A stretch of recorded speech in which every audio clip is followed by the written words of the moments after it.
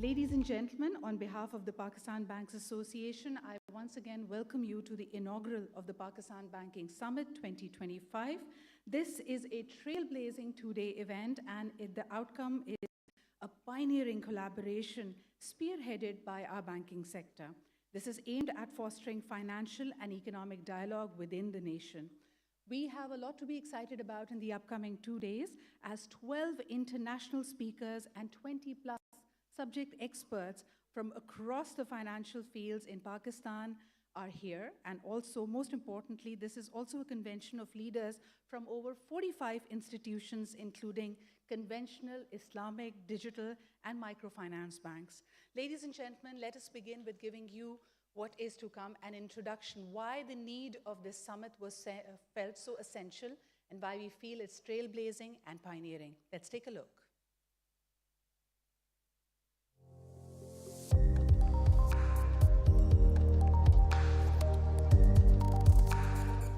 The Banking Summit, organized by the Pakistan Banks Association, is a milestone event for our financial sector.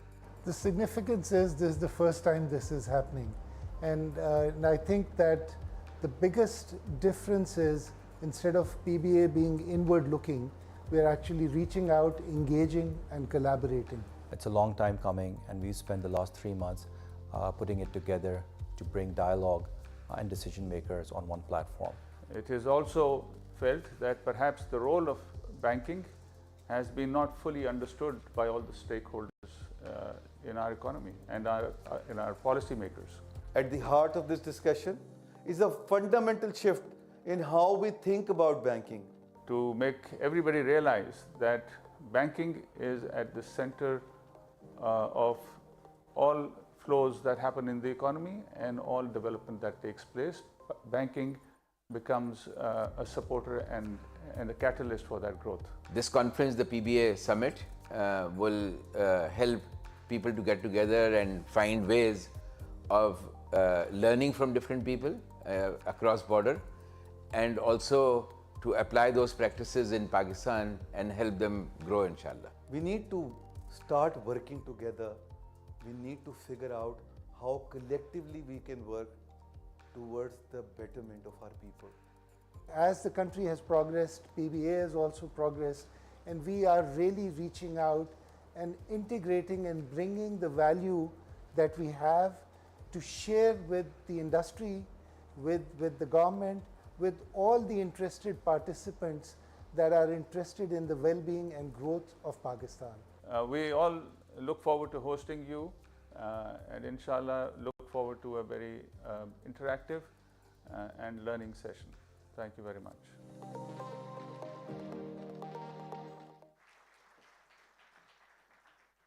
Ladies and gentlemen, it's a house full, and definitely these are 2 days of insight, of learning, of dialogue and conversations.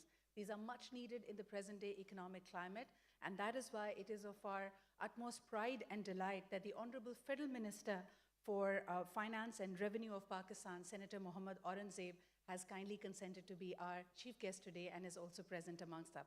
Ladies and gentlemen, a big round of applause for our guest of honor.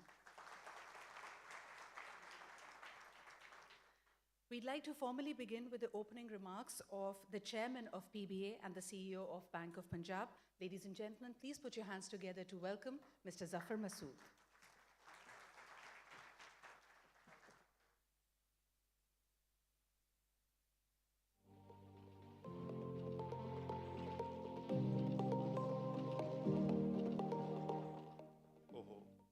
Challenge ho gaya to. Nevertheless, I'll manage. I'll pull it off. FM Saab, Governor Saab, our fellow bankers, industry leaders, our international speakers, local speakers, and my favorite, of course, media. They have to be my favorite. At least for the next 2 days, we'll be relying on them to put a true narrative together in front of everybody. Ladies and gentlemen, welcome to first Pakistan Banking Summit. FM Saab, we owe this summit to you. You were the one who initiated it a year ago. I exactly remember it was January last year when you had first talked about it. I happened to be your senior vice chairman then. And when you talked about it, we had debated it and immediately bought into that idea. So really, this congregation today is owed to you. So thank you very much for that. Thank you very much for your presence also. I know you have a very tight schedule. You just arrived from Lahore last night and you're heading out this afternoon to Islamabad, but thank you for taking the time out. Finance Minister Sahab, ये जो conference है, it's unique in the sense that इसमें जो आपको 12 speakers नजर आ रहे हैं, international speakers, they have all come physically here. Nobody is joining, online. We did not allow that because we wanted more intimate and constructive discussion, not just on the stage here, but beyond the stage as well. Presentation कौन लगा रहा है? जल्दी जल्दी FM ने आगे निकलना है. थोड़ी सी जब तक presentation लग रही है, फाइनेंस मिनिस्टर साहब, थोड़ी सी शिकायतें आपसे हम करेंगे. कुछ शिकायतें हम अपने बारे में बाकियों से सुनेंगे भी, मगर हमारा दिल थोड़ा सा जला हुआ है लास्ट वीक से, तो हम उसके बारे में आपसे ज़रूर बात करेंगे. क्या हुआ? क्या हुआ? प्रेजेंटेशन क्या हुआ? हाँ? अच्छा sir, there seem to be some technological crisis. So begin with, ये banking के ऊपर कोई reflection बड़ी अच्छी नहीं है, but presentation नहीं लग पा रही. Nevertheless, मैं अपनी presentation जो है वो बाकियों से सबसे बाद में share कर लूँगा. To begin with, Finance Minister साहब, Governor साहब, you will be very pleased to know that banking sector has now become the largest taxpayer in this country. अच्छा, तालियां बजा सकते हैं आप लोग, कोई परेशानी की बात नहीं है. पहले ये oil and gas sector होता था. We beaten oil and gas sector down, not because of the profitability levels, but primarily because the rate has gone over the top. Now we are paying 54% tax all in, and then the recent one, by the way, has added another couple of percent point, which is with windfall tax, and all put together, around 60% of the tax is coming from the banking sector now. And then we remain the largest, largest tax collector on behalf of FBR as well. We expect to contribute beyond 700 billion rupees this year. We are the massive employer, 200,000 plus. And in terms of inclusivity also, we are better than the rest of the industries, thanks to State Bank of Pakistan and their Banking on Equality initiative. Almost 100%, 99.8% of the budgetary deficit support is also coming through from the banking sector. And 49% of the total assets of GDP are also banking assets, which is a reflection of how the banking sector is contributing towards the economy. Global perspective. In terms of global perspective, Finance Minister Saab, the political landscape is changing, and the political landscape is changing very fast. Trade barriers are rising. Climate and DEI seem to be now archaic. And then there is a talk about alternate currencies being emerged. There is a visible dominance of China as far as technology is concerned, and as far as their control on supply chain is concerned. And all of that, to my mind, leads to the first economic world war of the sorts. And interestingly enough, like the other economic world wars, which were fought in Europe. This seemed to be fought in Europe as well. And we being one of the largest exporters to Europe, or at least our exports to Europe, it could be a challenge. There will be a challenge on capital flows. There could be a challenge on the trade side. And I think the banks need to be prepared for it, for the changing world. Although the trends, our technology trends have changed substantially, the name of the game will be lean and mean banking going into the future. Why are we here? We're here for mainly two objectives. One, to collaborate with the industry leaders, with the international players. Again, this is slide 4. With the industry leaders, and we are integrating how to integrate the global banking landscape and collaborate with the international and local players together. But more so, Finance Minister Sahab, जिस तरह मैं शुरू में कह रहा था, there are lots of misgivings and misconceptions about banking, and this will take the advantage of this forum to kind of try and address them and contextualize them. कुछ जो हैं वो शायद genuine हैं, but बहुत सारी जो हैं वो out of context हैं, and I think जब आपने भी इसका idea दिया था conference का, तो गालिबन आपके जहन में भी ये था कि ये बहुत ज़रूरी है कि इनको contextualize किया जाए, इनको constructive way में आगे लिया जाए. मैं आपको ये बड़े यकीन से कह सकता हूँ that we'll be happy to take the criticism on our chin, but please, I would also expect the industry and the media and everybody to appreciate our position and what banking is contributing towards the economy. Next slide. Some of the typical misgivings. मैंने कहा, rather than beating around the bush, Finance Minister Sahab, Governor Sahab, कि जी वो नहीं इस तरह है. मैंने कहा जी, let's talk about what are those issues, starting from shying away, जो हमें accuse किया जाता है, shying away from paying taxes because हमने ADR पे जाके stay order ले लिया था या windfall tax पे stay order ले लिया था, to now also criticize कि जी हमें शायद ज़्यादा तेज़ी से Islamic banking की conversion की तरफ जाना चाहिए. मैं वो सारे aspects को cover करने की कोशिश करूँगा, और जहाँ पर हमारा कसूर है वो accept भी करूँगा, मगर जहाँ हमने कुछ किया है बेहतर, मैं expect करूँगा कि बाकी उसको appreciate भी करें. Next. So shying away from, भाई largest taxpayer हैं of the country, तो shying away कैसे हो सकता है from tax paying?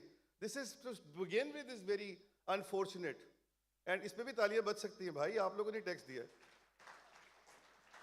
जरा थोड़ा सा ना आप लोग परेशान ना हो, तालियां वालियां बजाएं.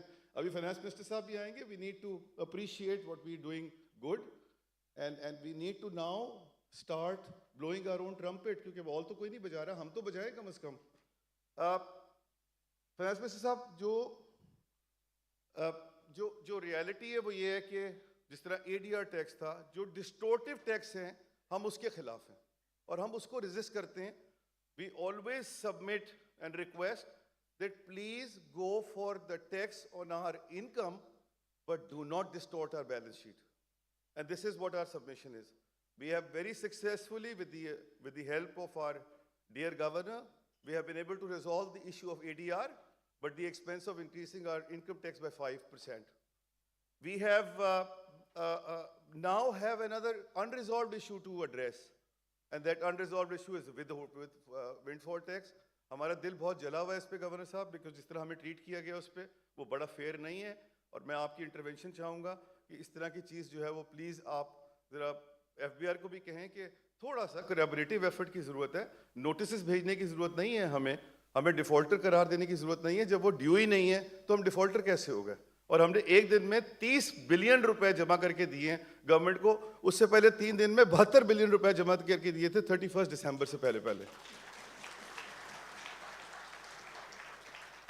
हमारी जो टैक्स ब्रैकेट है वो हाईएस्ट है in Pakistan, 1.86 times more than the industry, and in the region also we are by far the largest taxpayer.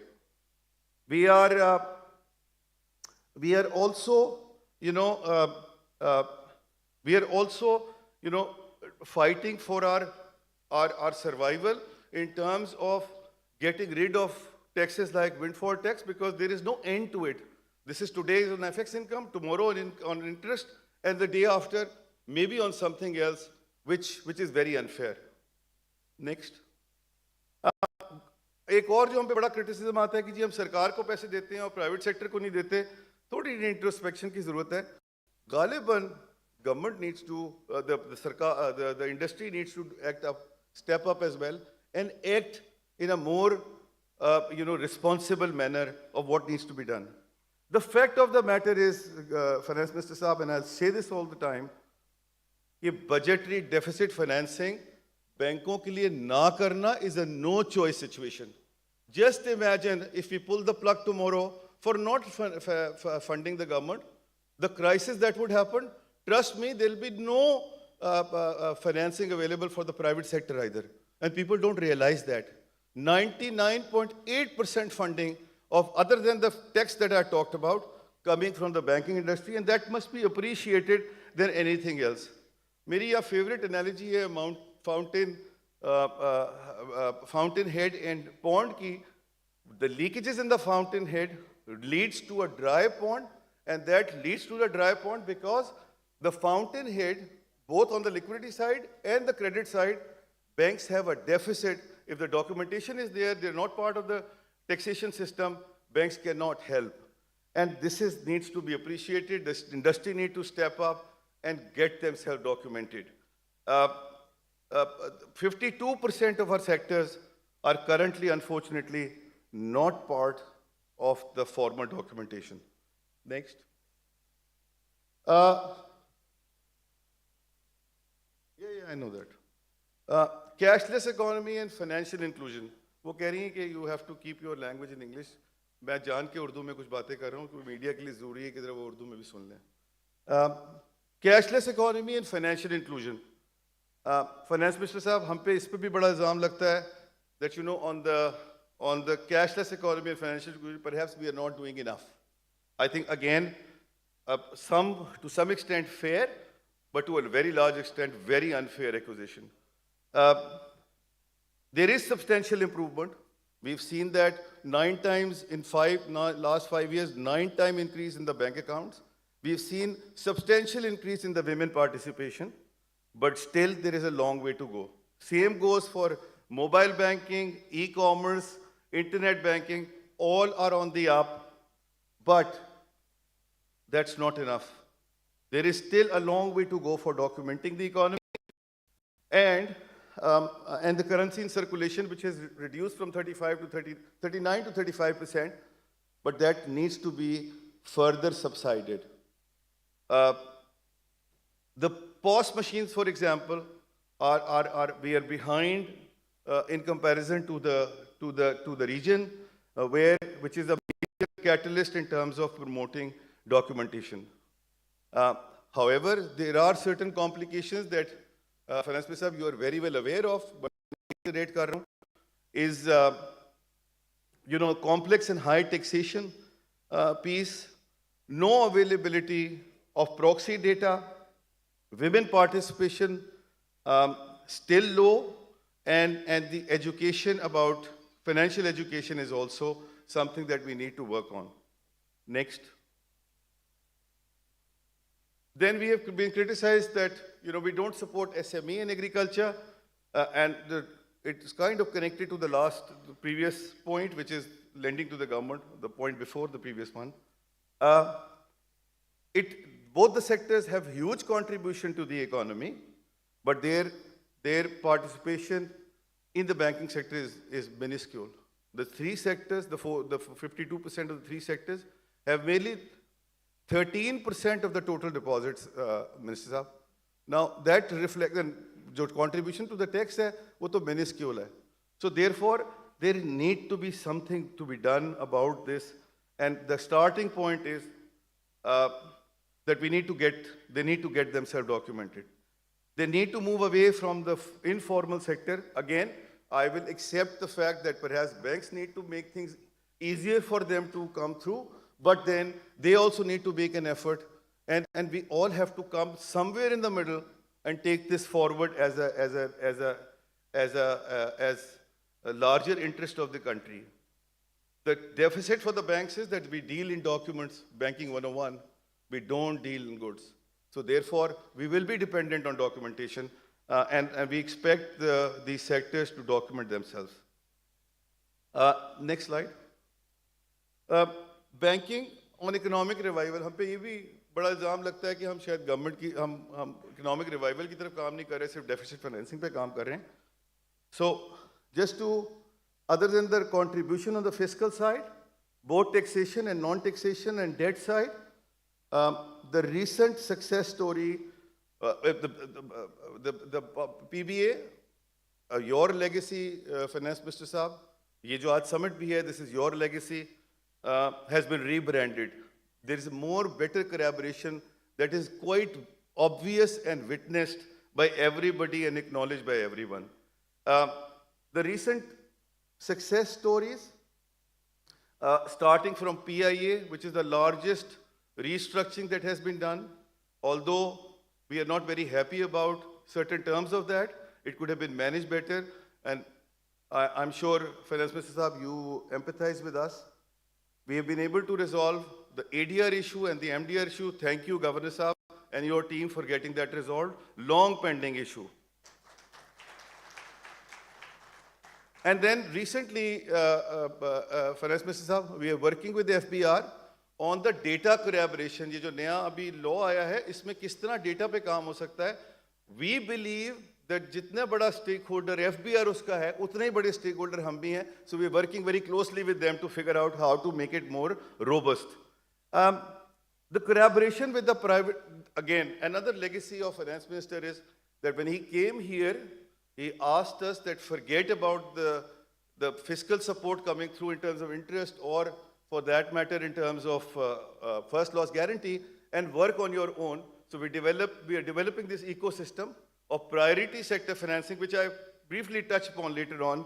And PBA is spearheading that. Governor Saab is supporting it fully on this one. And Finance Minister Saab, you are spearheading tech too. मेरी इस मौके पे गुजारिश ये होगी that we are now working towards resolution of circular debt issue. बड़ी मेरी मुद्दबाना गुजारिश ये है फाइनेंस मिनिस्टर साहब, उसको हमें इंसेंटिवाइज करना है, बैंक्स को फोर्स नहीं करना सर, बिकॉज हमें ये फीलिंग आती है कि हम पे ये इम्पोज किया जाता है, ये फोर्स किया जाता है. उसको ज़रा हमारी गुजारिश होगी कि आपकी इंटरवेंशन की हमें ज़रूरत पड़ेगी कि वो इंसेंटिवाइज हो, वो फोर्स ना हो. ताली बजा लो यार इस पर. नाउ गवर्नर साहब, जो नेक्स्ट पॉइंट है वो इस्लामिक बैंकिंग से रिलेटेड है. एंड मेरे ख्याल से ये भी बड़ा अनजस्ट है कहना कि हम स्लो है कन्वर्जन. बिल्कुल स्लो नहीं है. The entire industry is fully committed to this. 2027 is our deadline. We are moving in that direction. However, there are 3 or 4 major things which needed to be boxed in. And आपकी और governor साहब की presence का मैं advantage लेते हुए वो आपको गोश गुजार भी करना चाह रहा हूँ. उसमें जो सबसे इंपॉर्टेंट एलिमेंट है वो ये कि जो गवर्नमेंट की अपनी बोरोइंग है और जो फ्यूचर की बोरोइंग है उसके लिए एक एसेट लाइट सकूक structure is necessary. And we will hear from our guest over the next 2 days of how this has been done elsewhere in the world, and then they will be able to assist us how we can do it in Pakistan. But this is the major aspect in which is kind of need to be boxed in before we talk about conversion. We also need to figure out how the correspondent banking arrangements will work. We need to figure out that with the international DFIs, चाहे वो climate side पे हो या trade side पे हो, आपको पता है IFC ने पैसे दिए हुए हैं, ADB ने किया हुआ है, AFD ने किया हुआ है. All those have to be figured out, that they need to be carved out, or we have to let go of them. That need to be taken care of as well. The last point on the Islamic side is the fact that the foreign banks, the branches of the foreign banks, and the banks which are majority owned by the foreign entities, which are not in Sharia compliant business, how to treat with them as well. But this is a major aspect, and these are the 3 major big constituencies that we need to address. Next.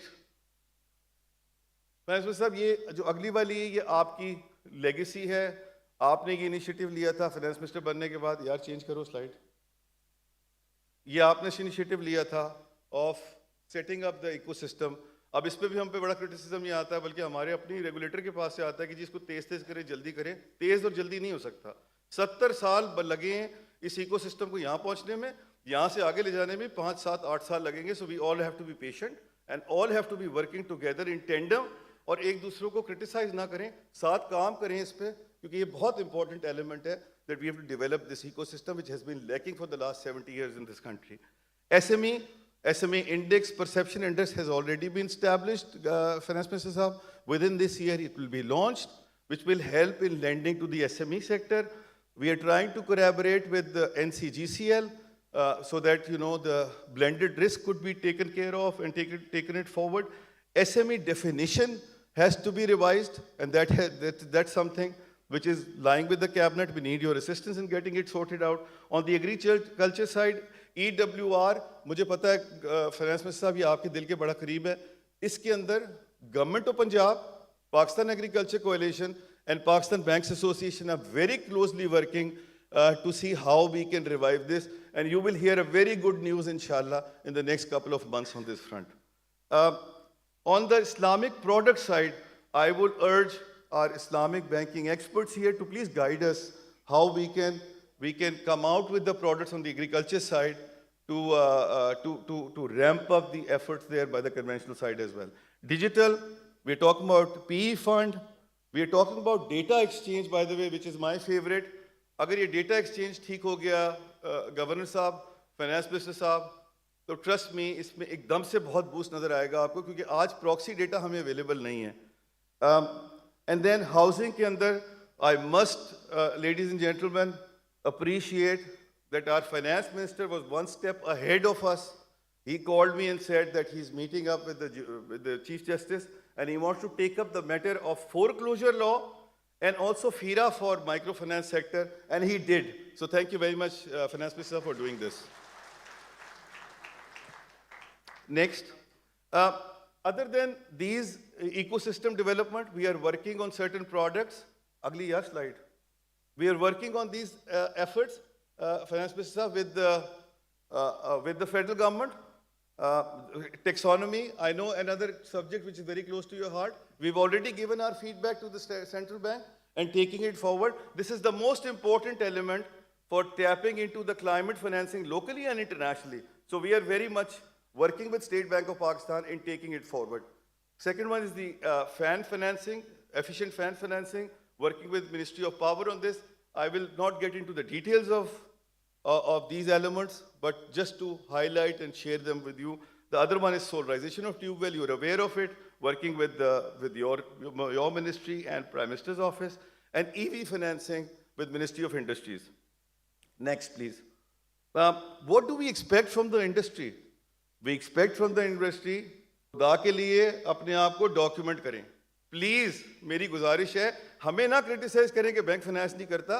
पहले आप खुद तो document करें, फिर हमारे पास आए और हमें कहें जी हम डॉक्यूमेंट हो चुके हैं, आप अब हमें फाइनेंस करें. तो the criticism is genuine, but उसके बगैर क्रिटिसाइज करना is slightly unfair. So please get yourself documented.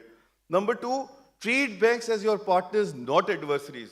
वो हर चीज पे ये होता है कि जी बैंक्स जो हैं वो बड़े खराब हैं, वो ये नहीं करते, वो नहीं करते.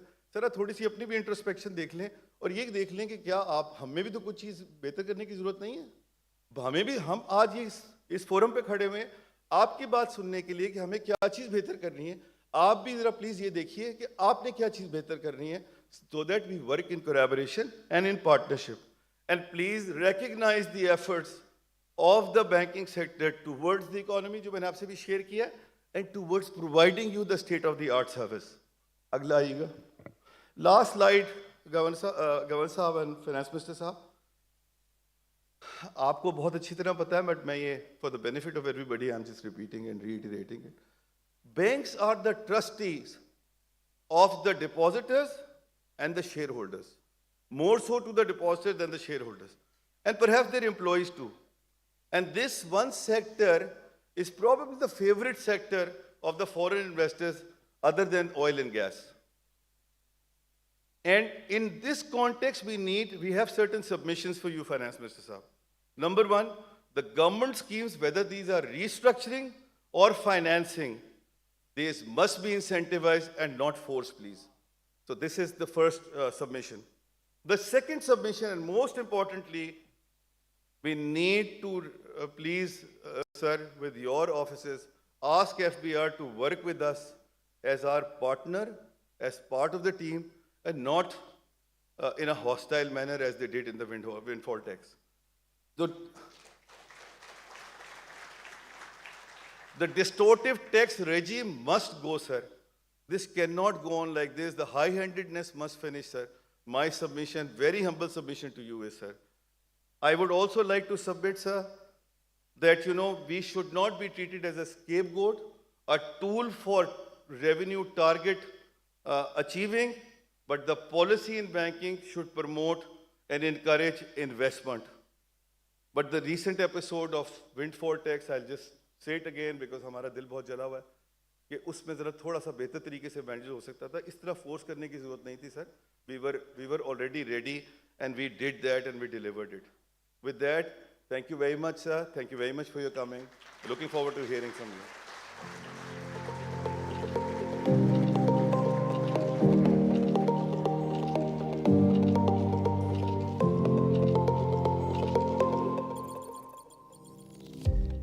Thank you, Zafar Saab. Your comments and your address really set the stage. This is what we can expect from the next 2 days of the summit: candor, ground realities, insights, and of course, an inward and outward reflection of what can really bring things together. लेकिन जब मैं आपकी बातें सुन रही थी, and again, we're picking a bit of Urdu here and there, so my apologies to our foreign delegates who perhaps may be struggling, but I think passion knows no language and bounds, so you must be able to grasp the essence of it. This reminded us of शिकवा and जवाब शिकवा. जिस तरह कहा जाता है कि दिल से जो बात निकलती है असर रखती है, पर नहीं ताकत परवाज मगर रखती है. So we've had the shikwa. Now it's time for jawab shikwa, and for that, ladies and gentlemen, may we request you to put your hands together to welcome the Honorable Federal Minister for Finance and Revenue, ladies and gentlemen, Senator Mohammad Aurangzeb.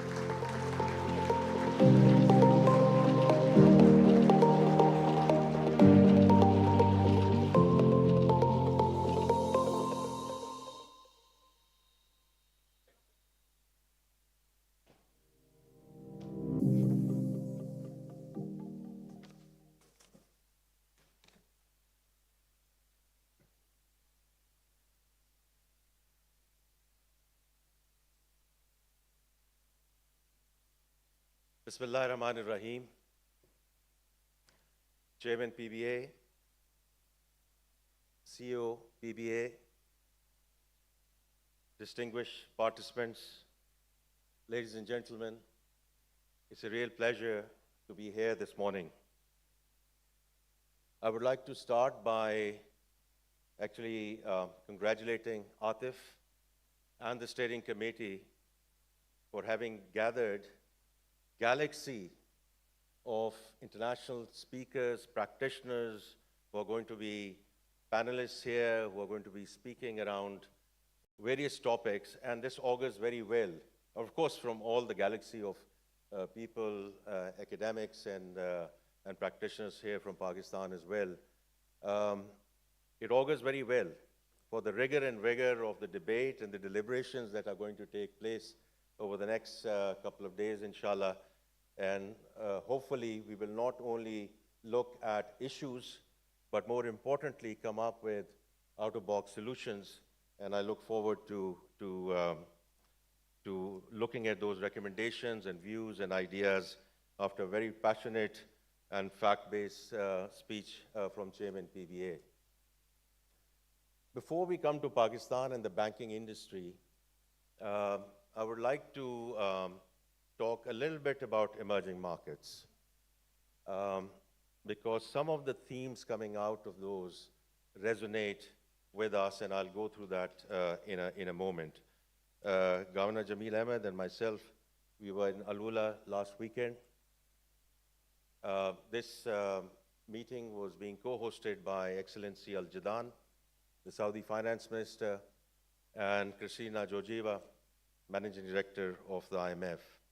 And it included primarily the finance ministers from the emerging markets, so GCC, Africa, Russia and Central Asian republics, and LATAM. and there were a few governors and central bank governors there as well. Now, I thought this was a very, very good conference or get-together, because आम तौर पे जब हम in conferences and powwows में जाते हैं, a lot of stuff is scripted. So we already know what's going to happen, and then, of course, those communiques come out. What was different around this day and a half discussion in Alula was this was all informal, candid, open. And I thought it was important to share with this August audience some of the themes which were coming out of that conference, because that's where we start, the emerging markets, and then we come to Pakistan. So what I learned over that couple of days was that emerging markets do have specific vulnerabilities, whether it's on the fiscal side or on the external account side. But by and large, emerging markets have a good story to tell, because they have avoided a macro crisis for the last 25 years. GFC was very much an advanced market discussion back in 2018. And certainly, emerging markets have entered 2025 on a strong note. And this is on the back of macro stability. Actually, across emerging markets, a very stable banking system, structural and bold reforms, which are underway in a number of emerging markets.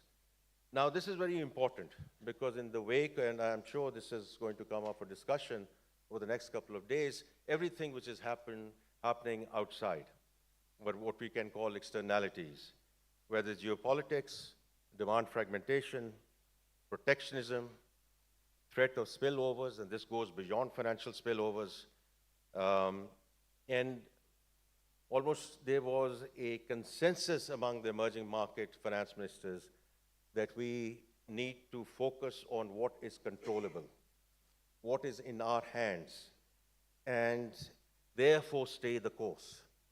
And in fact, it's President Jin of AIB, and I quote him saying, "Keep the caravan moving while there are clouds on the horizon." Now, some of the key themes which were coming out of this conference over the last weekend, I'll just go through those. Number one, most of the finance ministers were laser focused on productivity-led growth. Most of the finance ministers talked about private sector leading their countries in their own jurisdictions, whereas government only providing the policy framework and policy continuity. Most of the finance ministers are very clear that improving governance and therefore ownership and accountability at the government level is the right thing to do. Deregulation, cutting the red tape, putting the bureaucracy down. In fact, from Argentina, the minister who represented Argentina was not Minister of Finance, was actually Minister of Deregulation. No surprises there. The third one was fiscal prudence, domestic resource mobilization, and prioritization on the expenditure front. So differentiating between good costs and bad costs, which obviously require very tough policy choices, as we are seeing here in Pakistan as well. The second last thing I would mention is, which was very important and was very encouraging, because in this whole scheme of things, you can appreciate there are countries which are well endowed, and there are countries which require help. And the topic of this discussion was shared challenges and shared future. And the fact that this South-South collaboration, where well-endowed countries are willing, ready, and able to step up to help other emerging economies, working with each other in terms of not only increasing investment and trade flows, but also the technical support, because that's where capacity building comes in. And the last thing is that everyone appreciated the fact that global trade may not be a lever of growth anymore because of everything that we are seeing.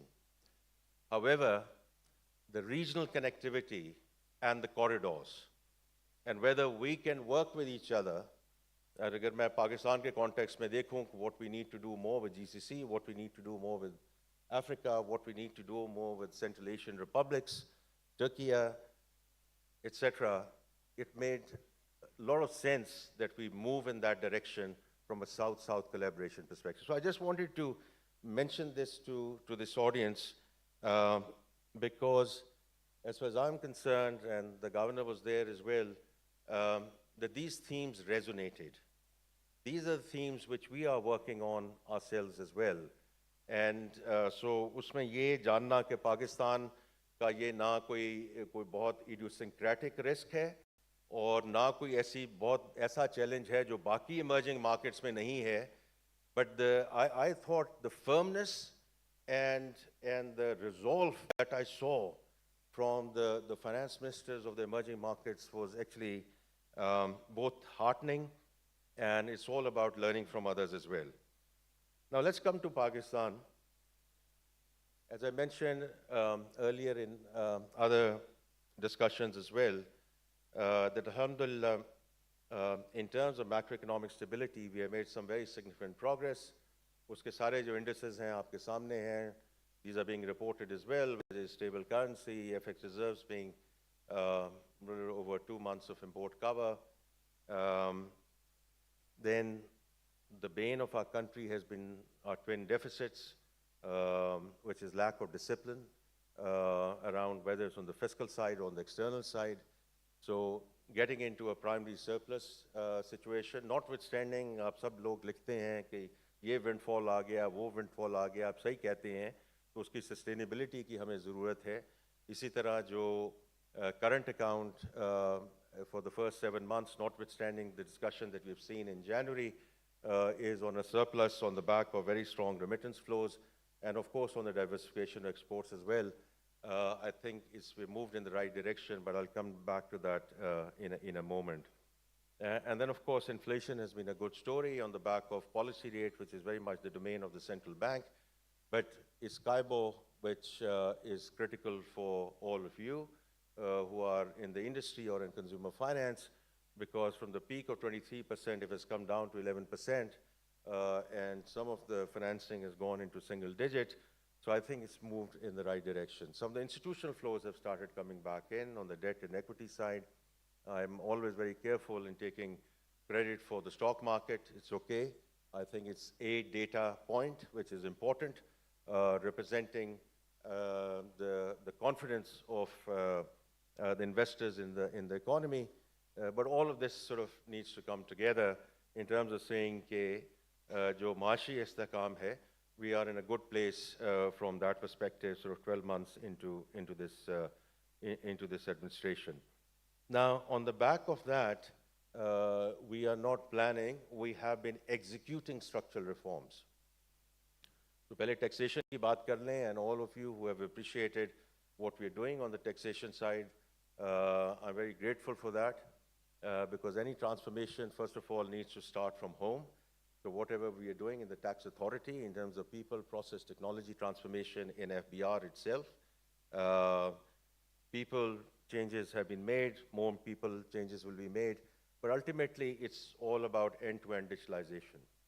जितना हम इसको automate कर दें और पहले जो process हैं उनको rectify कर दें, because if you automate a broken process, it will still remain a broken process. So end-to-end digitalization, uski ek example is the faceless customs, where the GD clearance has come down from an average of about 118, 120 hours to about 18, 19 hours. And the reason for that is कि जितनी human intervention वहाँ कम हुई, तो ये GD clearance में होता क्या था? अब वो बड़ी simple सी बात है कि वो negotiation होती थी. And now that we are in a sanitized environment, so I can't say very earnestly everything has gone away, but I would say 80-90% of that negotiation has gone away, because that 80-90% of the negotiation was simply about speed money and facilitation money. Corruption, in very simple words.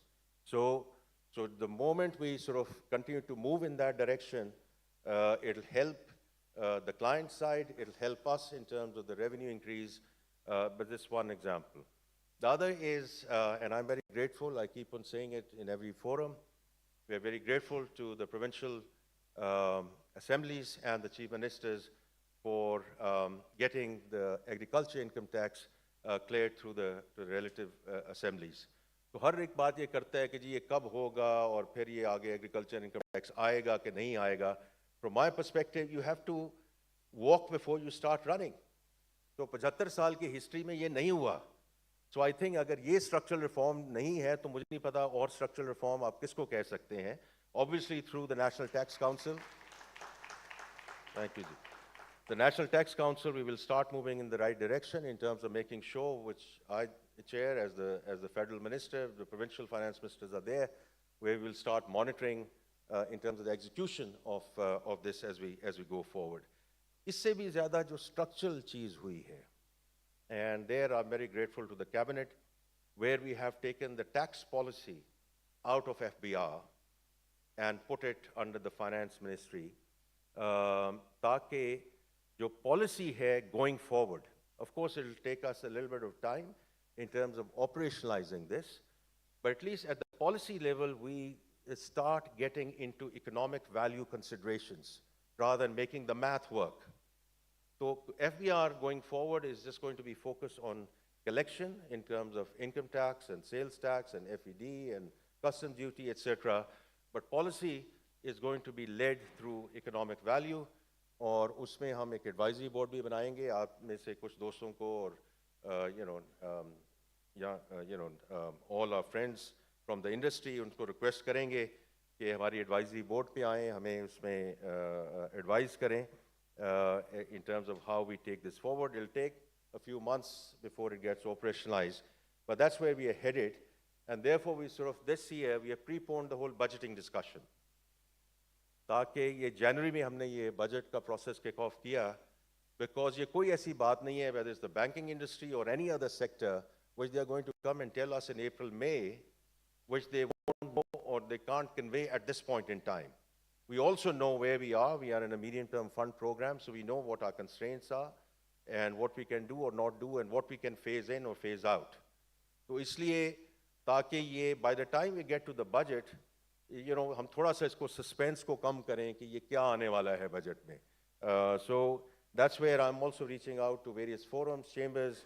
I was at Sialkot, I was in Faisalabad over the weekend, I'll be in Peshawar next week, and of course with Pakistan Business Council, with Overseas Chamber, we are taking that forward. Energy side, again, Minister Lagari is taking that forward. जो सारी discussion है in terms of tariff reduction, and I do take your points into consideration in terms of how things need to be negotiated or renegotiated. But the fact that discos or most of the discos now have private sector sort of in majority at these boards, the chairpersons are from the private sector. 3 discos have already been assigned to the privatization. The sell-side advisor has been appointed. इसी तरह जो SOEs की reform है, privatization, we have had a bit of a hiccup, but inshallah PIA is being relaunched. And as I said, the outsourcing of the airports, the discos, we will continue to move forward in that direction. And the last thing I just want to mention is public finance, because I do think that's a very important component of this overall homegrown economic agenda. और उसमें ज़फ़र मसूद साहब मैं आपका बहुत शुक्रिया अदा करना चाहता हूँ, because you helped us in a very big way in your capacity and with your team in terms of working on the homegrown economic agenda, which the Prime Minister announced on December 31 under Uran Pakistan. So we greatly value your contribution, Zafar Saab, in that space. But public finance may, in terms of reducing the footprint of the federal government, reducing that expenditure, I do think is a very important component of what we are trying to do. और इसमें मैं तकरीबन हर forum में मैंने आपके Pakistan business council के forum में ये बात की थी कि the study that Dr. Isha did during the PTI administration was a very, very good study, and dealing with 43 ministries and 400 attached departments. But what I've discussed with him is is not the what and the why part of it, but the how part of it. So what we are doing at this point in time is that we are taking it piecemeal. We are taking 5 ministries, we deliberate on that in the right sizing committee, which I chair.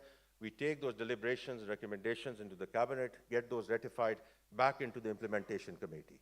तो उसमें कई ministries जो है हमने कहा है कि उनको मर्ज कर दें, एक मिनिस्ट्री को abolish कर दिया है, कुछ attached departments हैं, which are going to go away. Of course, there's a huge pushback because every single ministry came in saying everything that they're doing is strategic and essential. And of course, that is not the case, because if that were the case, we would not be in the situation that we are in at this point in time in the country. So we are doing what we are doing. So we are almost sort of halfway through in this, and we will monitor the implementation of it, because ultimately it has to result in the upside on the expenditure side and in the budget. And then, of course, the pension reforms. तो उसमें जो हमने ये कहा है कि the government colleagues who are joining or who have joined as of July 1 are now going to be on defined contribution. It has never happened before. It's never happened before, because what this has allowed us to do is to stop the bleeding. The stock is still there, and we still need to manage the stock. But flow में जो bleeding थी, उसको हमने रोका है as we go forward. Now,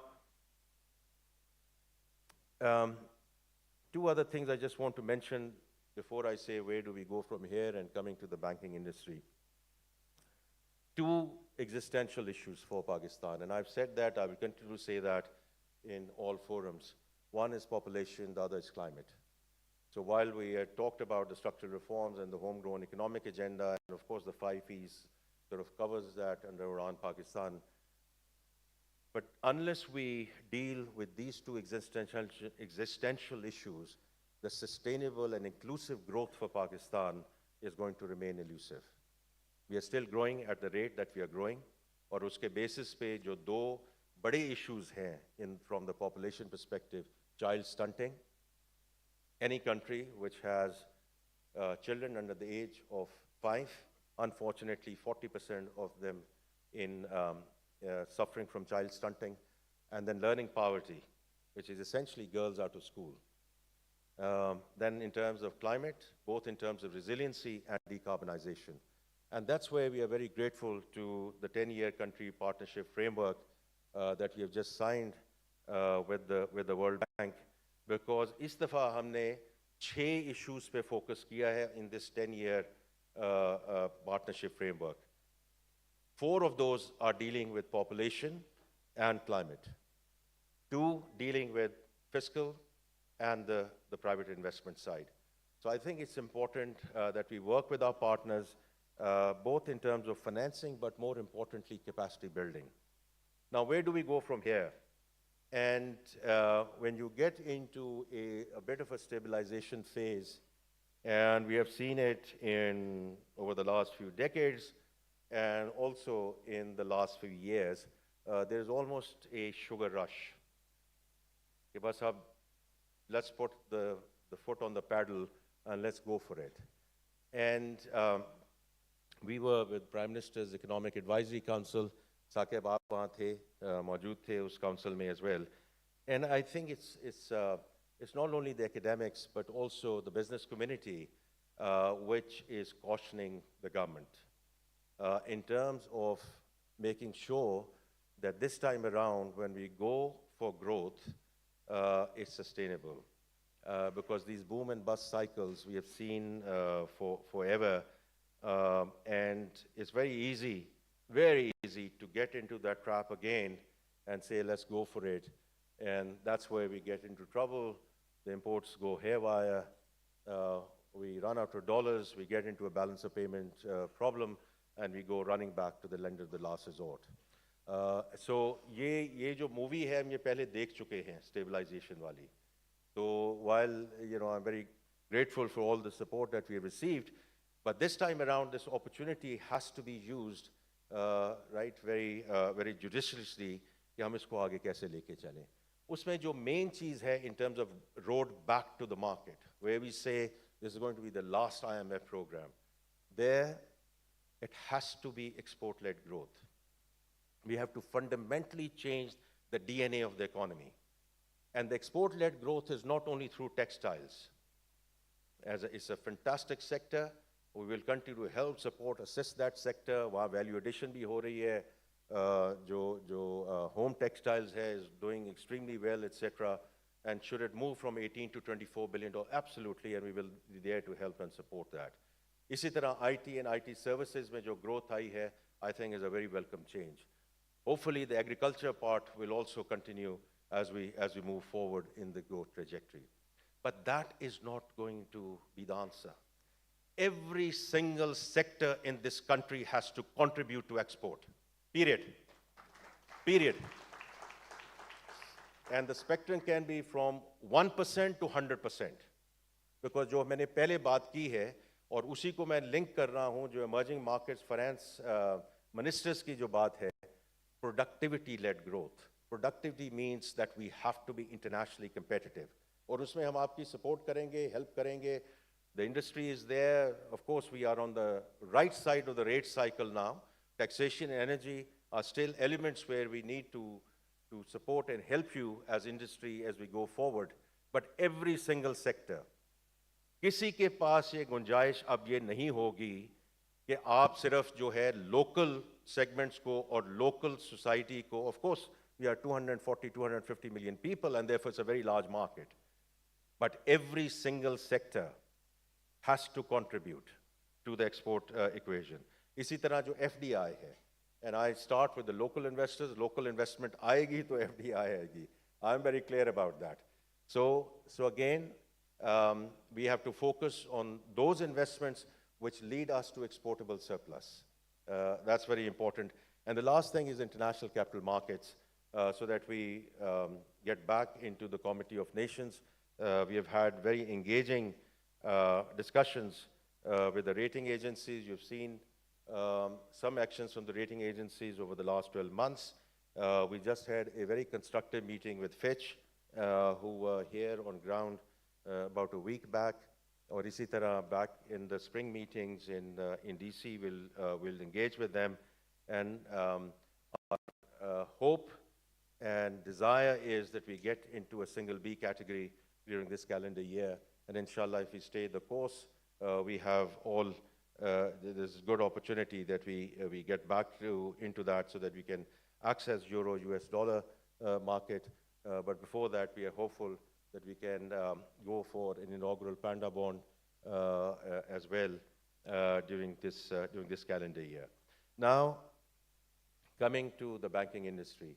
Zafar Masood Saab, आपने जो बातें की हैं, I'm the first one to acknowledge and recognize all the contributions that the industry has been making over years, over decades. Certainly starting with COVID, or COVID made the way industry stepped up, or usme, I genuinely believe, having had the privilege of being in your position at that point in time and working very closely with the central bank, because COVID के दौरान वो जो एक famous जुमला कहा जाता है, there are decades where nothing happens and there are weeks where decades happen. So that's, from my perspective, exactly the banking industry stepped up at that point in time when the infrastructure was closed. About 40 to 50% of the branch network was closed during COVID period, and there was seamless service provided by the banking industry, and I do believe you never look back. Now, having said that, there are areas where आपने भी उसको identify किया है, and the areas where I would request help from the banking industry to stay the course and continue the journey. जो पहली बात हुई है around exports and the remittance agenda, whether it's on the PRI side or the Roshan digital account in conjunction with the central bank, I do think we have a good story to tell. But jitna ye inflow through the formal channels aata rahe, that is going to help the country and keep our current account in a sustainable form. I talked about privatization. I would encourage all the banks to actually come in and help us. You can be on the sell side, you can be on the buy side in conjunction with the foreign partners but we are very serious, and we will pay you. So I think इस पे ज़रूर इसको आगे लेकर चलें. आपने priority sectors की बात की है, SME, agriculture, finance, housing and construction. Now, a lot of banks are already doing this, especially when it comes to SME. A lot of mid-sized banks are actually playing a very important role, especially around the S part of the SME, right? And whatever you are doing in terms of moving from collateral lending into cash flow lending and using algorithmic models, etc., that's the way to go. But I would encourage other large banks to come in and help the SME sector. Please don't say कि ये नहीं हो सकता, वो नहीं हो सकता. अगर mid-sized banks आपको करके दिखा रहे हैं, इसमें आप आइए.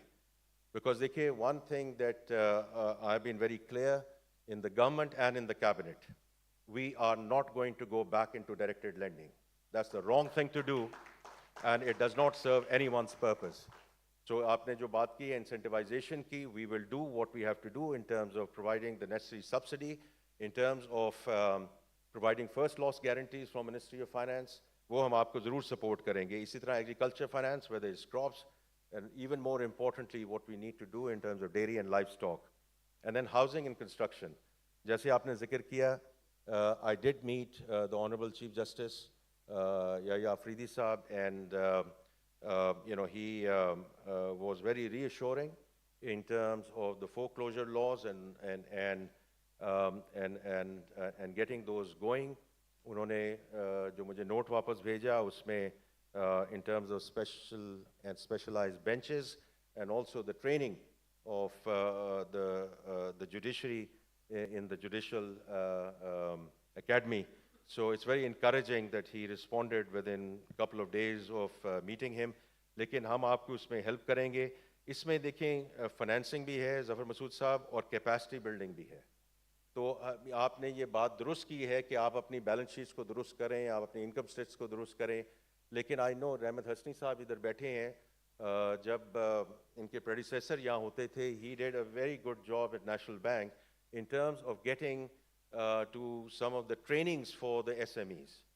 तो आप समीडा के साथ मिल के काम करें, because ये उनका रोल है. As far as I'm concerned, मैंने तो प्राइम मिनिस्टर का कहा था कि इस समीडा को बंद करें. इन्होंने 30-40 साल से किया क्या है इस मुल्क में, अगर ये कैपेसिटी नहीं बिल्ड कर सके. But any case, the Prime Minister has taken it under his wings. But आप उनके साथ काम करें और कैपेसिटी बिल्डिंग में आप हमारी जो है हेल्प करें. The next one is digital banking and financial inclusion. I think we have come a long way.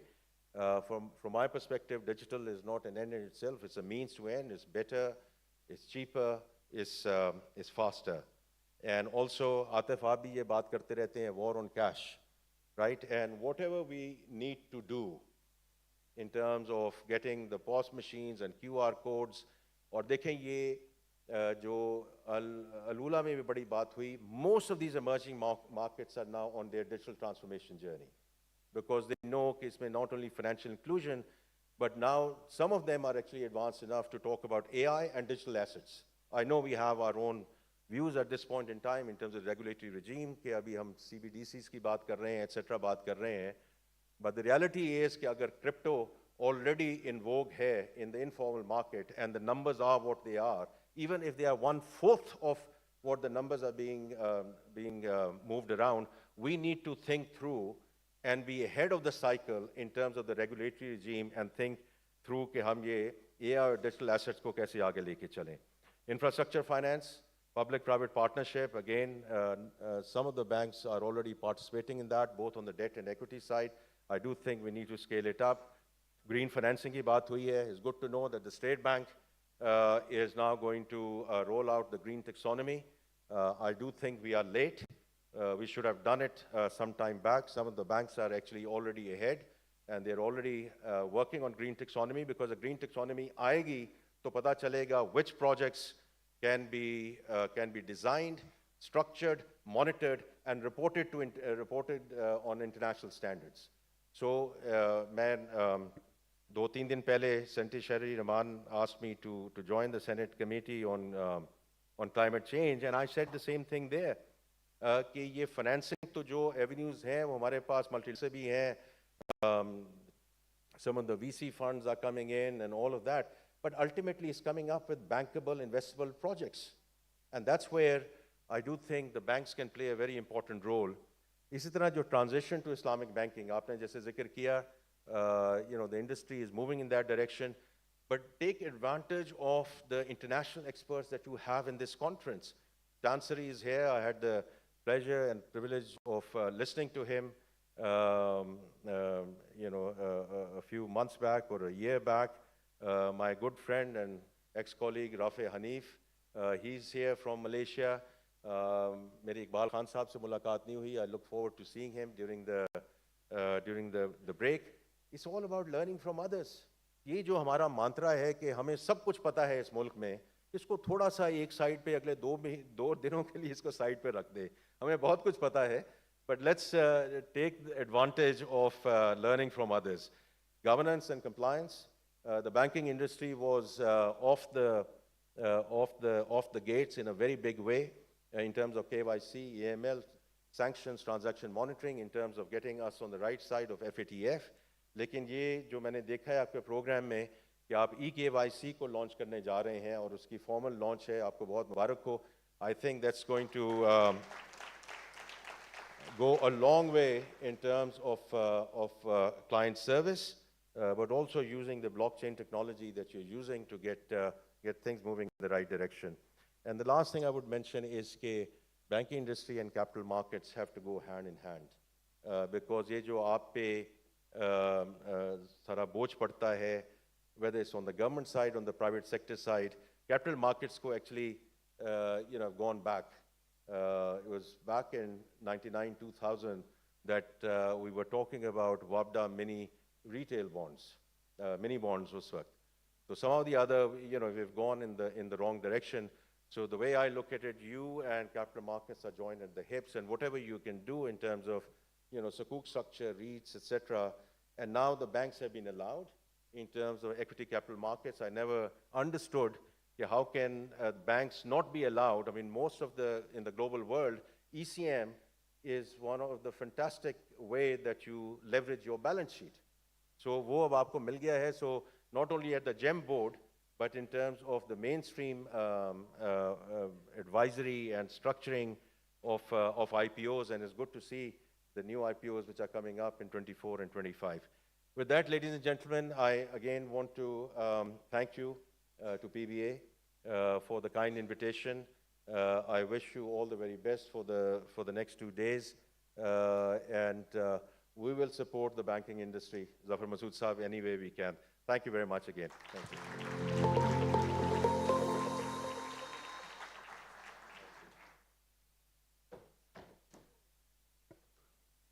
Thank you to the Honorable Finance Minister. We'd like to present him with a token of our appreciation and a small memento. For this, may I request the Chairman, Pakistan Banking Summit 2025, Mr. Atif Bajwa, to please join us up on stage. May I also request the Chairman of PBA, Mr. Zafar Masood, and the CEO and Secretary General of PBA, Mr. Munir Kamal, to please join us up on stage.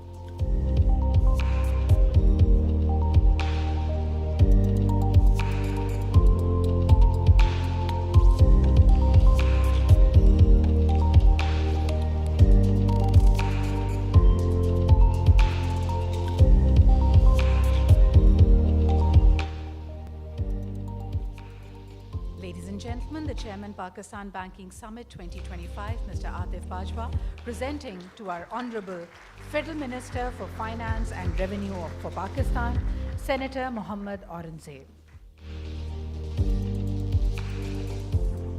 May I at this occasion also request the Pakistan Banking Summit Steering Committee to please join us up on stage for a group photograph. May we request Mr. Irfan Siddiqui from Mizan Bank, Mr. Nasir Salim from HBL, Mr. Yusuf Hussain from Faisal Bank, Mr. Ahmed Bozai from Citibank, Mr. Basir Shamsi from JS Bank, Mr. Rehan Sheikh from Standard Chartered Bank. Mr. Munir Kamal is, of course, with us. Ladies and gentlemen, the Steering Committee of the Pakistan Banks Association.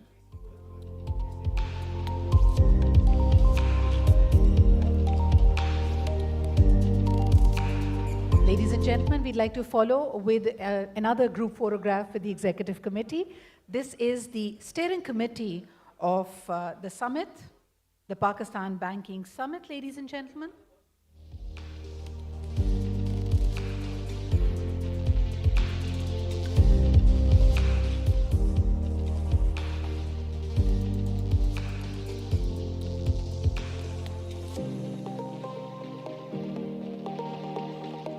A big thank you to the Pakistan Banking Summit Steering Committee.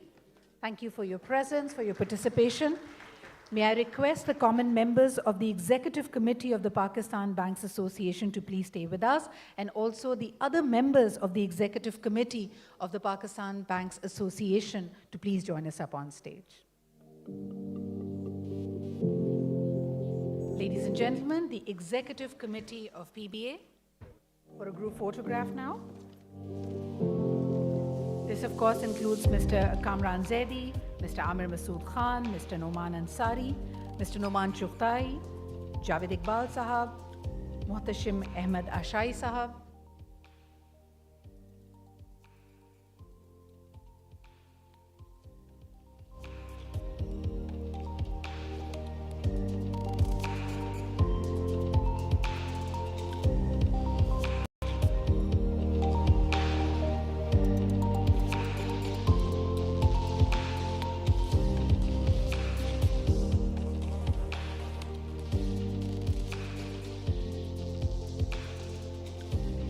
Ladies and gentlemen, the Honorable Governor of the State Bank of Pakistan, Mr. Jameel Khan Sahab, joining us.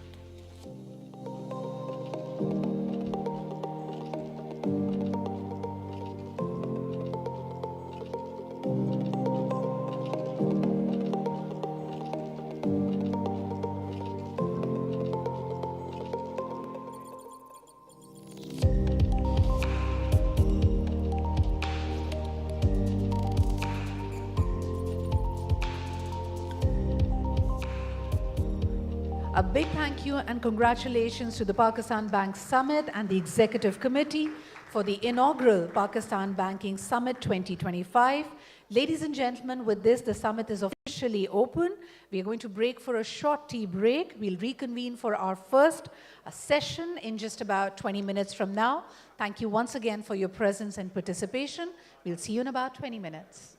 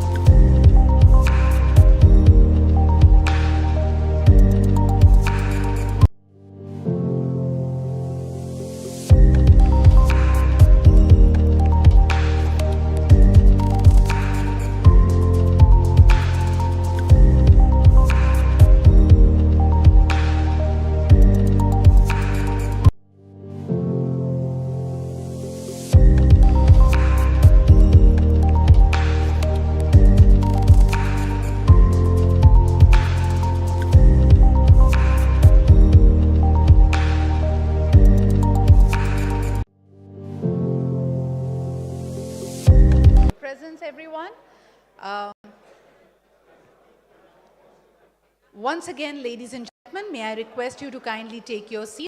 We are now about to begin our program. We shall resume with the first session. May I request you to be seated.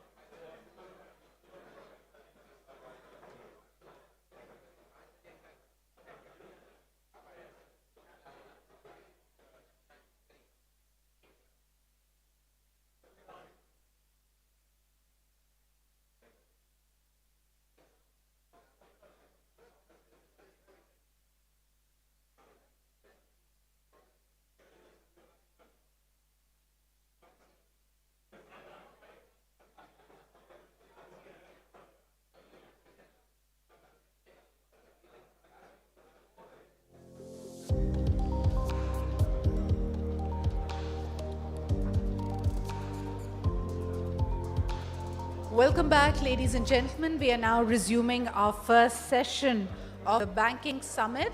Ladies and gentlemen, this is Pakistan Banking Summit 2025. We are resuming our first session.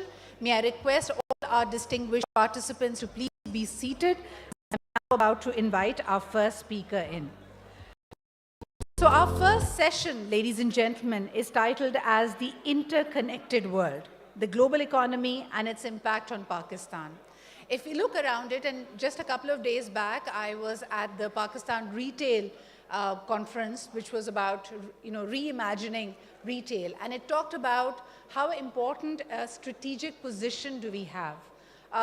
I think there are chapters written on it. This is something which is drilled into our memory and our understanding since the very beginning. Once we are in schools, we are told about how strategic Pakistan's location is. But even if we speak as a marketplace, economically speaking, if you take a 1-hour radius around the country, which is by flight, you will see that 80% of the world's population is located in this part of the world. And of course, our connectivity, how we are impacted by the trends and the ripples and the insights of the world. I think this is an interest area for everyone. More importantly, our international speakers are going to shed light on how they have been able to convert this potential into a real opportunity. Have been able to realize it. I think we have a lot to learn from our next speaker. I must apprise you of the proceedings of the session as well. We have two worthy speakers in this who will each be making a presentation, followed by an interactive discussion and conversation with them. Our moderator of the day will also be inviting questions from the audience. Our only request will be to make them into crisp, sharp questions and not mini speeches masquerading as questions. So ladies and gentlemen, without any further ado, let me now take this opportunity to invite our first speaker. He, of course, is the chairman of the Malaysia International Islamic Financial Center, the MIFC Leadership Council. He is the chairman of this organization. Also, he has served as the managing director of the Khazana National Jihad, the managing USD 40B AUM, and as the chairman of the Lembaga Tabung Haji Malaysia, overseeing the USD 20 billion AUM. He currently serves as the World Economic Forum's Global Future Council on Investing and the steering committee of the Global Ethical Finance Initiative and the Investment Advisory Council of Saudi Arabia. Ladies and gentlemen, please put your hands together to welcome our first speaker, who will be speaking on the subject of the interconnected world, global economy, and the impact on Pakistan, Tan Sri Azman Mukhtar.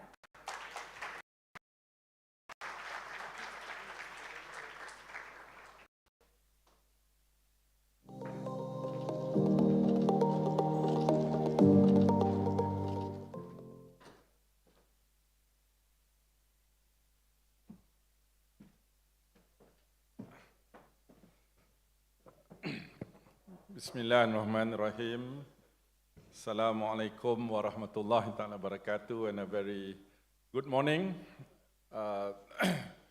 to the Master of Ceremony.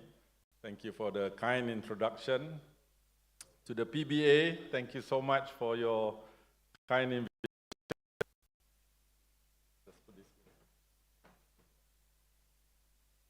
I brought a few books I wanted to show shortly.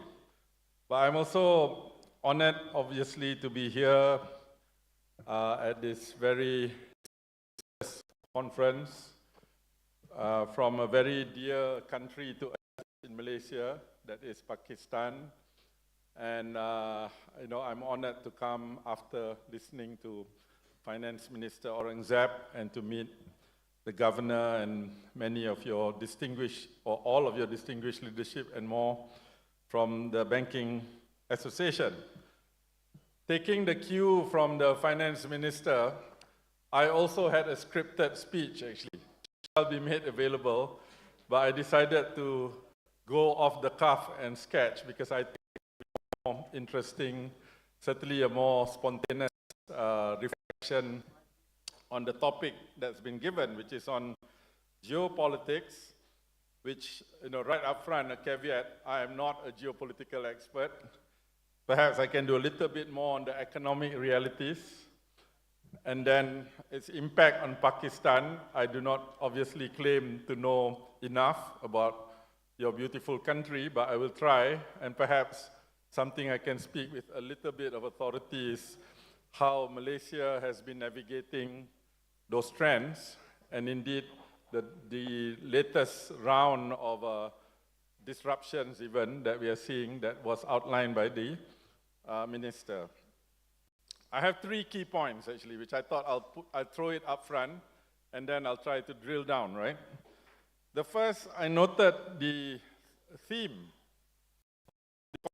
of this summit is about the interconnected world. I guess this was supposed to have been done late last year, but things are changing. There's a case to be made that if not quite disconnected, the world is certainly disconnecting and perhaps already somewhat fragmented to begin with. I note, coming to Pakistan, history is not my subject, but it is an area of pleasure, which I read a little bit about this country. Obviously, your nation and the Indus River and its tributaries has seen long, 7,000 to 8,000 years, maybe more, of continuous civilization. You've seen it all. And the great game that was the 100 years ago was being played out in this part of the world. So I think you have quite a bit of experience that Malaysia and others will need to learn on how to navigate the return of great power rivalry. So I'll give my own take, the fragmentation and disconnection, or what I call the shifting sense of geopolitics and geoeconomics. Right up front, when sense shift around, the contours change. And truly, while it may sound like a cliche, within those changes, actually, there are plenty of opportunities, we think. Of course, a lot of challenges. As I reflect back on a career in the area of finance and development, I think for us in Malaysia, the 1998 Asian financial crisis was extremely disruptive, was extremely concerning, was also, as it turns out, extremely opportunistic, actually. A lot of structural reforms were put in place, a lot of rehashing of things, but trying to do it while exacting stability at the same time is really the challenge. And I'm glad Minister Aurangzeb, His Excellency, I think actually I took that as one of the gists of how the challenge of concurrently doing financial stability and economic stability while not letting on structural reforms. So the first point is really, those shifting sense on the connectedness, even though it's disconnecting, multilateralism appears to be in a retreat, but there is always, in my little experience, there is always some countervailing forces. Indeed, as you know, in the Holy Quran, Allah Ta'ala says not once, but twice, with hardship, indeed comes ease. Not once, but twice. And we remind ourselves to that guidance. Second is, the more I stay in this world, on this earth, the more I am convinced, as also the finance minister mentioned, there's so many imponderables on stuff that we cannot control. Why don't we just, of course, we need to be aware. Generally, stuff that we don't control, we have to receive whatever's out there. However, there are many things that are within our control. So the ability to develop inner strength, resilience, economic sovereignty is the key to any successful country. Malaysia not had to go through many of this, and I'll try to share how we handled coming out of poverty, how we handled development, how we handled the Asian crisis, how we handled in a region where there are competing forces. Right up front to state, today, Alhamdulillah, Malaysia, and the numbers are real. We just announced last year record investments is the highest in history, actually. And it's not in spite of the great power rivalry that is returning. Supply chains are reconfiguring at a very rapid pace, and we are getting investments on both, whether it's from North Asia and China, or indeed from the United States and Europe at the same time. So the ability to obviously remain neutral, but yet progressive, productivity-led growth, I think is a big part of the story. And finally, I wanted to end on lending it. I'm here captioned as chairing the Islamic finance work in Malaysia. We just completed a study, one of the books I brought, of the last 60 years of Islamic finance development in Malaysia. But, you know, we were, how shall I say, we were quite, not to say quite reflective in the sense that, alhamdulillah, we've achieved quite a lot, we think. However, what got us here is not enough to get us where we want to go. And we'll talk about that to share our experience and our approach, bearing in mind that I know Pakistan has set wonderful and ambitious targets on the Sharia compliant side of financing and banking. And I'll make the argument that Islamic finance is not just in banking. Indeed, there are the spectrum of capital you can say is actually three parts. Credit is one of them.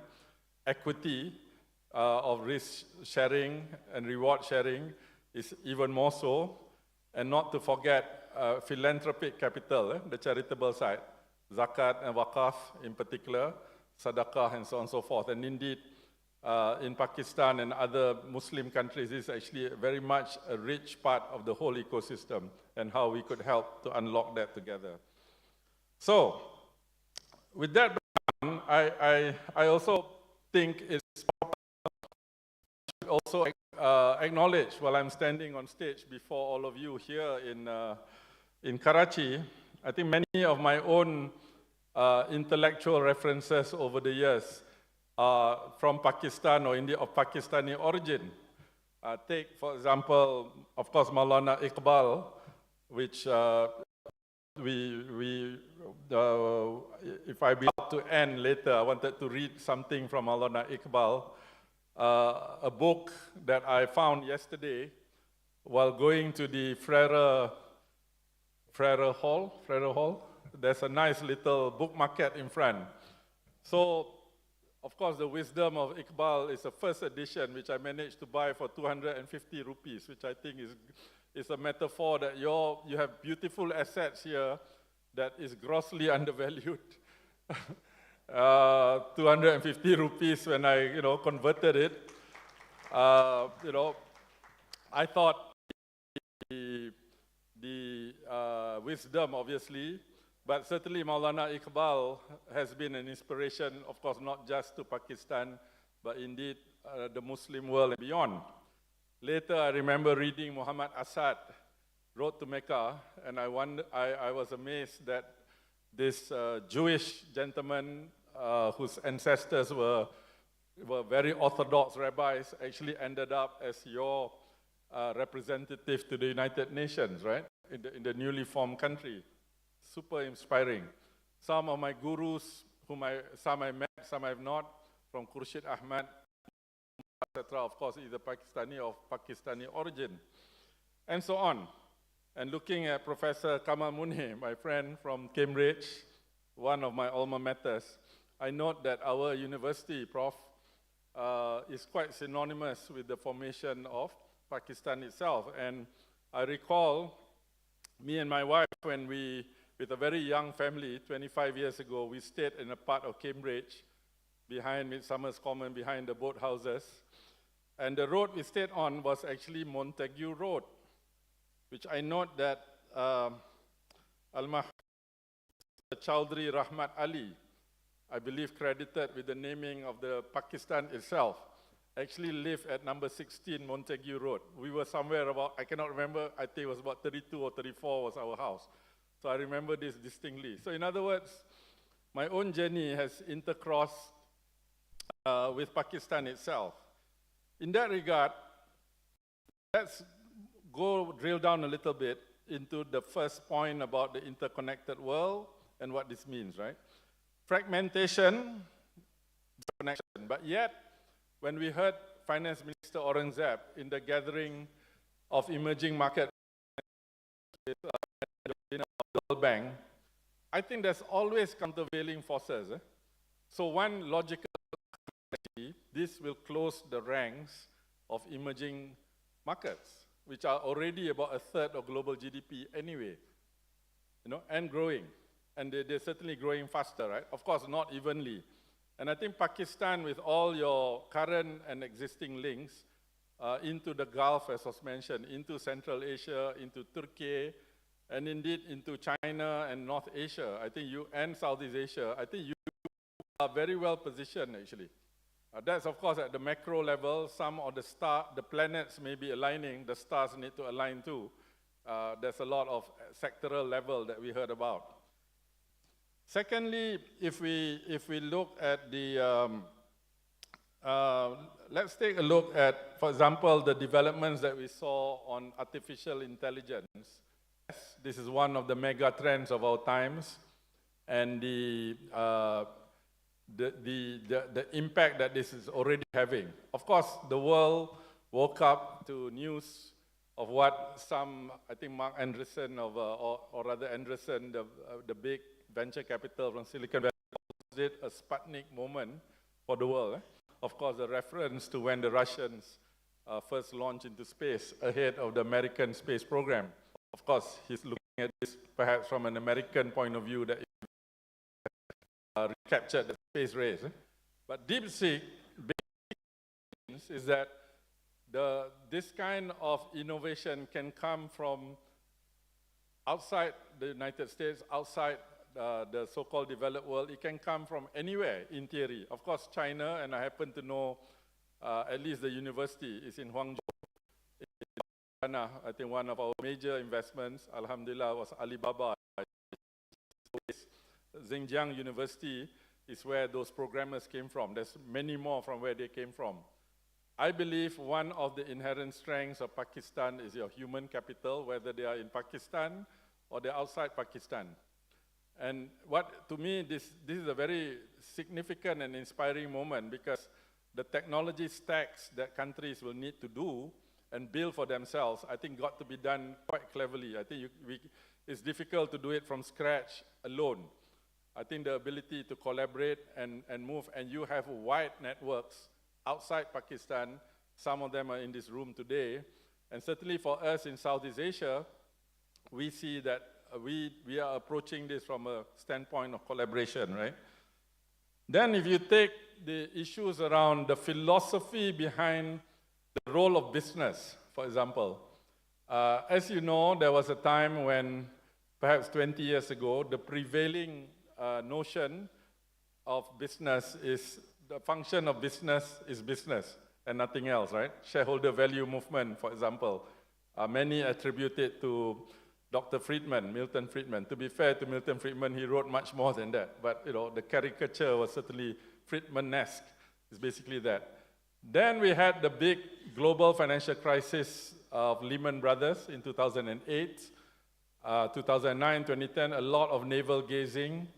And significantly, a few years after that, the Business Roundtable of the United States, which is a very significant organization, declared for the first time that the function of business is not just to serve shareholders, but indeed to look at the whole stakeholder economy. This is a really big move and change, and hence the ESG movement, as you know, took off. With that, the ESG looked at issues around not just the bottom line, but also, of course, into what they call purpose. Within that, how to address both the climate crisis as well as the growing and widening inequality crisis the world was facing. All great, eh? So things like net zero, DEI. So in my work on Islamic finance, sometimes we say, first we had the MDG, then we had the SDG, and then we had the ESG, and then unfortunately there was too much MSG. You know what is MSG? This monosodium, I don't know what is the G, but anyway.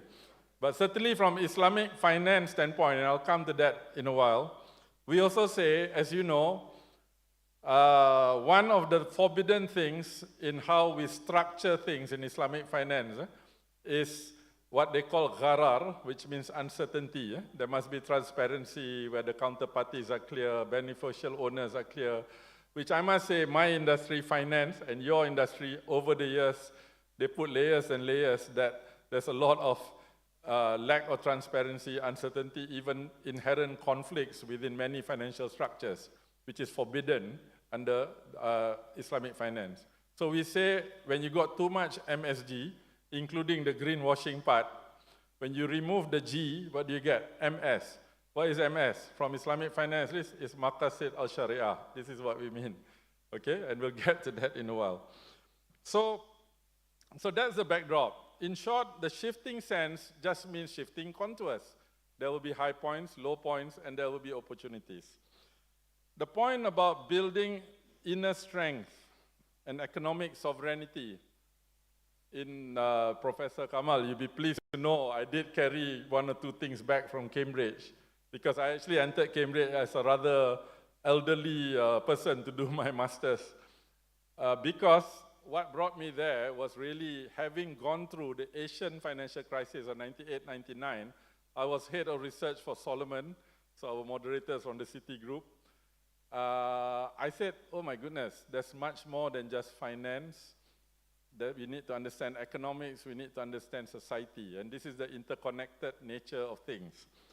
So luckily, in development economics in Cambridge, one of our key takeaways was you must build strength through what is called, an author has written about embedded autonomy. I love this phrase. It sounds very academic, but the word autonomy itself has two meanings, actually.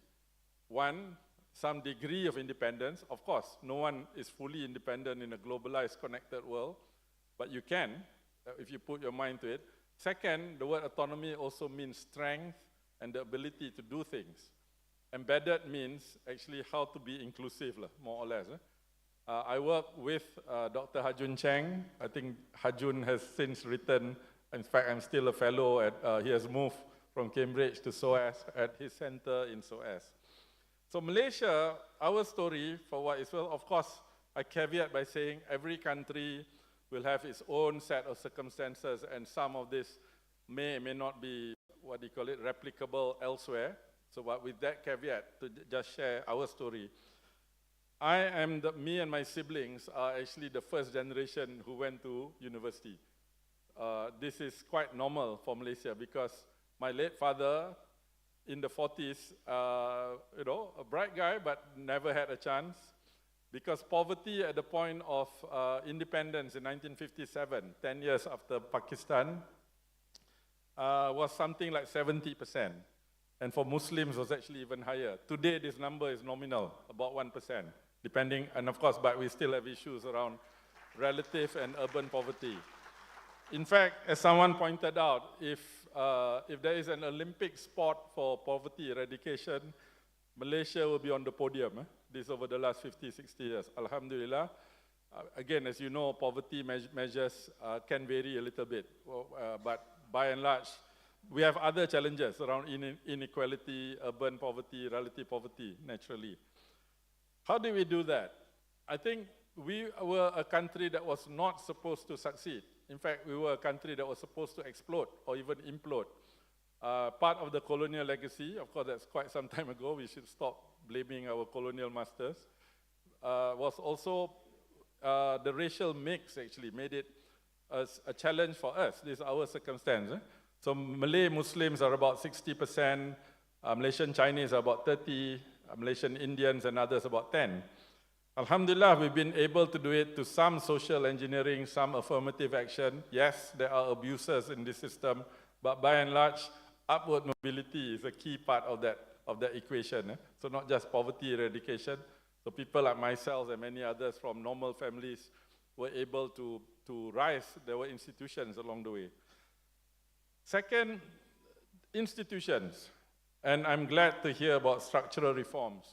Of course, the field I am in, which is economic institutions, thankfully our central bank, our National Oil Corporation, Petronas, as you know, many countries that have a lot of oil and gas resources, this can be a fount of mismanagement, corruption, and thankfully our Petronas has done a sterling job to where it is now.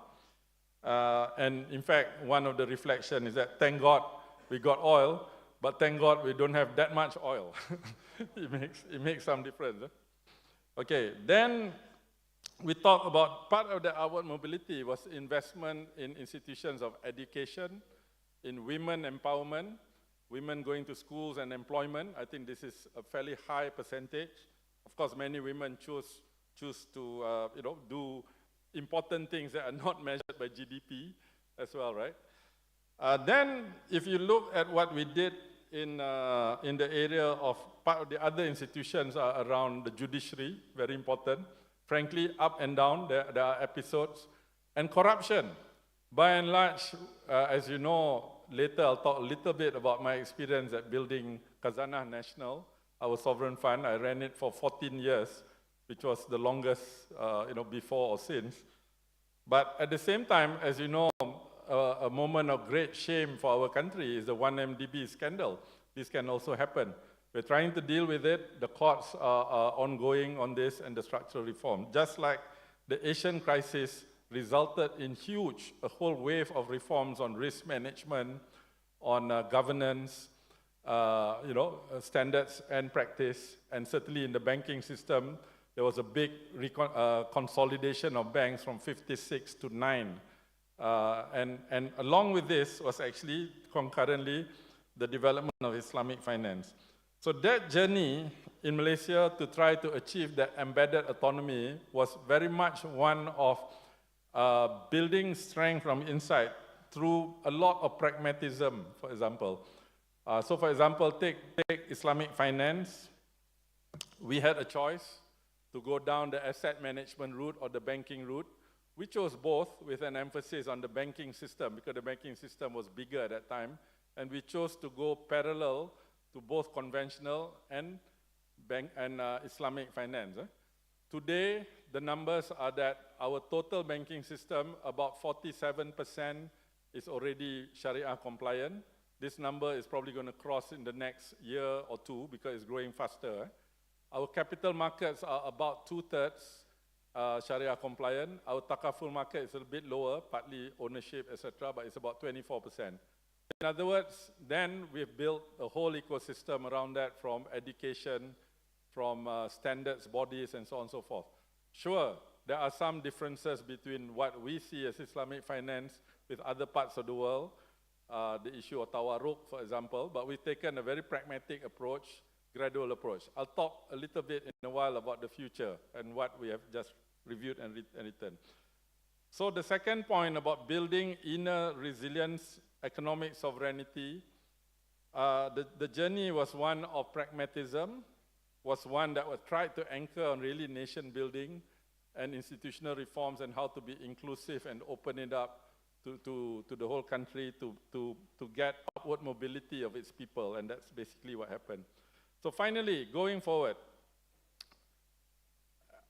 for me, coming from outside, it's great. You set up stall with a very a large number to go from 24% Islamic Sharia compliant to 100% within the next 3 to 4 years. Very ambitious, but I like big ambitious goals. I presume that the State Bank of Pakistan and the banking industry are doing more micro targets of how to do this and to do it in parallel fashion.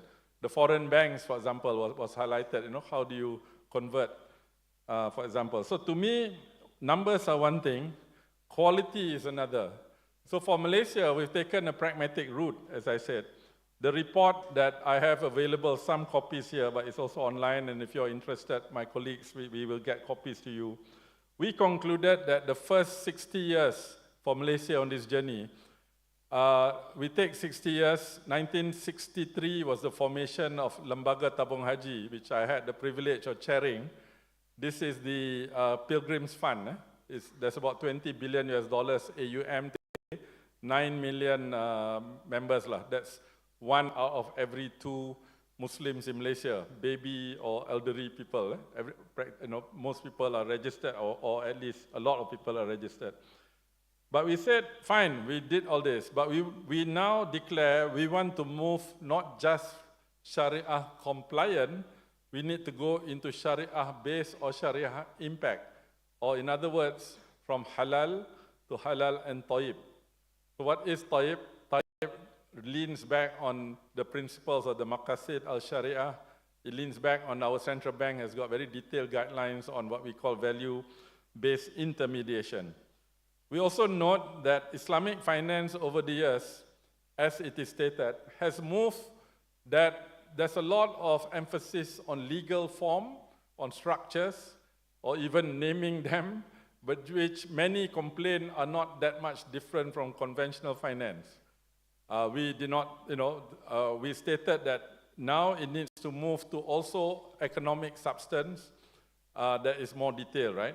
And to do that, I think we need to go back to the origin of Islamic finance that came out 50, 60 years ago. And many of those pioneers were in the realm of what I think can be called as Islamic economics, where to understand that the field of economics ultimately look at the production function, the distribution function, but also the regulation function, and the function of how to bring public goods and private property rights into a place that ultimately promotes such that finance supports the real economy, and the real economy in turn supports and advances a better and progressive social justice within society. These are the pristine aims of Islamic economics, and many of the pioneers, as I mentioned, from the likes of Omar Chapra and Khurshid Ahmad, Najatullah Siddiqui, either Pakistani or of Pakistani origin. There's a whole wealth of information. So my own Prime Minister, Datuk Sri Anwar Ibrahim, actually he pushed for this. He said, please make sure Islamic finance next version goes back to these original objectives. And in this regard, I hope to work closely with your thinkers and your institutions here. Second is also to also highlight that Islamic finance, as I mentioned, generally people seem to think it's about the credit markets in the past, banking, sukuk, for example, there's still credit relationships. Forgetting that equity, you can make the case that our Holy Prophet ﷺ himself, before his prophethood, actually did Fund 1, Fund 2, Fund 3, Fund 4, those caravans to Shams, to Syria, where our Holy Prophet was technically the GP, the general partner, and Khadijah alayhi salam was the LP, remember? And he, of course, he is the best in everything that he does.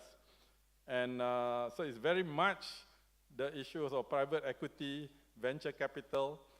This kind of capital formation is something I don't understand enough, but I'm sure part of Pakistan's restructuring and revival will rest on this, such that those with the capital needs to put it not just through the banking system, but through the equity markets. And finally, on zakat and waqaf is also another area. So in closing, ladies and gentlemen, I think there are many opportunities. There are a lot of challenges, I have no doubt. And in that regard, I take note that I think you have a long and beautiful history. You have a wealth of things running in your favor, no least the demographics, a young population, agriculture, mining, the ability to have alliances, your geographic positioning. And you have many friends, actually, around the world, and I hope Malaysia is counted as in that category, and we look forward to do more with you in Pakistan and indeed within the Muslim world.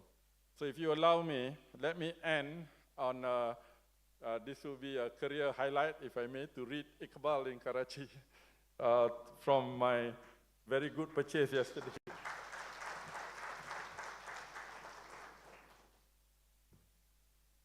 The book is a first edition entitled, it's a poem, The Mysteries of Selflessness. So Maulana Iqbal talked about the bond between the individual and community, and I guess the banking system is an intermediary. The link that binds the individual to the society, a mercy is. His truest self in the community alone achieves fulfillment. Wherefore, be so far as in thee lies in close rapport with thy society, and luster bring to the wide intercourse of free-born men and women, I'm sure. Keep for thy talisman these words he spoke, that was the best of mortals. Satan holds his furthest distance where men congregate, the individual a mirror holds to the community and they to him. So ladies and gentlemen, Iqbal goes on to say, he is a jewel threaded on their cord, a star that in their constellations shine. He wins respect as being one of them, and the society is organized. And by comprising many such as he, when in the congregation he is not. This is like a drop which seeking to expand becomes an ocean. It is strong and rich, in ancient ways, a mirror to the east, as to the future and the link between what is to come and what has gone before, so that its moments are as infinite as its eternity. The joy of growth swells in his heart from the community. So ladies and gentlemen, thank you very much. I wish you well.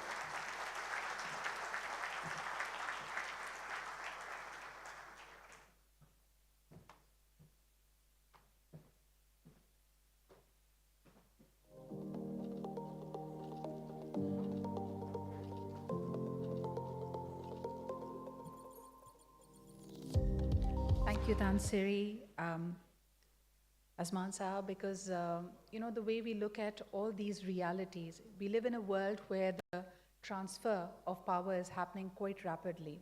The world as we know is changing and transforming before us. So either we take in our hands to write our fiscal destiny, our economic prosperity, or let the tide shape it for us. In the latter case, we of course will be marred in uncertainty.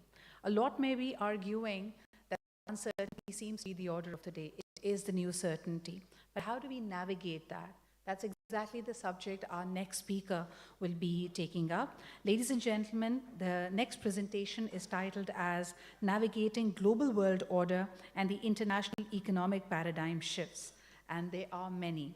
Ladies and gentlemen, our next speaker is the Global Head Macro and Strategic Asset Allocation with the Fidelity International, overseeing a substantial 5 trillion in assets under management.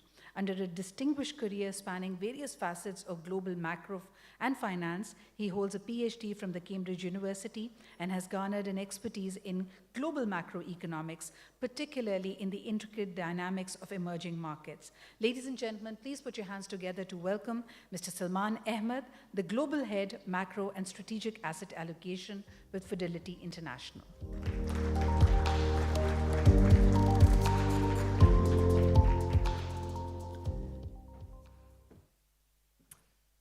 Thank you very much.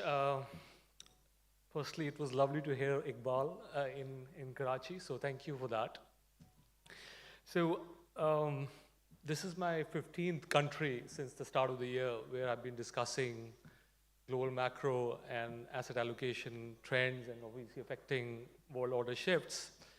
And I was actually the most nervous today compared to any other country I've been, and I have to do another 15, to be honest, in the next 2 months. And the reason being is that, of course, it's the times, it's the location, it's the place. And I was practicing my introduction speech, but then it seems like a lot of us are from Cambridge today. So I was discussing with my dear friend, Professor Kamal, and he said, just scrub that introduction. So I'm going to start with a new introduction. And the introduction is with a joke, actually. And this is with Simpsons. I'm sure you've seen the Simpsons cartoon series. So Simpsons had a superpower, a new hero with a superpower. And that new hero with a superpower was called Mr. Hindsight. And Mr. Hindsight was excellent in explaining what has happened in the last 20 years. And he was articulate, looked at all the parameters and told you, this is exactly what is happening. And everybody loved him. Then came Mr. Foresight, trying to tell exactly, what are the parameters, what are uncertainties, what are the how do we navigate that? And unfortunately, Mr. Foresight was locked up because he was not in sync with the times. So I am wearing a Pakistan pin. So after this presentation, I hope I'm not locked up.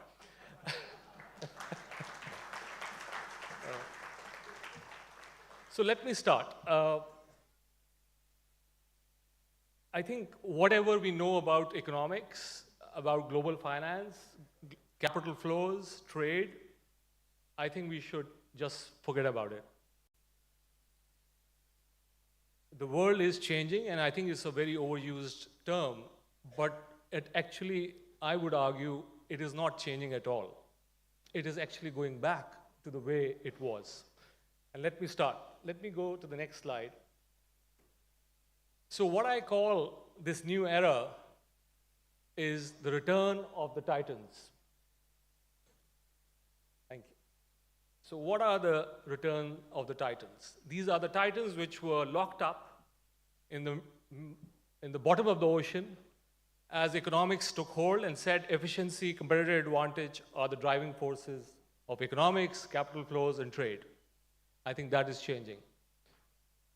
The old titans are back.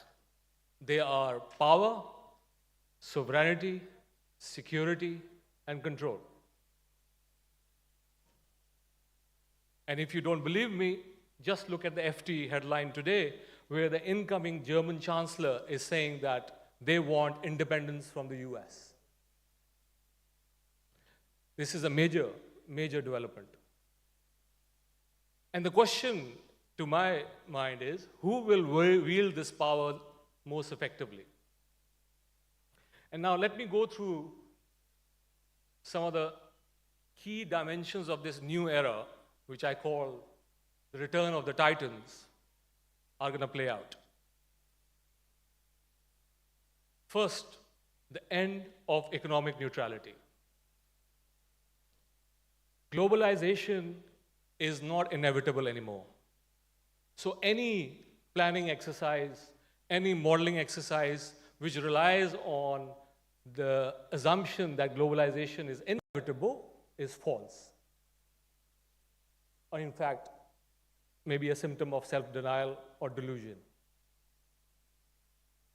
It is no longer an unquestioned virtue, and the reason is very simple, that the voters in the developed world and the Western world do not think so. Economics is a tool of state power by major power players. US isolationism and protectionism is here to stay. And I've been spending most of my time in Europe over the last few weeks, and I've had a lot of pushback against that view, but frankly speaking, not anymore over the last couple of weeks' developments. How the Russia-Ukraine situation settles, what happens to Greenland, are going to be major forces which will shape the economic relationships between the major blocs of our era. So what am I talking about? The two major economic blocs here. Europe will need a new economic and security model. The question here are, will they turn away from free trade as well? And I will go through some of the tariff risks which are playing out, some of the details which are coming through. But one thing is clear, defense spending is going to shoot up. And according to our estimates, if the 5% of GDP target is met, you're talking about an additional euro $700 billion spending in defense per year. This is huge. China actually has been more prepared for what is happening currently than many give it credit. But China has been shifting as well. It has been shifting from a factory to a fortress. And that has major implications in the next 5 to 10 years. But with the advent of technology, AI, and I'll touch upon that, things can happen much faster than we realize. Now, the key paradigm realities I want to share with you and challenge all this globalization, free trade, competitive advantage, factors which we have been taught and we have lived through, I think are being challenged in the way whereby supply chains focused on reliability and security are far more important. Where do I buy my food from? Where do I buy my defense from is important. Not everybody is equal in this game. Capital flows will become political, and technology will be seen as a national security asset, which means countries can be cut off from AI. Countries can be cut off from innovation. Now, why is this happening? You know, we talk and think about EM a lot, and I completely agree with you in the sense that EM has been seen as very strong growth and versus developed countries. But outside of China and some Southeastern Asian countries, including Malaysia for sure, not so much. There's only one game in town, and that is the might of the American consumer. The reason why we are having trade wars, why we are potentially having geopolitical conflicts, which are going to escalate potentially in the next weeks or months, is because the American consumer just keeps on consuming. So American consumption as a percentage of world consumption is 31.4%. Where is the EM here? Where is the rise of the emerging markets here? It's all America. In fact, Europe's share of consumption has declined massively, especially over the last 15 years. And it is paying a price for that vulnerability. China certainly has risen sharply, but China's share of consumption as a percentage of its own GDP has been falling as China has relied on investment and external sector. You cannot be an economic superpower if you are producing and running current account surpluses versus everybody else. That's not how superpowers work. And that's why you need to go back to the return of the old titans label I mentioned earlier. Now, let's map the current trade war, because I think it's going to be very important and it will shake a lot of people into reality once they are hit by punitive tariffs. Now, US trading partners' tariff differential with the US varies countries. So Turkey, India are actually highlighted as one of the countries which have very protectionist regimes, and US wants that to be rebalanced. And now we can argue whether it's the right thing or wrong thing. The liberal economic establishment is fighting against it, but frankly speaking, they have lost that argument. Now the question is to dealing with the implications of that shift we are seeing. Pakistan, interestingly, is not that high in terms of the protectionism versus other countries. But the countries you need to be worried about are that export heavily to the US. So Canada, Mexico, you can see are off the charts. And that's why they are scared because of that tariff risk, because they can be pushed into recessions by an action of your trading partner. Now, luckily, Pakistan is not that vulnerable. So, because we never played the globalization game, right? The globalization game was played by China, was played by Southeast Asia, was played by India to a certain extent in services, but Pakistan didn't play that game for multiple reasons. Now, what are the kind of tariffs we are talking about? And here we have done some scenario analysis. So the rhetoric was very strong. In fact, if the rhetoric had been followed, we would have gone into the tariff rates of 1930s in the US. Now remember, US is the biggest consumer in the world and remains so. No matter what people tell you about emerging markets, that's not true. I showed you the chart. US is the mighty consumer in the world, and they are willing to leverage it. So what we are expecting is a significant shift up in tariffs US applies on countries. We are likely to see more tariffs on China. We are very likely to see a significant trade war with Europe, which may turn into a capital war as well, which I will highlight in the worst case scenarios. Now, very short term, what we have to look at is if in the tariff definitions, the US adds VAT or GST in it or not. So currently, there is a very significant push in the US to add GST so GST meaning Pakistan has GST of 20%. Locally, US will see it as a VAT, see it as a tariff on US products. Now you can argue whether that's true or not, but that's what they are positioning themselves as. And obviously Pakistan and other countries are not the target. The target here is Europe, which has a very significant internal GST level. So in the next few weeks, it will be important to see what kind of reciprocal tariffs are put in place. And if GST and VAT are added, we are likely to see a significant outbreak of trade war, which requires and will probably see retaliation from Europe. Now, what's happening with China? So China actually has gotten a very soft treatment so far from the US with only a 10% increase in tariffs announced so far, but we think that will change.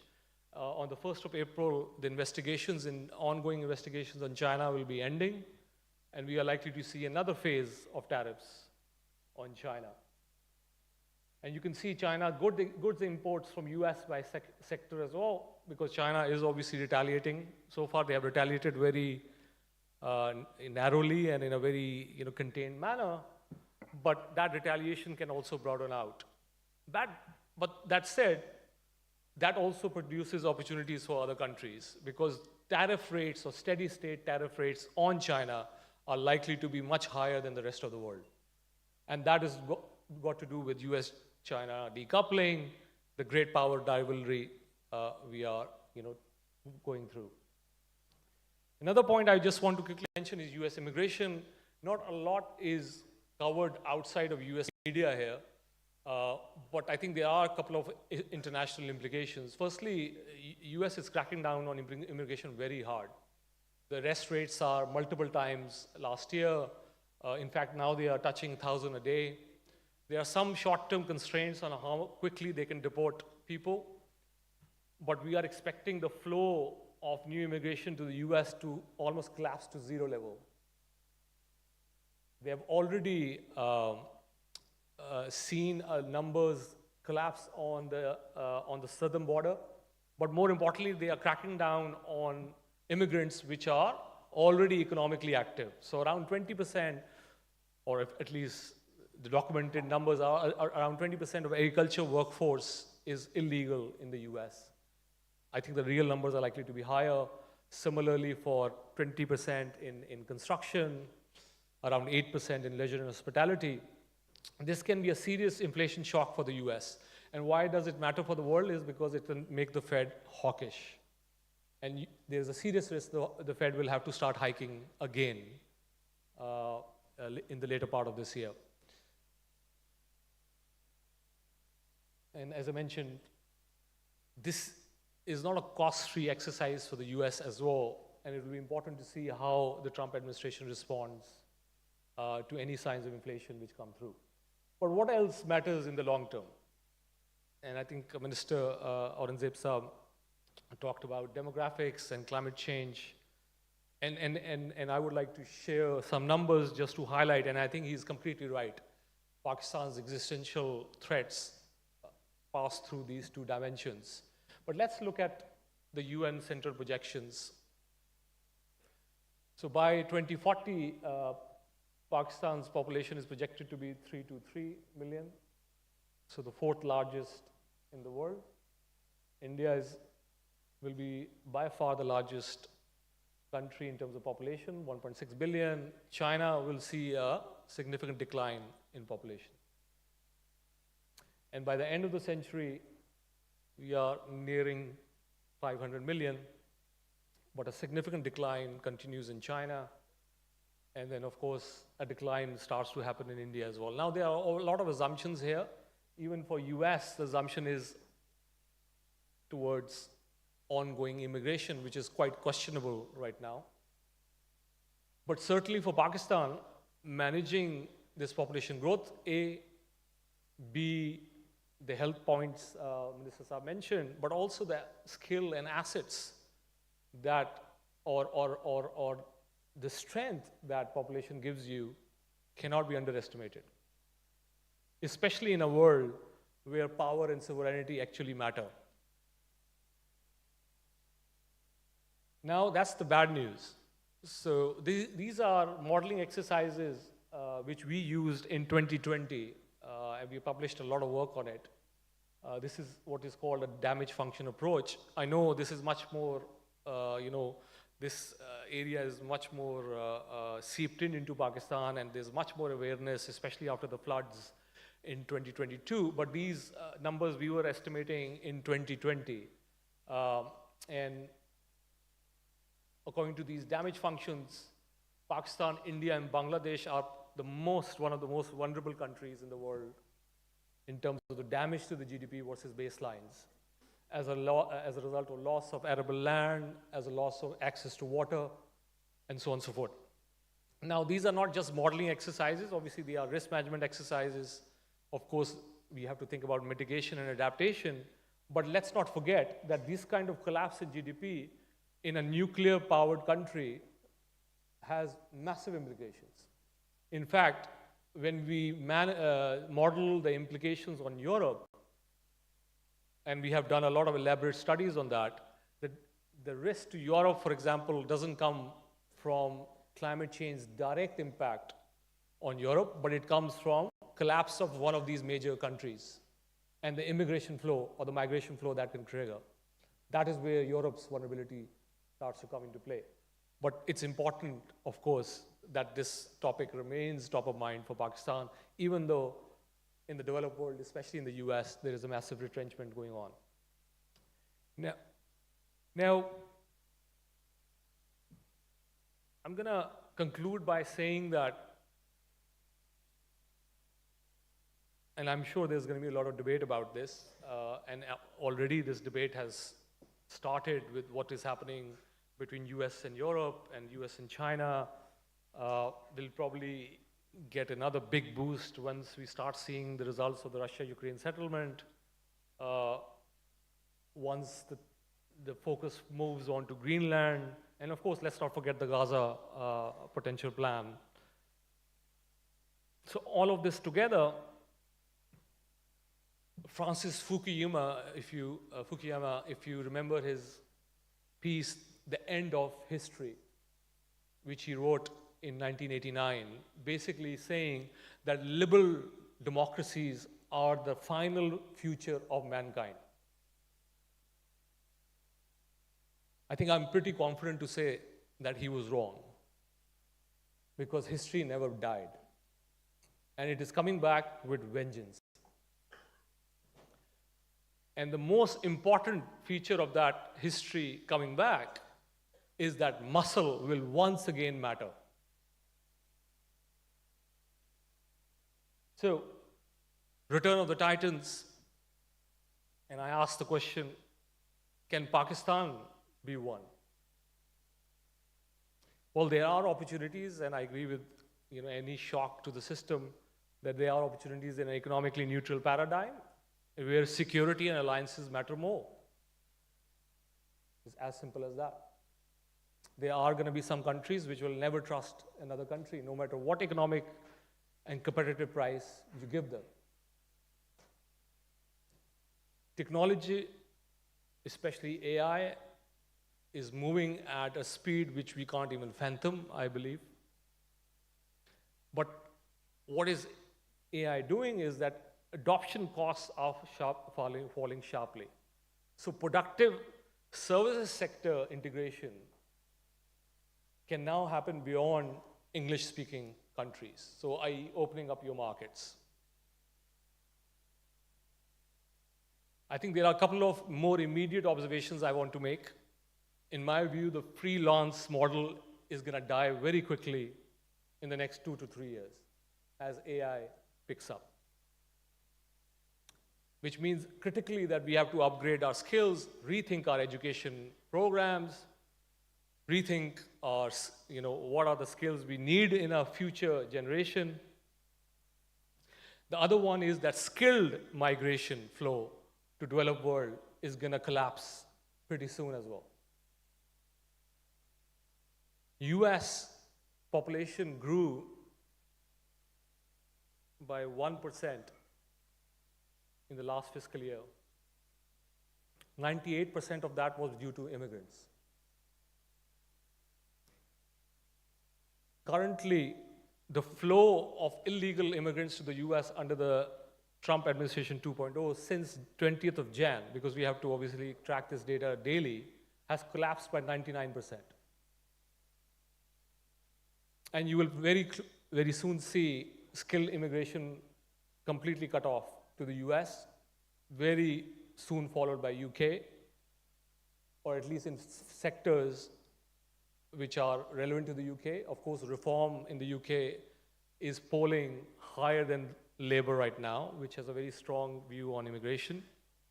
But certainly, these are interesting trends. Now, whether they are permanent or not, I think that's a good question to ask, because the demographic profiles of the West is that the population declines are quite sharp in the absence of immigration. But what I do think is what we need is scale and enterprise level operations. This is not freelance, is not going to bail Pakistan out. I mean, you can create pictures out of it and posters, but it's not going to help. The reliability of supply chain dimension, I think, is a very important dimension, which means that external sector value proposition is going to move beyond pure economics. We need to understand, what does the world need? The world needs different things now. Europe needs defense. So as I mentioned, potentially up to €700 billion of external, additional defense spending coming through. In fact, we see UK as a big, player in that setup. US needs China diversification, and China needs dependable allies in a world which is stretching out. I think the role of big businesses is underestimated. In exports, SMEs don't stand a chance. Capital market enablers, of course. I mean, China has done it very effectively, and state and private sector partnerships is going to be key. In fact, what China calls public and private fusion strategies. And then lastly, climate change, demographics, and turning into this titan of this new age, I think, at least to my mind, will determine our destiny, which is more likely to be a choice, I agree, rather than just the flow of the tides. I'm going to end by two uplifting notes and one cautionary tale. The first uplifting note. In 1560, under the reign of Akbar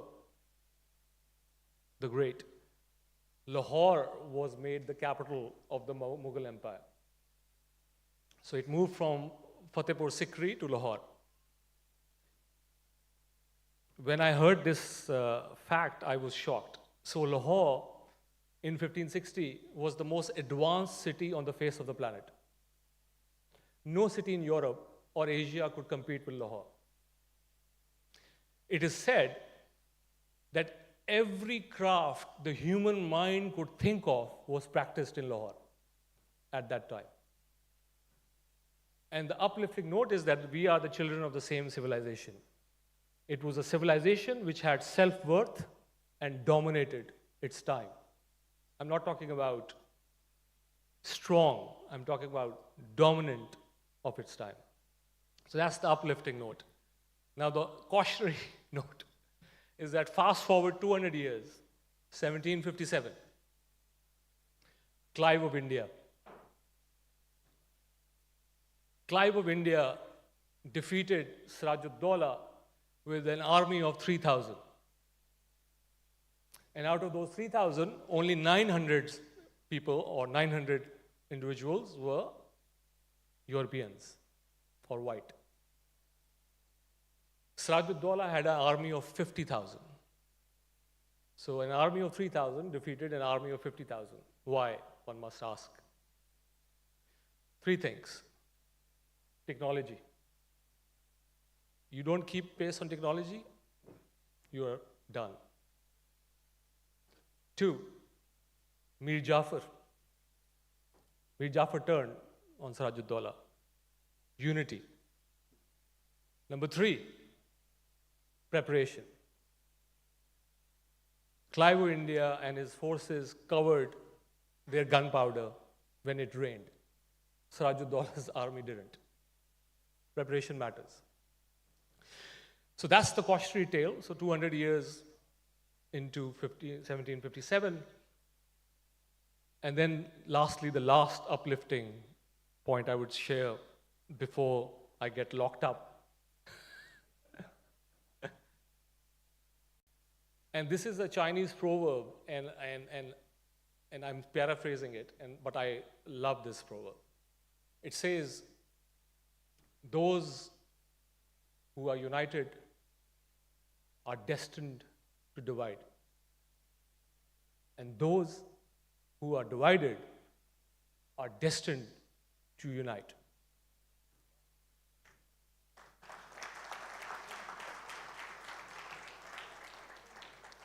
Ladies and gentlemen, this is an uplifting note because Pakistan and Global South, luckily, is in the second camp. With that, thank you very much, and thank you for listening.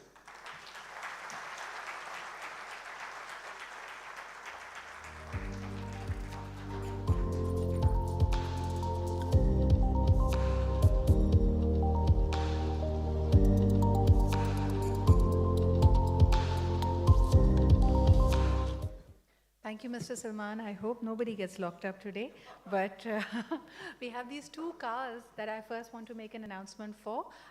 If the car owners are here, please either make sure that the cars are removed or indicate to your drivers to do the same. This is BJ9877 and BF8328. These two cars, unfortunately, are stranded and parked in a way that is creating inconvenience. But thank you for that, Salman Saab.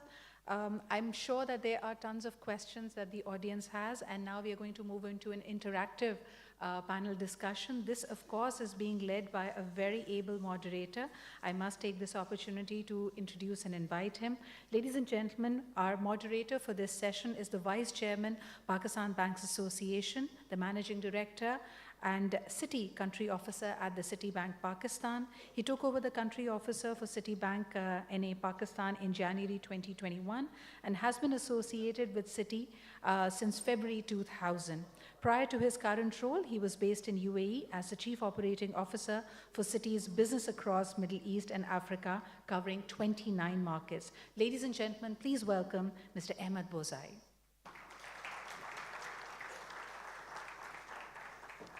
May I also take this opportunity for inviting our worthy speakers and panelists for this session. Please once again welcome the Chairman, Malaysia International Islamic Financial Center, Leadership Council, Mr. Tansiri Azman Mukhtar, and Mr. Salman Ahmed, the Global Head, Macro and Strategic Asset Allocation, Fidelity International. Ahmed Saab, over to you. You'll have about 25 minutes, which includes our Q&A time as well. I will just do that. May we have the timer displayed on the presentation screens, please? Thank you.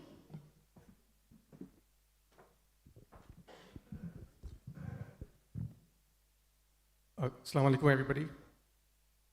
As I was preparing for this session, for the life of me, I never thought I'd hear a presentation ending with Iqbal and starting with The Simpsons. So it's a great start and shows the power of diversity.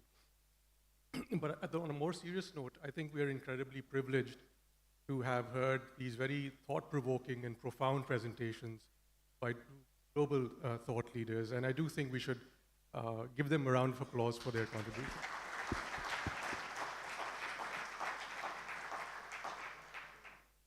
There's a lot to unpack from this session. We've heard about tariffs, we've heard about climate change, we've talked about immigration, AI, and many other things. And it almost reminds me of an ancient Chinese proverb, which some say is apocrypha, but I'll say it anyway, which is, may you live in interesting times.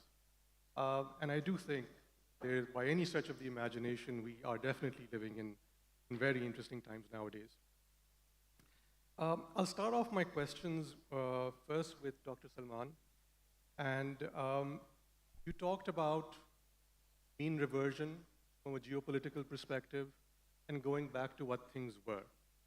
So if we now think about the post-World War II era, which was a bipolar world, ending in 1991 with the collapse of the Soviet Union and US triumphalism, and we fast forward that, and we find an almost exhaustion from the US in terms of, as you said, policing the world, and a retrenchment back.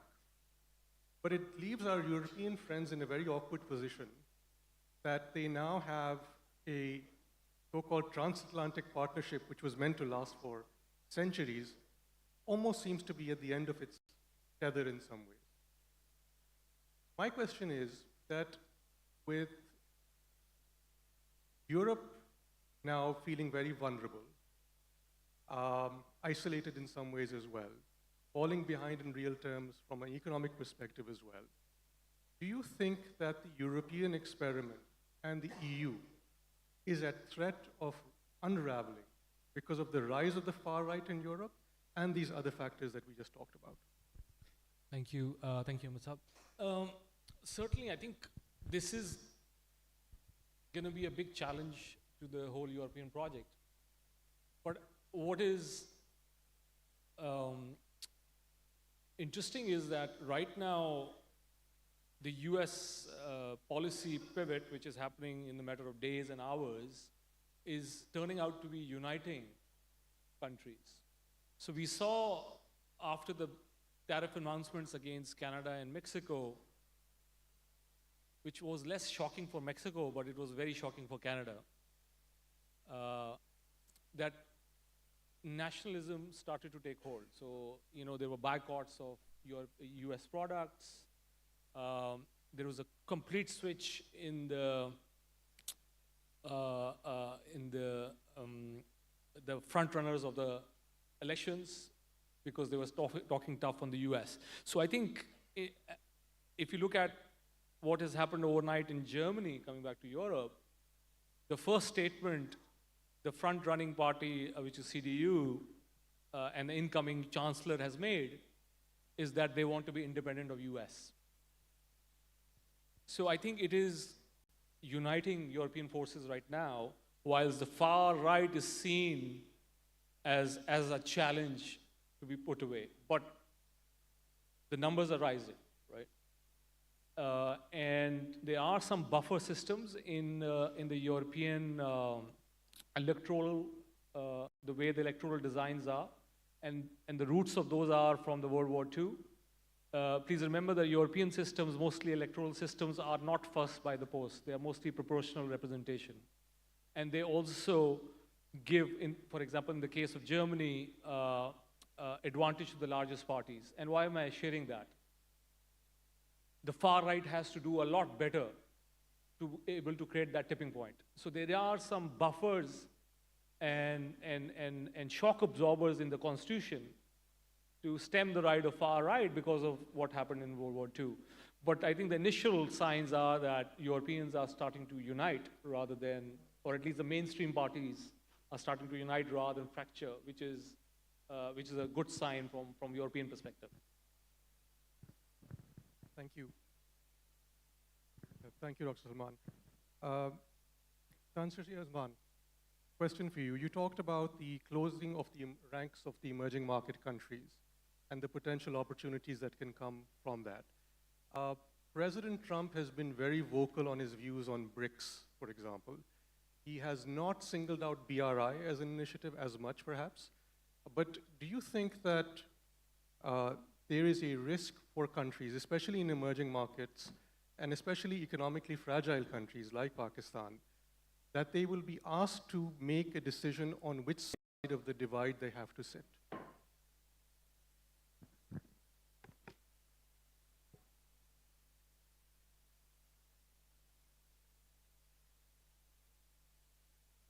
Yeah. Okay. I think, can I call that a Bushism? Because I think it was George W. who said, you're either with us or against us. But of course, updated for Mr. Trump 2.0. Maybe I'll preface, in addition to we live in interesting times, which I think that itself is disputed, right? Whether it's Chinese or indeed one of the senior American politicians, if you were to Google that, by saying that for every action, there is a reaction. Let's not forget, this is the law of physics, the law of society, the law of reciprocity, or, you know, so for every action that America or whoever else takes, there's always a reaction. So my own thoughts are that insofar as can such an isolationist American stance, including their own long-term allies, shocking as it may be, you know, what does it mean to the rest? Can you go all the way, like, in short? That's the first point. Related to that point, as you said, is there space for neutrality? I think there will be, if only for one simple reason. Supply chains around the world are so interconnected that no matter what a decree by Mr. Trump or Mr. Vance, you know, says, it's very difficult to unwind that, including American companies, by the way, in China. You know, take Mr. Musk himself. You know, China, the Chinese market is a big part of Tesla. So it's not so easy to unwind some of this beyond the rhetoric. I think, sure, you can put up tariffs, there'll be counter tariffs, etc. But eventually, that pendulum, I think, will land somewhere that people be pragmatic and they can work with. The one area where I think there is clear American dominion, which we haven't quite spoken about, is the dollar, the US dollar. And the US dollar, it's not a term created by some, you know, third world economists. It was the term, if you Google exceptional, exorbitant privilege, actually, not even exceptional. It refers to the ability of the reserve currency of the world to do what they do through that, right? From, what used to be unusual monetary policy, i.e. printing money. And we've seen this, and every empire, going back to the Romans and perhaps even beyond, basically has that privilege. As we all know, in some of our lifetimes at least, not quite mine, when Suez happened in 56 or thereabouts, 56, in fact, the US actually did not move in to support the Brits and the French, right, at that time. And suddenly the empire had no clothes. I think it was quite clear that this was the beginning of the decline of post-war, right, post-World War II. But the thing about dominion and empire is that it takes a long time for the dominant position in the currency part to be removed. There must be someone else taking over. In this case, the United States took over. The Chinese, I believe, Salim, are reluctant, right, to play this role, even if they were capable, which arguably they're not. So I would say on the supply chains, I find very fascinating your Return of the Titans. As they say, there was a different version when you look at Angus Madison, an economist who goes back centuries. The rise of China and India was seen as a reversion to the historical mean, roughly as much as 20–40% of the global economy, right? And arguably and that India was actually including Pakistan, right? Present-day Pakistan. But now, if this return of isolationism, I'm not so sure, but I think, yes, there has been an overshoot of the so-called globalization, and the pushback of the far right is a reaction because this value creation was not for the many, hence the pushback all over the world. In fact, arguably even more so in the developed world. Hence, 1/3 of polities are now on the far right. But it's basically not quite revision to the mean, but the pendulum basically finds its way somewhere in the middle, and that pushes other things. And I believe that eventually this will also come to a more, I don't know how strong or how optimal the equilibrium will be, but there'll be an equilibrium on the real economy side.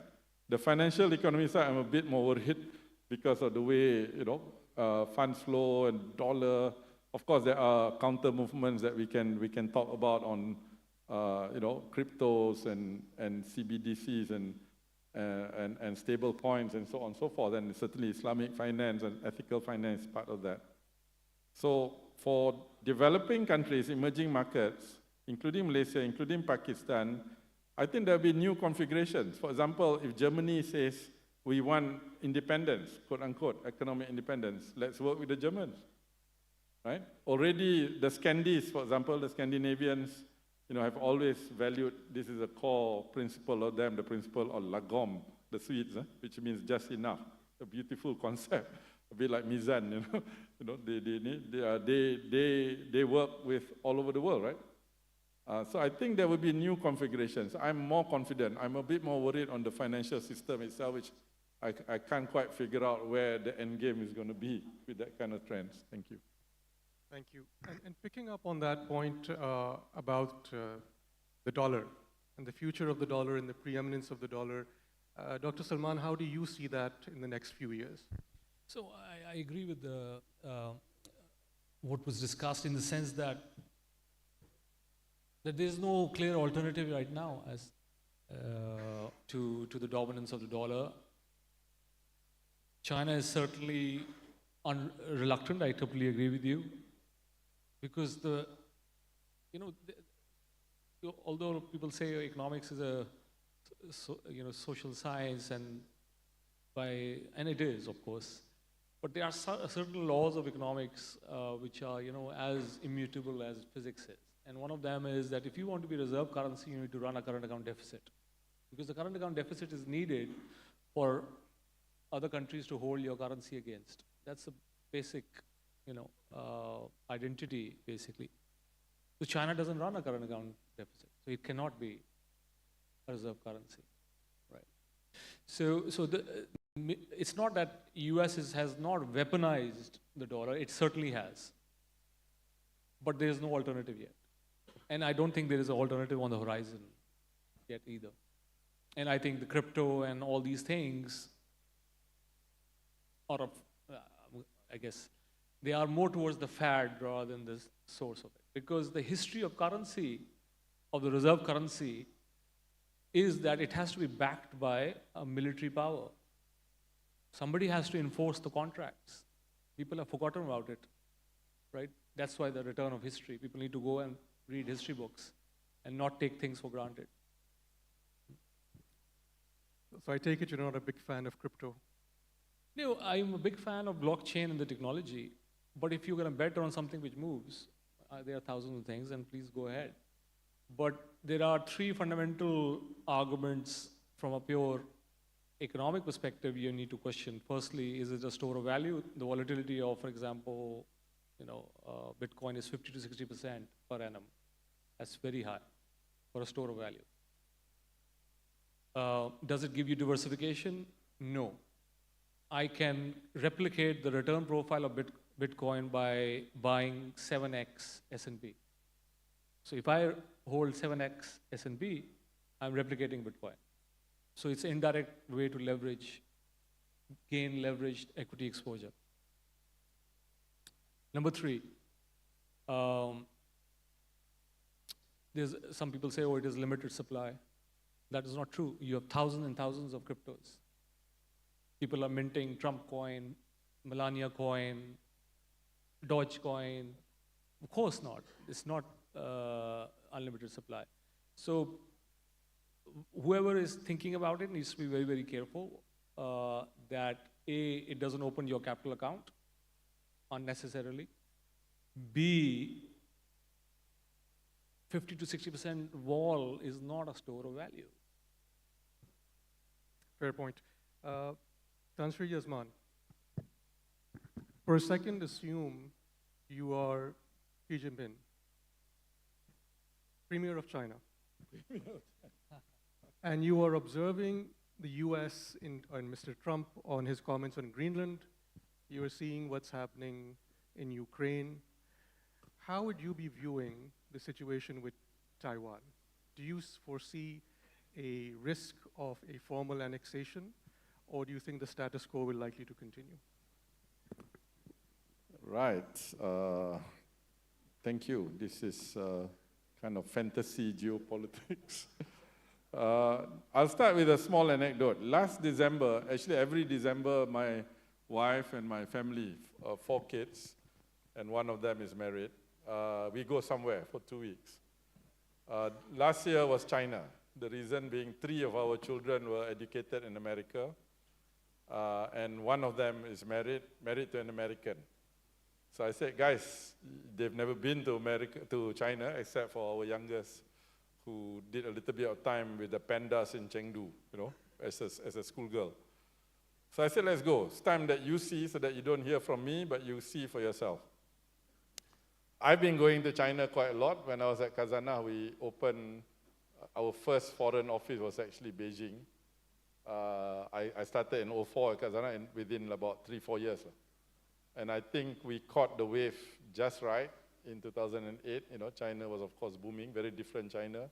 But you can't see the skies because it was polluted, etc. Now it's much changed.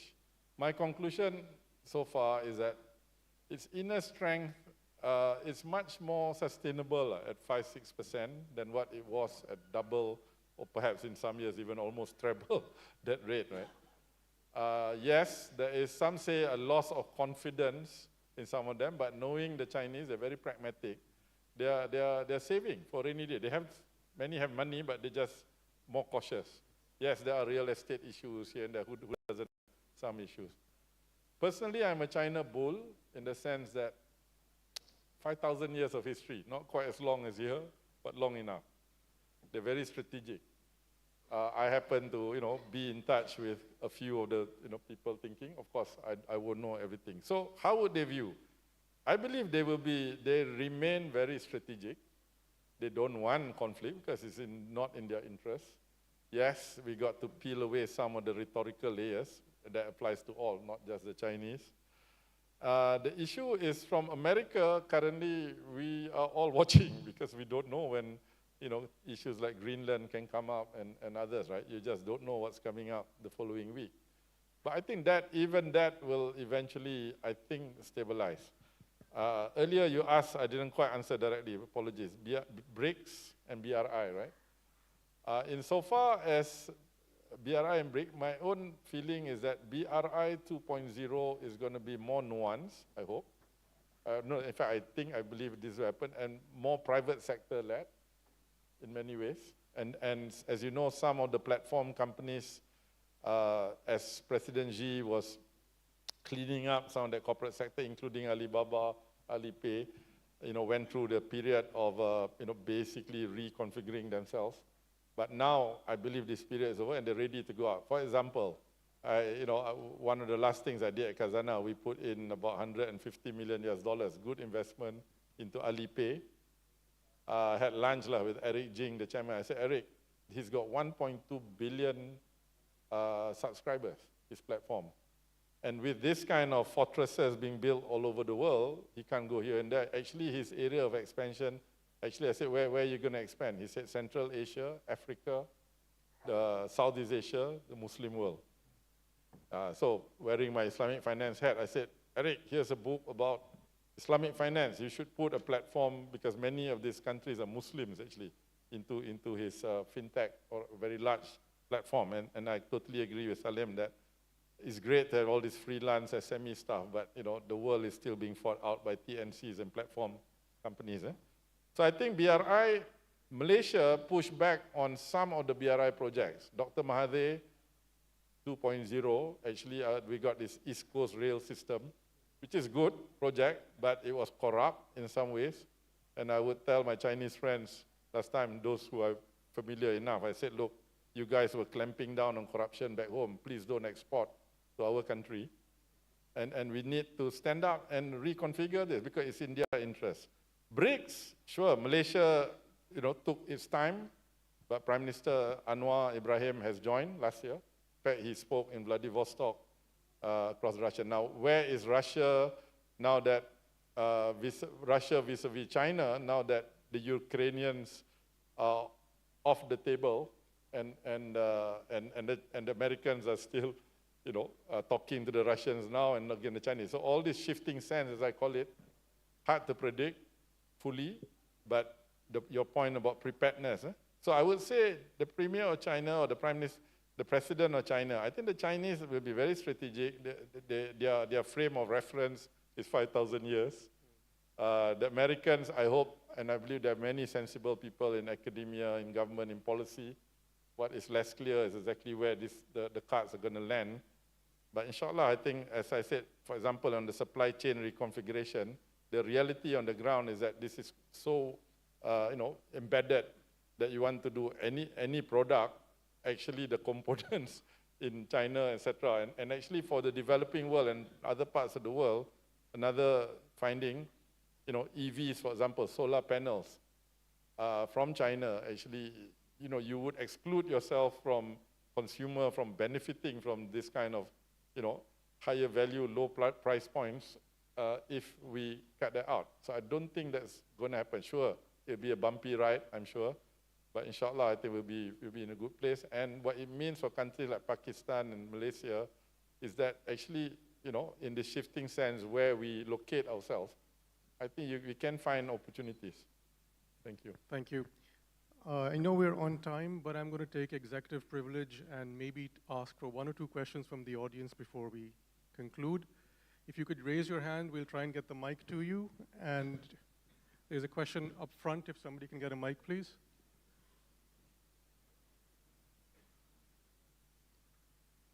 If you could introduce yourself and limit it to a question, please.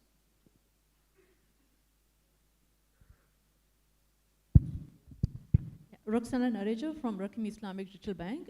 My question is from Dr. Salman.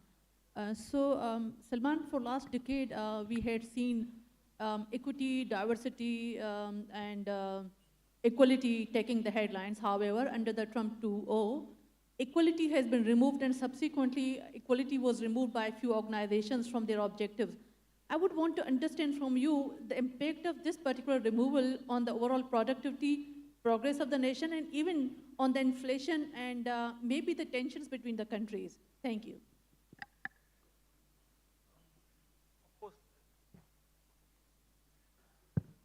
I think, as you said, this trend has accelerated quite a bit under Trump 2.0 administration, but it was slowing down going into the elections as well. So the US, especially the Republican states, had already started to push back at not only D&I, but climate change, other social progressive factors, which played an important role in the election outcomes. Now, to your question whether what will be the long-term impact of that, of course, there was quite a bit of, I think, good, strong progress made, but at the same time, there was a lot of marketing as well. So I think the pendulum will start to adjust at a more pragmatic level, in the sense that the companies will now get on with it rather than talking about it all the time. So the problem which happened, and if you look at the survey data, Pew survey has done a lot of surveys on this, is that people didn't want to hear about it. They said, just get on with it, do it. Don't make it as a virtue signaling. And I think a lot of the corporate sector was guilty of doing that. But I think some of those genuine policy changes, I don't think the corporate sector will reverse. Why? Because if it's helpful for the business, why wouldn't they do it? Yes, they will talk less about it. And I think that's not a bad thing, if they don't talk too much about it and get on with the job of delivering products and services. And if diversity and inclusion leads to better outcomes, then this is a business decision, if you see my point.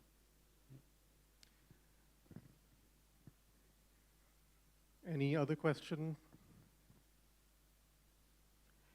Okay, I think we're on time and there are no more questions. I want to express my gratitude and thanks to Tansuri Azman Mukhtar and Dr. Salman for this valuable session. Thank you.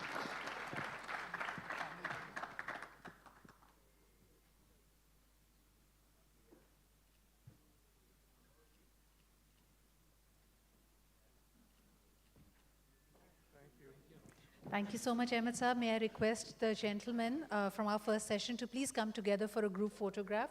I know a couple were taken while you were sitting. I can request you to be in center stage for a group photograph for the first session, please.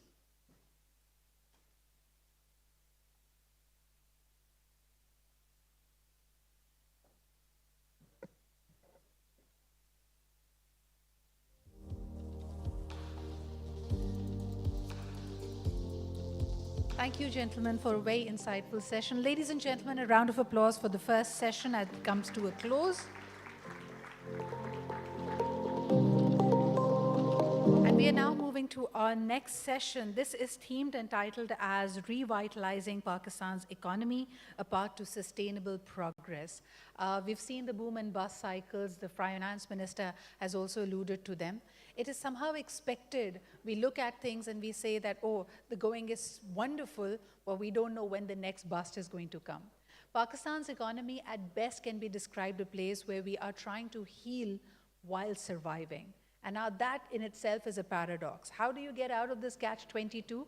Many are actually banking on digitalization and some of the innovative measures available to do. Pakistan is not an anomaly. Many countries in the region and around the world have been able to bring about this turnaround, a progressive turnaround in a single generation. Is it possible for Pakistan, or are we going to continue being a graveyard for missed opportunities? What are some of the opportunities that lay ahead of us? Our next speakers in this session will exactly be bringing light to that topic.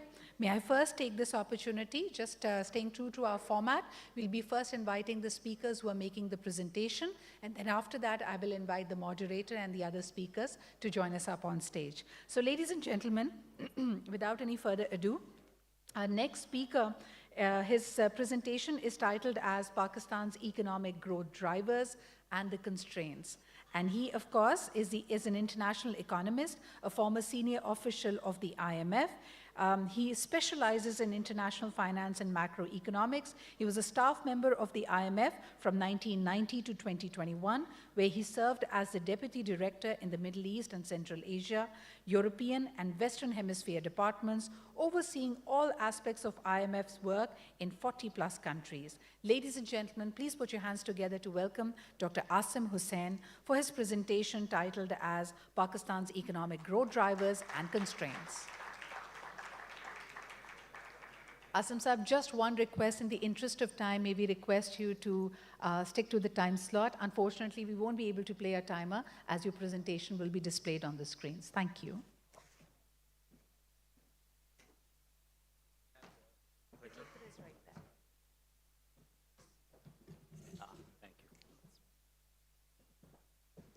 तो थोड़ा सा balancing का मसला है, लेकिन ज़फ़र साहब ने तो संभाल लिया, तो उम्मीद है कि मैं भी कर पाऊँगा।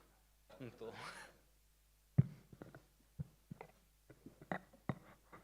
ज़फ़र साहब, राज क्या था आपका?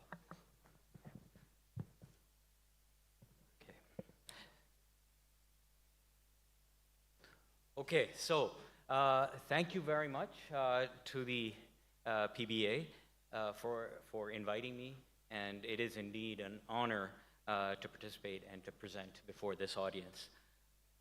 My talk today is going to focus on the reasons for Pakistan's dramatic underperformance, Pakistan economy's dramatic underperformance. And I'm going to also then talk about how that can be fixed going forward. In outlining how the Pakistan economy fell behind over the last 5 decades, I will highlight in particular the role of rapid population growth, as mentioned by the minister towards the end of his presentation, and of economic policy mismanagement. I'm going to connect that to the principal, what I see as the principal macroeconomic challenges the country is facing now, namely the massive public interest bill and the wall of external debt repayments that the country must face year after year for the foreseeable future. I will then turn to how adopting an IMF-supported program has helped stabilize the economy, but I will talk also, or I will try to identify some of the risks and pressure points going forward under that program. And I'm going to then, after having put forward a number of criticisms, try to come up with a sort of a positive ending to the presentation to discuss what I think might be a better way forward, one that I think is feasible, and try and outline what would need to be done to change or reverse the economic underperformance that we have had.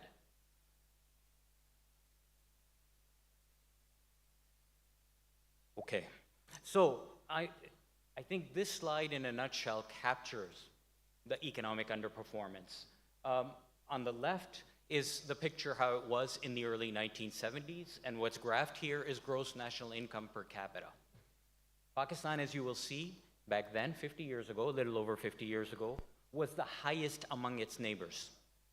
50 years later, we are the lowest, and it's not by small amounts. So 50 years ago, we were almost twice or 1.5 times India and Bangladesh, higher than Sri Lanka, only by a little. And now we are about half the average of the other three. This is what I consider dismal.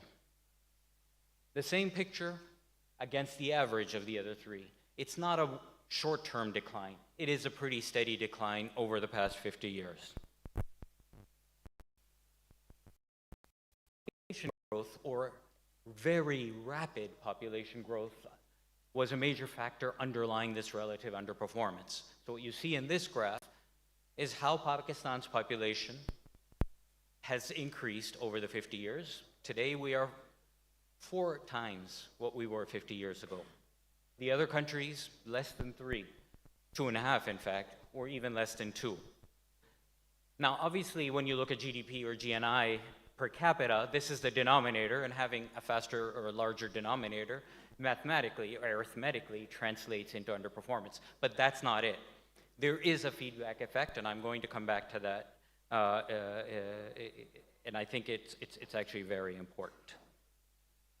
Okay, now the underperformance was not limited only to economic aspects, but to socio-economic aspects as well. So for example, health.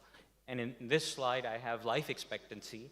Pakistan ranked in the, well, was the second highest 50 years ago. Today, we are the lowest. Not only has the progress been the least, but the relative position has deteriorated. This is one aspect of health. Another, stunting. Many people have seen various aspects of stunting. People have talked about it a lot. I think this graphically shows how bad the situation is in Pakistan. We rank worst today in terms of the prevalence of stunting among even our neighbors. Aside from health, education attainment indicators, Pakistan's performance has also been horrible, again, relative to our neighbors. The difference here is even in 1970, we were at the bottom compared to our neighbors. And our progress has been the least, so we not only remain at the bottom, but the gap has widened. And this is true whether we consider secondary school enrollment or tertiary, and it's true for other indicators of enrollment. So the bottom line, Pakistan has failed to educate its citizens, particularly the underprivileged. Now, inadequate investment was a key factor determining this unimpressive economic growth. Investment, whether measured in terms of human capital, which we see in these education indicators, or in terms of fixed capital, which we see here, Pakistan compared to neighbors. Our investment rate has been much, much lower, sustained over the last 5 decades than the neighbors, especially the last 2 or 3 decades. And it has also been trending downward. No surprise then that economic growth has also been weaker. Now, one key factor limiting investment was saving. You can have foreign investment and you can have borrowing from abroad, but together, if you're doing well, if you're a country that is seen as a highly attractive location for foreign investors, you get maybe 2-3% of GDP a year consistently. If you are able to borrow abroad, you can borrow 2 or 3% of GDP a year comfortably if you have very solid fundamentals and so on. So together, this foreign saving, if you will, or foreign investment, if you will account for 4, 5, 6% of GDP. But we need investment. Our neighbors have investment in the 20 to 30% range. We need saving to be in that range as well. So foreign borrowing and foreign investment is not going to bring us even close to that. It will have to come mostly from domestic investment. Domestic investment, of course, then relies also on domestic saving. And the picture on the saving side is even worse than on the investment side. So Pakistan's trend saving rate has been downward since the early 1990s. The gap between Pakistan's savings rate between 5 and 10% and that of our neighbors between 20, 25, 30% is massive. Now, that begs the question, in my view, why is Pakistan's saving so meager? Now, many factors, of course, explain a country's saving rate. Its wealth, the growth rate of its income, structural factors such as financial deepening, which bankers here will be very familiar with. But a key variable in studies of saving behavior across countries is population growth. And actually, the working age population ratio, I think Dr. Salman had a graph on that in his slides. So here's the picture of Pakistan versus our neighbors. And the reverse of this is the dependent population ratio. So this shows what percent of the population is of working age between the ages of 15 and 64. Pakistan's young population is much, much higher. In other words, those who are not yet of working age than our neighbors. Now, to understand the relationship between saving and population indicators like the working age population ratio, maybe a simple example helps. Imagine two families that are identical in all respects except one. So they have the same level of income, they have the same level of wealth, they live in similar houses, they live in, everything about them is the same except one family has 2 children, the other has 6. Imagine which family will be able to save more of its income. Clearly, the one with a higher working age ratio to its total population. The same applies at a macroeconomic country level. Pakistan's working age ratio is so low because of persistently high population growth. With a low working age population ratio, the ability to save is simply not there. With insufficient saving, it is very difficult to generate investment. Without investment, you don't get growth. So apart from the denominator effect that I had mentioned, the arithmetic effect, this is the other key factor in underlying the weak economic performance. Now with that, let me turn to the second part of what I said the story would be. How does this relate to the challenges that we are facing today? And there, the second aspect of the weak economic growth comes in, and that is economic policy mismanagement sustained over a long period. Consistently living beyond our means as far as the public spending is concerned has translated over time into large internal fiscal or external current account deficits that have persisted. So here I start with the fiscal deficit. As you will see, except for 1 year in our history, we have always run a deficit. This deficit over time has caused public debt to accumulate and has translated into a massive interest burden related to that debt. So much so that that interest burden is now, or actually this is before COVID, the last year before COVID, was among the highest in the world.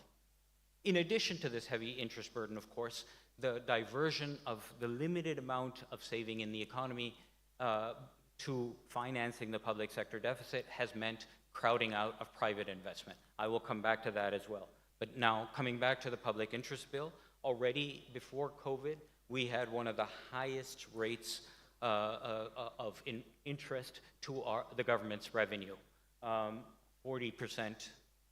In other words, almost half of what the government was taking in was going to service debt for past spending, leaving very little for current spending. The others with ratios similar to Pakistan's, Lebanon, Sri Lanka, Zambia, Ghana, and Egypt. And I mention these by name because 4 out of those 5 have undergone gut-wrenching debt restructuring.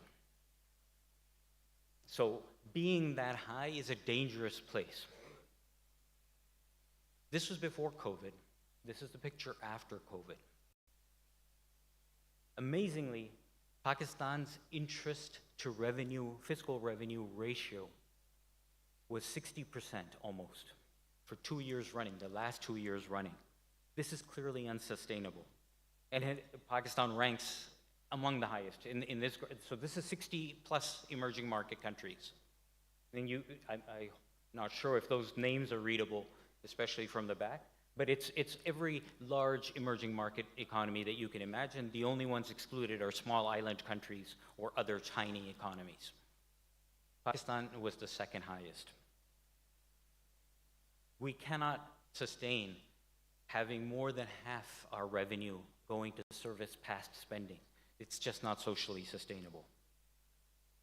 Now, this was the fiscal side. The other macroeconomic imbalance was the external. A preference to keep the rupee overvalued, which keeps imports cheap, was historically sustained by borrowing foreign exchange. The problem with that strategy is whenever there's a shock, whether it's to world oil prices, whether it's because aid flows decline because of geopolitics or other reasons, or geopolitics in other countries, as now, or access to to international financing it suddenly tightens. Whenever there's a shock, a major external crisis erupts. Now, in the latest episode, the story was magnified. Remember, it was in the context of COVID. Pakistan had widened its fiscal deficit to try and deal with COVID, but then the financing need also expanded. In addition, massive subsidized credit schemes were launched, which gave the private sector the resources to go out and buy foreign exchange, and with that foreign exchange, import massively. So there was a huge import spike and a large widening of the current account deficit. Zafar साहब, मुझे पता था ये होगा, आपने पता नहीं कैसे संभाला.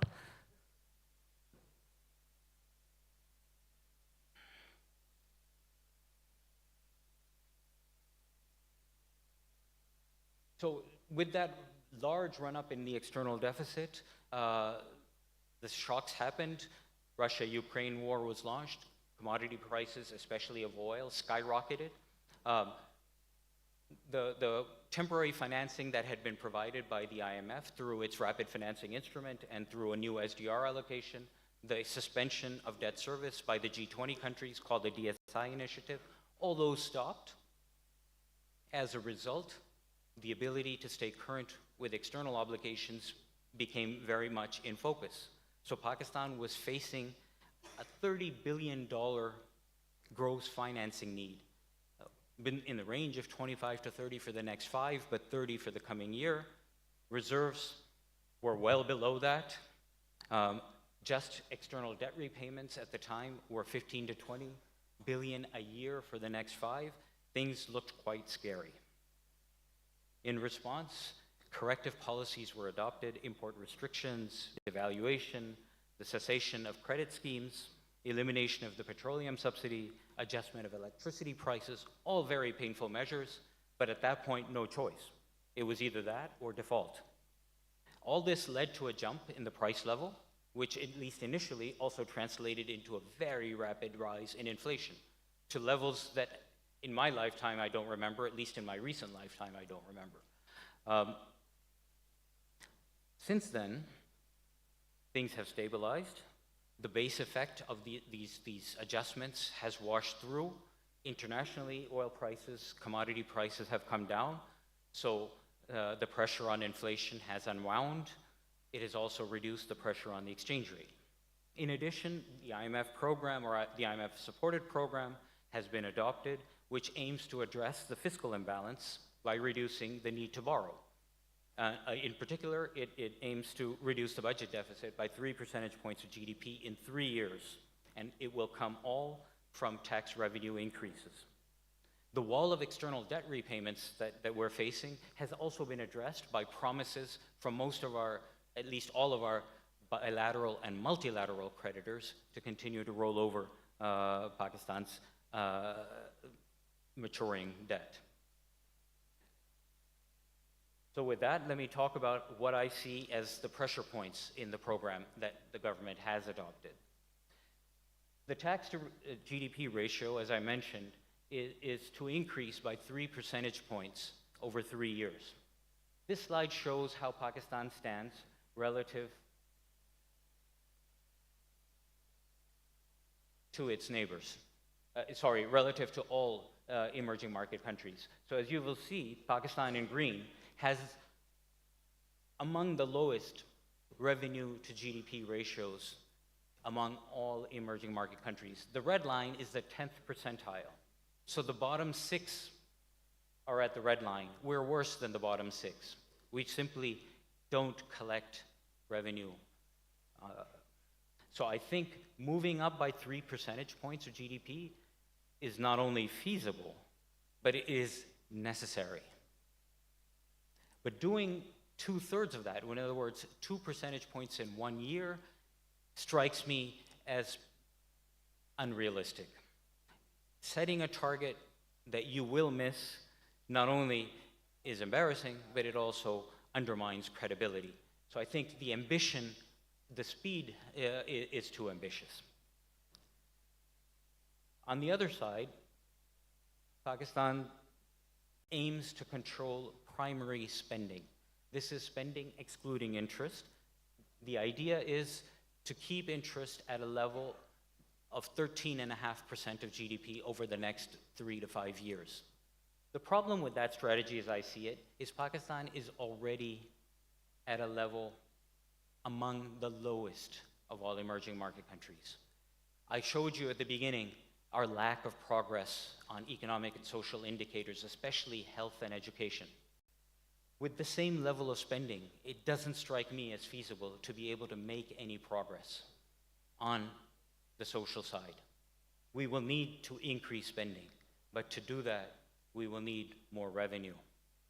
So how does this get squared? I just argued that the revenue target may be overambitious, at least in the very near term. And then I'm saying public spending, keeping it at that level is insufficient. It seems that there's a major tension here. And so it is basically with that thought in mind that many have suggested that perhaps debt restructuring needs to be considered. So the question is defaulting and restructuring our debt a viable and better alternative? And my answer to that is no. No, because it would put the economy in a worse crisis than it just underwent 2 years ago. And the reason is because of the composition of Pakistan's debt. Now, the bulk of our external debt, 85% in fact, is concessional. It is concessional, and it is to multilateral and bilateral creditors who have already agreed under the program adopted to roll over this debt. So at least for the time being, as long as the program remains in place, the risk associated with having to repay it all at once is not there.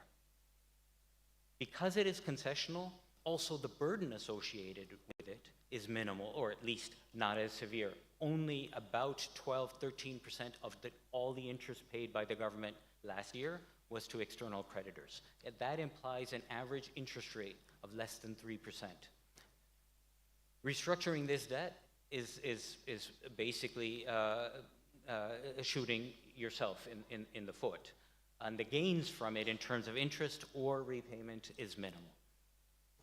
Now, what about restructuring domestic debt? Mind you, very few countries actually do it because of the political problems that generates. But even there, the debt structure is important. The fact is, and I think you will all know this better than me, more than half, 60% of Pakistan government domestic debt is held by the banking sector. And it in turn accounts for more than half of banking sector's balance sheet. If you restructure it, even a small haircut is going to wipe out the aggregate capital of the whole banking sector, even a small haircut. So, and remember, a small haircut only gives you a small gain. And once you wipe out all the capital base of the banking system, who's next? Depositors. If you touch depositors, the disruption to the financial system is huge, and the social dislocation is huge. So unless there is really no other choice, this is not a route that one goes down, and that is why we don't see it internationally. So back to the revenue slide, is there a better way?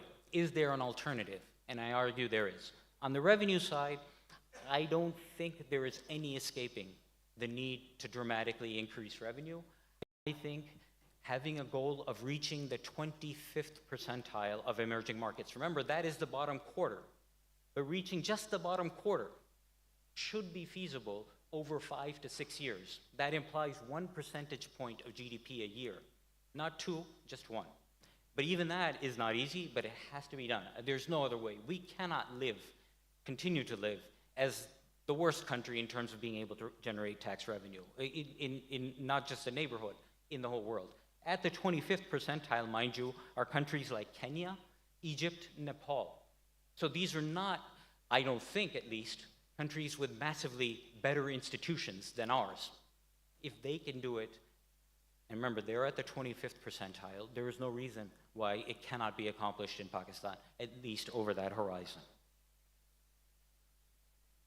So increasing, I'm sorry about this. Okay, I'm going to do this without the slides rather than try to go back. No.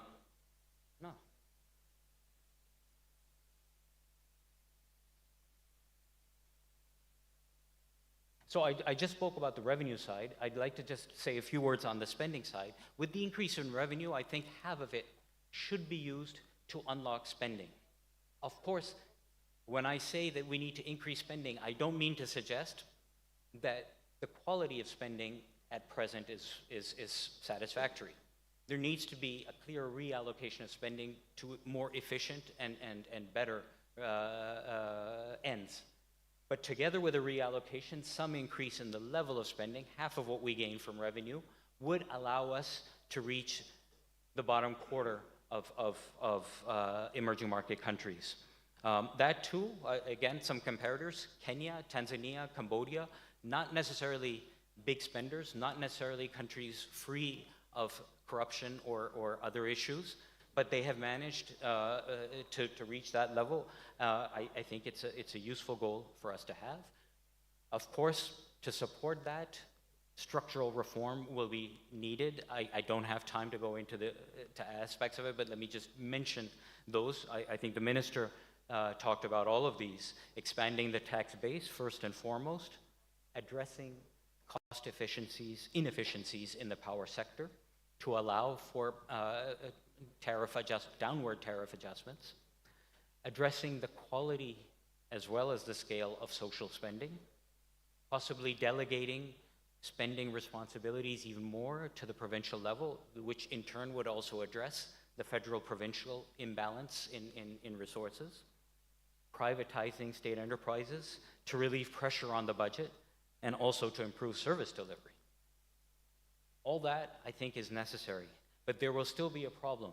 Having a somewhat looser fiscal stance than what is envisaged under the IMF program will require more financing. Financing from the market is expensive, whether international or domestic, and if you do from the domestic, that means more crowding out of private investment. So hopefully, we will be able to mobilize more concessional financing in the near term from external creditors, multilateral and bilateral, and in doing so, relieve some of the burden for domestic private investment. But concessional financing by itself will not be enough. Capital formation needs to be much higher. Investment needs to be much higher than it is now. So getting 2 or 3% more from concessional financing will not do the trick. We need to increase investment by 10, 15, 20 percentage points. For that, we will need to increase saving. To increase saving, what must we do? Here, I think the example of Bangladesh is a useful one. Bangladesh is the blue line. Look at the increase in saving and the steady increase in saving over time. This comes, interestingly, I think, from very successful family planning campaigns. But in addition, there was a huge focus on education, especially for women. In addition, the Grameen Bank and other microfinance institutions lent only exclusively or almost exclusively to women, elevating their position in their households, empowering them with childbearing decisions much more than otherwise. Likewise, the garment sector employed almost exclusively women, effectively giving them the same power as microfinance institutions, something perhaps can be considered or thought about and applied to the Pakistani context, again, from a socio-economic background not too different from our own. So let me close by saying we have to bring down population growth. The way to do it, I don't know, but success there, and the other countries' experience has shown it, has been significant. Bangladesh, India, Even Sri Lanka earlier on achieved very large increases in their working age population ratios in as little as a decade. There's no reason why we cannot aspire to do the same. If we do that, our savings rate can be markedly increased, in turn unlocking funds for investment. With that, significant change in the relative economic performance can be realized. Thank you.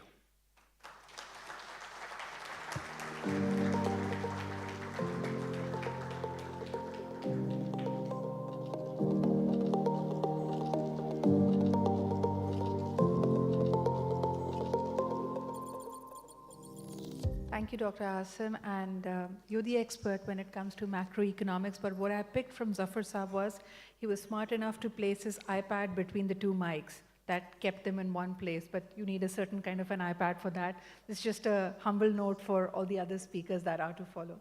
Ladies and gentlemen, let's move on to our next presentation. This is, of course, again, on the similar subject, and it will be taking it forward. Our worthy speaker is a Pro-Vice Chancellor for the University, Community, and Engagement at the University of Cambridge. He is also the Professor for Strategy and Policy at Cambridge Judge Business School. Professor Munir has published several articles in leading organizational and technology journals and presented his work at numerous international conferences. He is a Pro-Vice Chancellor for University, Community and Engagement at the University of Cambridge, Professor of Strategy and Policy at the Cambridge Judge Business School. Please welcome Mr. Kamil Munir.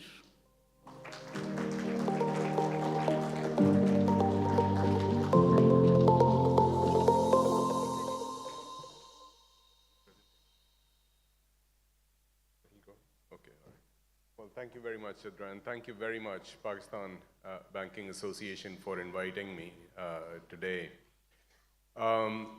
Given that I'm probably the only person in this room, in this rather large room, who does not work for a bank or any financial institution, I'm still wondering why I'm here.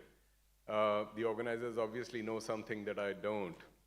But that is only one of the problems that I'm facing today. The other problem being that we first decided that I was going to speak on disruption in the banking industry. Then the title of the session changed to Economic Resilience of Pakistan, and I was told it would be good if you can say something on the economic resilience of Pakistan. So that is what I started thinking about. And now it's somewhere in the middle, the two. So it reminds me of the fact that there are millions of Pakistani kids who in school struggle with the subject of English language. Okay? And the hardest bit is writing essays in English. So often what you will find is they memorize a particular essay that they expect the examiner is going to ask. Right? And one such essay we used to hear from our parents used to be a morning walk. Write an essay on morning walk. So they would just memorize it, and as soon as they got it, they would just write it down. And one such kid went, having memorized this essay. Unfortunately, it wasn't his lucky day. And the essay that he was asked to write in the exam was a journey by airplane. So he was in a real, sort of dilemma and conundrum. And so he started his essay. He said, once I had the occasion to travel by airplane, as soon as the airplane got into the air, I looked down and I saw a person taking a morning walk, right? and after that, it was all morning walk, right? And that is the strategy that I am going to also use today. I'm going to start by I'm going to start by talking about resilience and then pivot to disruption. Okay? Hopefully, the pivot will be relatively seamless, right? But most importantly, I also realize that I'm the only thing standing between you and lunch. Okay? So I will also try to keep it short. Okay? It'll be an essay on morning walk, but a short essay. Okay? It'll be a short walk today. Okay? Now, when we talk about economic resilience, what do we actually mean by economic resilience? Economic resilience is not just about surviving, which sometimes in conversations in Pakistan, sort of tends to come across, that we are a very resilient nation because we keep stumbling on. Economic resilience is actually about capacity development. It's about organizing, and it is about talent, developing talent. I don't know many things, certainly not many about banking, but one thing that I do know something about is producing talent, because that's what we do in the university. You saw some of our talent on display today in earlier presentations, that came out of Cambridge. But this, by the way, is a picture you can probably see. This is not Gaza. This is post-Second World War Germany. This is Dresden. And it looked pretty much like Gaza at that time. And the only reason they were able to rebuild is not because of the Marshall Plan. They got about 11% of the total Marshall Plan, which was about 13 billion at the time. It was about because the wealth, as FDR said, the wealth of a nation lies not in its natural resources, but in the minds of its people. It had a lot of well-trained and well-organized people who were able to rebuild the entire country. So if we want to be resilient as a nation, and we want to go somewhere, then that is where you start. You start by producing that talent. And because that is the real capability and asset of a particular country. If there is a country that relies on a natural resource, the day its natural resource finishes, it will go back to olden times. The thing to do is to embody your people with that training. But how do you produce talent? Asim was just showing us some graphs of where we are and where we have been in terms of education, secondary education in Pakistan. But by opening more universities, for example, in Pakistan, which is, something that we have been doing, we even converted a lot of colleges into universities and so on. Have we been able to produce more talent? What produces talent is not just degrees that will award, universities that will award more degrees, and then counting how many PhDs we produced last year and so on. That is not going to make much of a difference. Talent is produced when we solve hard problems as a nation. Some of you might recognize the picture on top is the first integrated circuit that was produced in 1961 by Noyce and Kilby, and who later on created the firm Fairchild Semiconductor, and which became sort of one of the key nodes in the whole ecosystem. At that time, it was about 50 times more expensive than the other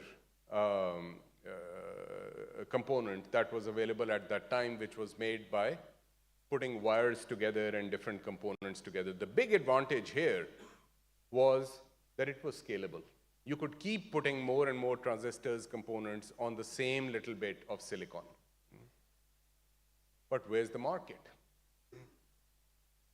And that market only emerged because the United States was trying to solve those hard problems. Okay?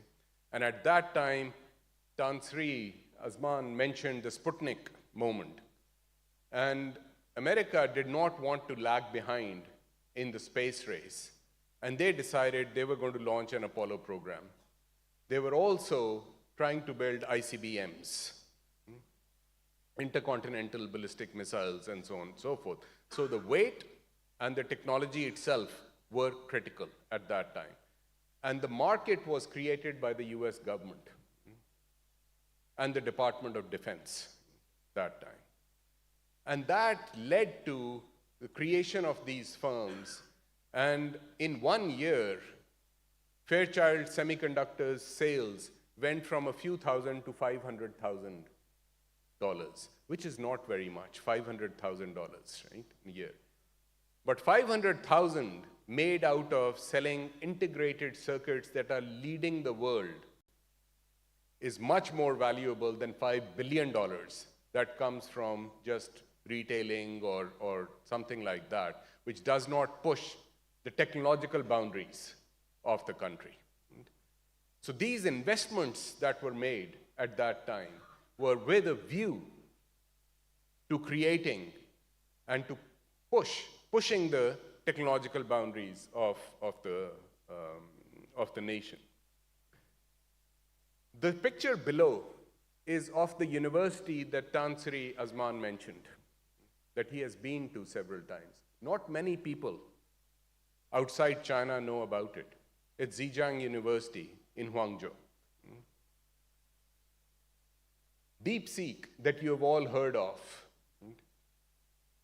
the new AI model that China produced using much cheaper GPUs because a ban was put on them. You know, they could not import the latest GPUs from NVIDIA anymore, which goes beyond ChatGPT and other models and much, much more cheaply, came out of this university. Alibaba came out of this university. The university has a reputation for spinning out tech companies. It started off with a vision of being the Stanford of China. I think it has gone beyond that now. The number of papers that come out of Zhejiang University, otherwise known as Zeda in China, is greater than any other university in the whole world. The number of those papers that are counted in the top 10% papers of their disciplines is second only to one university, Harvard. So they don't measure the success by counting how many PhDs they have produced. They count how many companies have they spun out of this. Universities are not seen just as a place where people will go in and come out with a degree. They are seen as innovation ecosystems. They can tell you, my Chinese friends can tell you exactly which university to go to for what thing. So for example, if we ask, which university do we turn to if we need expertise in AI? They will send you right here. Jiang, who created DeepSeek, basically studied artificial intelligence at Zhejiang. Are we creating universities here for awarding degrees or being innovation ecosystems?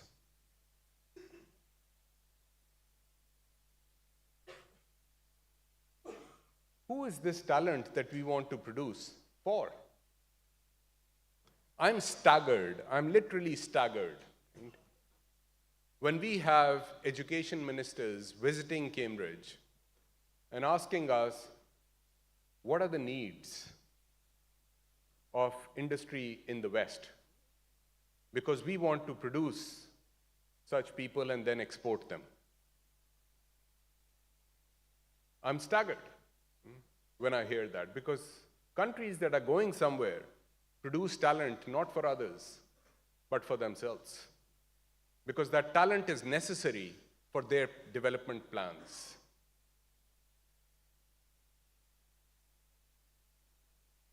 And where is the role of the state in this? The role of the state, obviously, is to have a brilliant public education system here. When I look at universities like LUMS, perhaps considered to be one of the finest universities in Pakistan, and I look at their MBA program, rather than growing, I see it has stayed pretty much at the same level of enrollment, because they struggle to find good talent to come into the MBA program from Pakistan, a country of 250 million people. They have an MBA program of MBA class of less than 100, which doesn't compute. And then the job of the state here is to create and support national champions. One of the most competitive industries here is actually banking. Banking has done very well in Pakistan. Banking has control of most of its domestic market. Banking has produced a lot of talent. You go outside Pakistan and you see a lot of Pakistani talent, right, doing extremely well in foreign banks, and vice versa. Then many of those people come in. So there is a process of osmosis that is taking place here. Right? A number of people sitting here have worked in the finest leading banks in the world, and they have come back and to work in Pakistan. So there is talent, there is a domestic market. How do we take it to the next level of global competitiveness? Zafar mentioned that in his opening remarks. The finance minister mentioned that he wants every industry to be contributing to exports. I don't think every industry will be able to, not every, because in order to be contributing meaningfully to exports, you need to be globally competitive. And there has to be some competitive advantage why people will buy your services, your products, rather than somebody else's, right? But this is certainly one industry that can create that global competitiveness. Right? These are all national champions, the pictures that you see there. Right? And the important thing here is to align organizational and national goals. Right? They used to say, what is good for General Motors is good for America. Because when General Motors did well, when it was the largest corporation in America, it produced jobs. Right? It brought income to America. And now, things have moved on. That is the process of Schumpeterian creative destruction. Right? Some industries will do better, some will sort of do better in the future. Now what is good for Apple or NVIDIA is good for America, and America completely realizes that. You've heard statements from Donald Trump recently where he's telling the Europeans that you have not been fair to our companies. Why? Because you have brought all kinds of regulatory hassle. And yes, a lot of the charges for anti-competitive behavior against companies like Google and Apple, they have been levied in Europe rather than in America. They have been fully supportive of their companies. And now they are putting pressure on other countries to also give them an easier ride. Some countries realize that one way, no names, but this was mentioned in the morning, that one way of aligning goals is by taxing success. That is one way, but it is not the best way.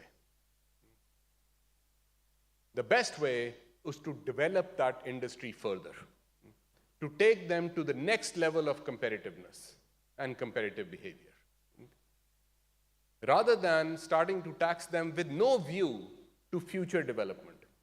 And that is extremely important. Okay? Because any kind of policy that we want to make here, that we want to come up with here, has to be with a view towards the future. This is what countries do. This is what we do in the UK, for example. We have think tanks, we have sort of lots of universities, which are basically looking at how will this industry change? What are the new challenges? In 10 years' time, in order to be successful, what capabilities and assets are we going to use? And that is what they start producing. China is not just sort of leading the world in terms of LLM models or in terms of electric vehicles.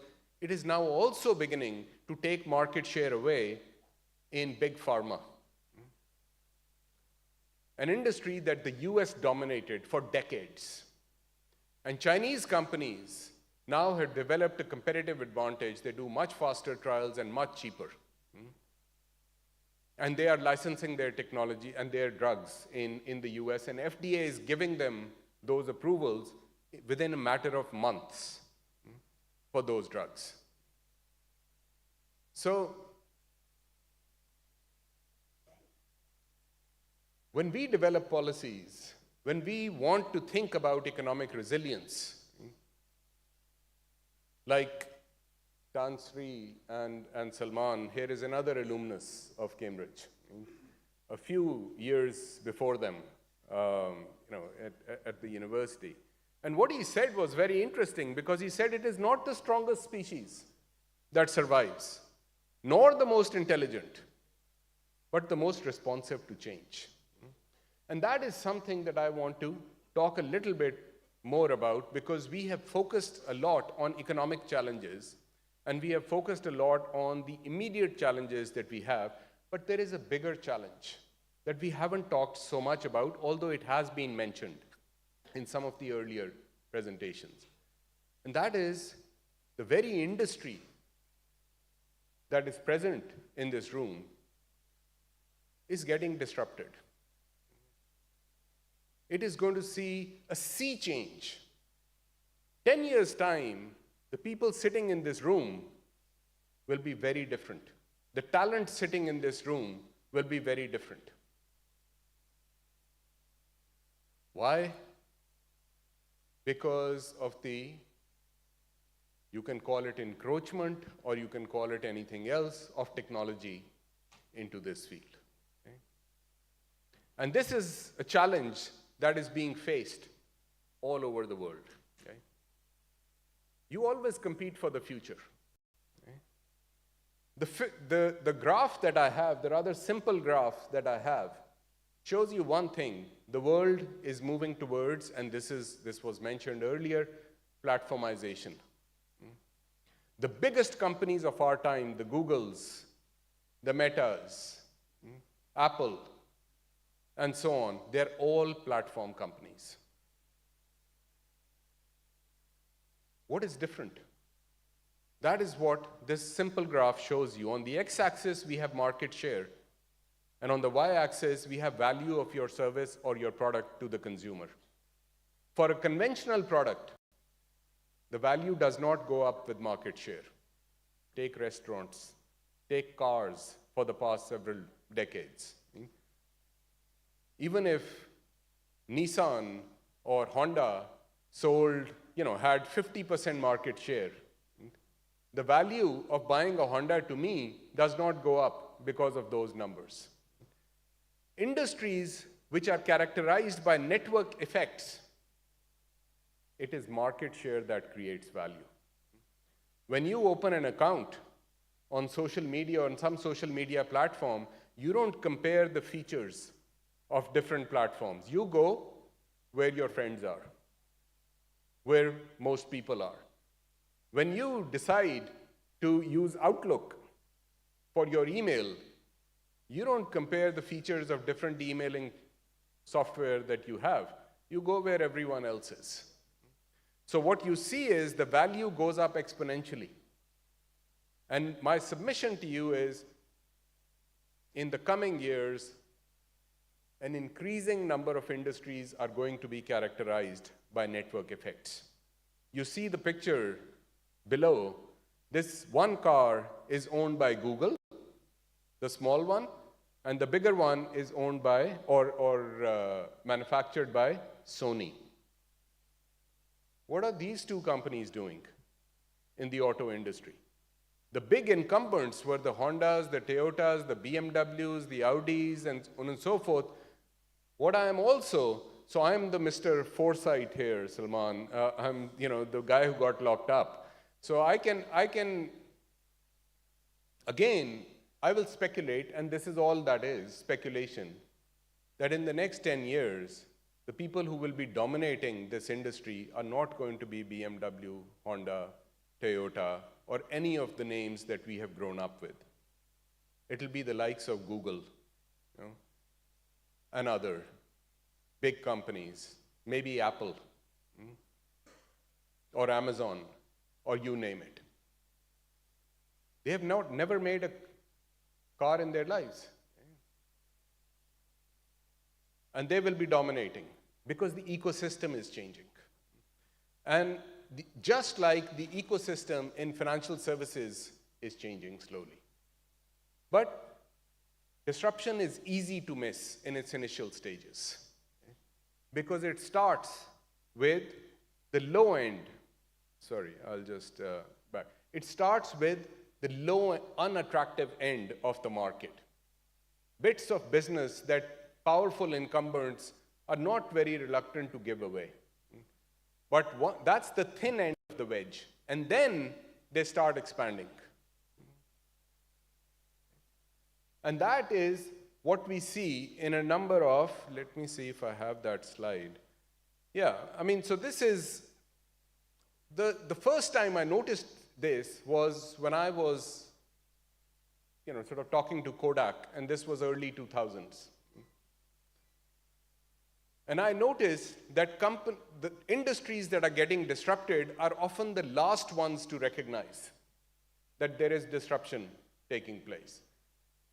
I wrote something in the Financial Times, I remember in 2006 or 7, basically saying that Kodak has no chance now. They had just come out with a new strategy and putting another $5 billion in investment into new products and so on and so forth.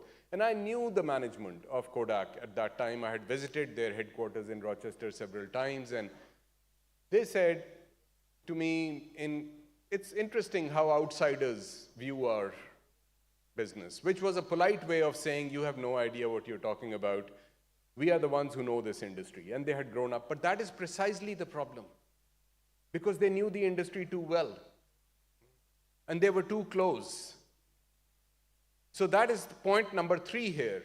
Our core capabilities, which underpin our success, become our core rigidities, the very things that prevent us from changing. Because we make money in a particular way, and we become reluctant to shift away from that. And the other thing is, the companies that get disrupted are not the companies that lack resources and technology, but lack imagination. They refuse to believe that in future, the world could, sort of get by perfectly without them. So they often start by putting themselves in the middle and then imagining a world around them, rather than imagining what will this ecosystem look like, how will financial transactions sort of take place today. So it's about mindset, shift in mindset and in talent. Right? And you're not often replaced. I mean, often companies think, who can replace us? We are the ones who do this the best, and so on. Think about iTunes. When Apple launched iTunes, right? What did it do to the music industry that was basically facing annihilation from piracy? Because music had become digitized, people were just sharing music for free. iTunes, 80% of the legally downloaded music in the world was coming from iTunes. So Apple saved them, right? The music companies, because they had lost their revenue stream.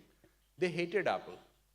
Because while Apple knew nothing about music, they essentially became an intermediary. And what was Apple's strength? They owned the customers.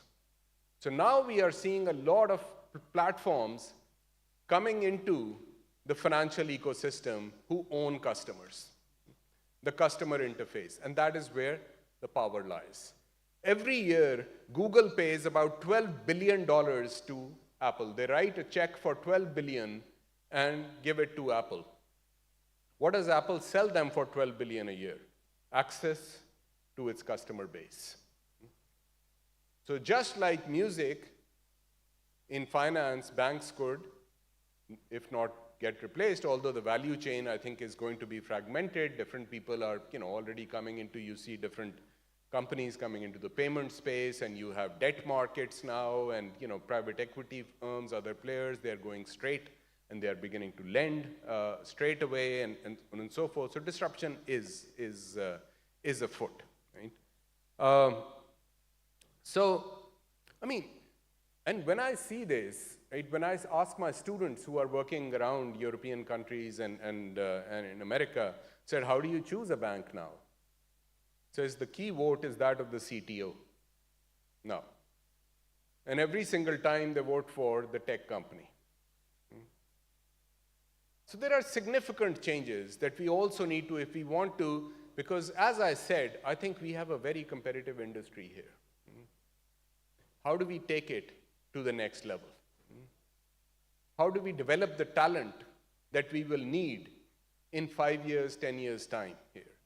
So when we think about resilience, right, those are the questions that we need to be thinking about. So I will just stop here. Thank you very much.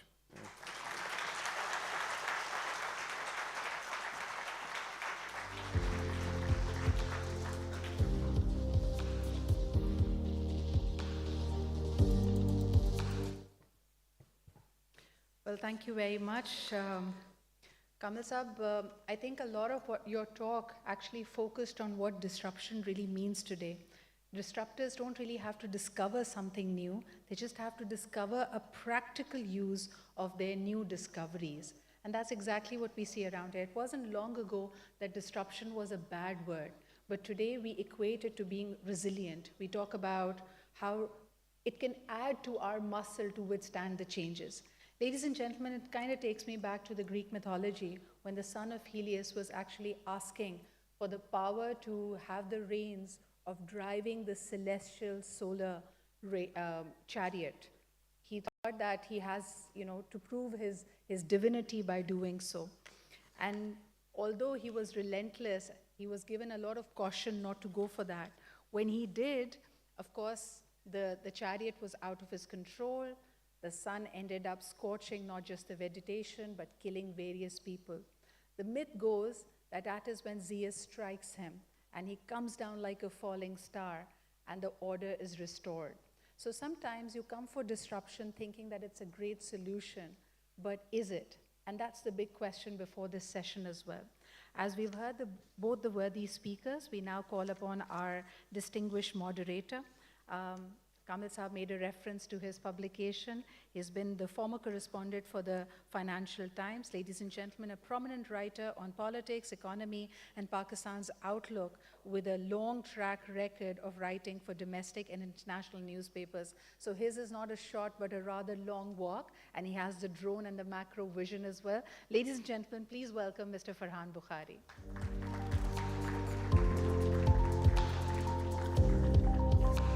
May I once again take this opportunity of inviting our worthy speakers and panelists for this panel. Please put your hands together to welcome Dr. Asim Hussain and Mr. Kamal Munir. Farhan Saab, over to you. You'll have the big timer running, and that's the time for the conversation and also for the Q&A. So over to you.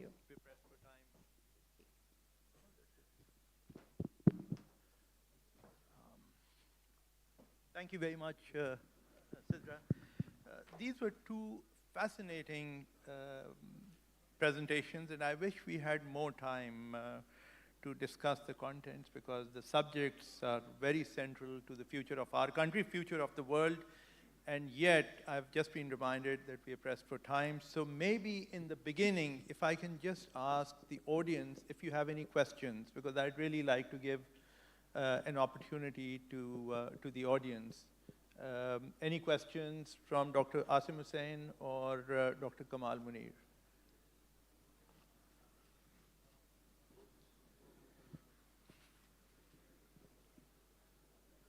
Do we have any questions? Okay, let me just begin with a couple of thoughts that I have in mind. Innovation, challenging future, difficult past. I think those are the kind of areas that easily and briefly outline what we've heard from you earlier on. Dr. Asim Hussain, we've been here before. As the finance minister said earlier on, boom and bust scenarios have been part of our economic history, unfortunately, and therefore we are right now locked in, I think, the 24th IMF program. Pakistan has become a chronic IMF patient, as people say.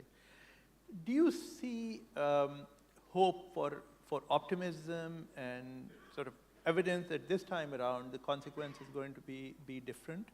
That we can turn the corner and become like Kenya or one of the other countries that you mentioned, because the context, the environment, in many ways mimics what we've seen in the past? So, Farhan, thank you for that question. I think we have to believe that the future is a bright one, or at least there is a prospect of a bright future. And I do see various reasons to think that that's true. I think in the morning sessions, several people talked about the human capital base of Pakistan, or at least the human capital potential of Pakistan. We are a very large country. There is no reason why we cannot have a very large economy. But in order to get there, we need to ensure not only that we achieve or are able to strategically educate the cream of Pakistan society, but to really educate all of Pakistan's society. That massive resource can translate into large growth opportunities. I think in the past also one major restraining factor has been policy making. Policy making, the reliance or at least the propensity to live beyond our means, to rely on an overvalued exchange rate in order to import freely and pay for that through borrowed resources. These policies have proven to not be sustainable, and they do need to be sort of discontinued. And I think the recent changes give me some degree of confidence that we are at least making a turn, and we are starting to head in the right direction. There is a degree of stability that cannot be denied. That's better than where the situation was 2 years ago. But there is still a very long way to go. And sustaining that is not going to be easy. But we must not lose sight of the potential. And we must not lose sight of the importance of not only being strategic in finding the right sectors, the right growth opportunities, where the exports will be, but also making sure that there's an organic way that this happens, that all 250 million participate. Over to Dr. Kamal Munir. Kamal, in your presentation, you talked about education and not the right kind of education, the skill gap. And this reminded me of one of those times that I was handed over 15 CVs for a news organization in Pakistan. And the one question that I asked all of them was, here's your degree, here's your CV. What was the last book that you read over the past 6 months or maybe the last year, which is beyond your syllabus? So I was trying to probe their interests, wider interests. And to my absolute shock, and this is something which provides food for thought for the larger community here, not a single one of them could name a book. What does that tell you about the skills, the quality of qualifications of graduates who are coming out from our university programs, which have proliferated in the last decade? No, I mean, the microphone. Yeah, I mean, Farhan, you're absolutely right. And this is the point that I was trying to make, that just by creating, and honestly, I also pointed this out several times to Dr. Atta when he was Minister for Higher Education and so on, that just creating universities and expecting the country to develop as a result of that is like pushing a car and expecting it to start. And when you open the bonnet, there is no engine. So you will keep pushing that car for the rest of your life and it won't start. Because industry is the engine. Industry, so if a country is deindustrializing, you can start opening more and more universities, you will basically you might as well put them in an export processing zone, because that's where they will go, your talent. And that is not a viable economic development plan. Because any economic development plan asks of you that these are the skills that we are going to need in the next 5, 10, 15 years. China, I mentioned China's success at drug development and their biotech sector. They declared that to be a priority sector about 25 years ago. And now they are reaping the benefits of that. So it has to be with a view to future. And our universities need to be integral nodes in a larger ecosystem of innovation and growth and industrialization. Outside of it, really, you're not going to capture much value from them. Maybe of interest to members of the banking community, they have to tap into the human resource which is coming out of local institutions, local educational institutions.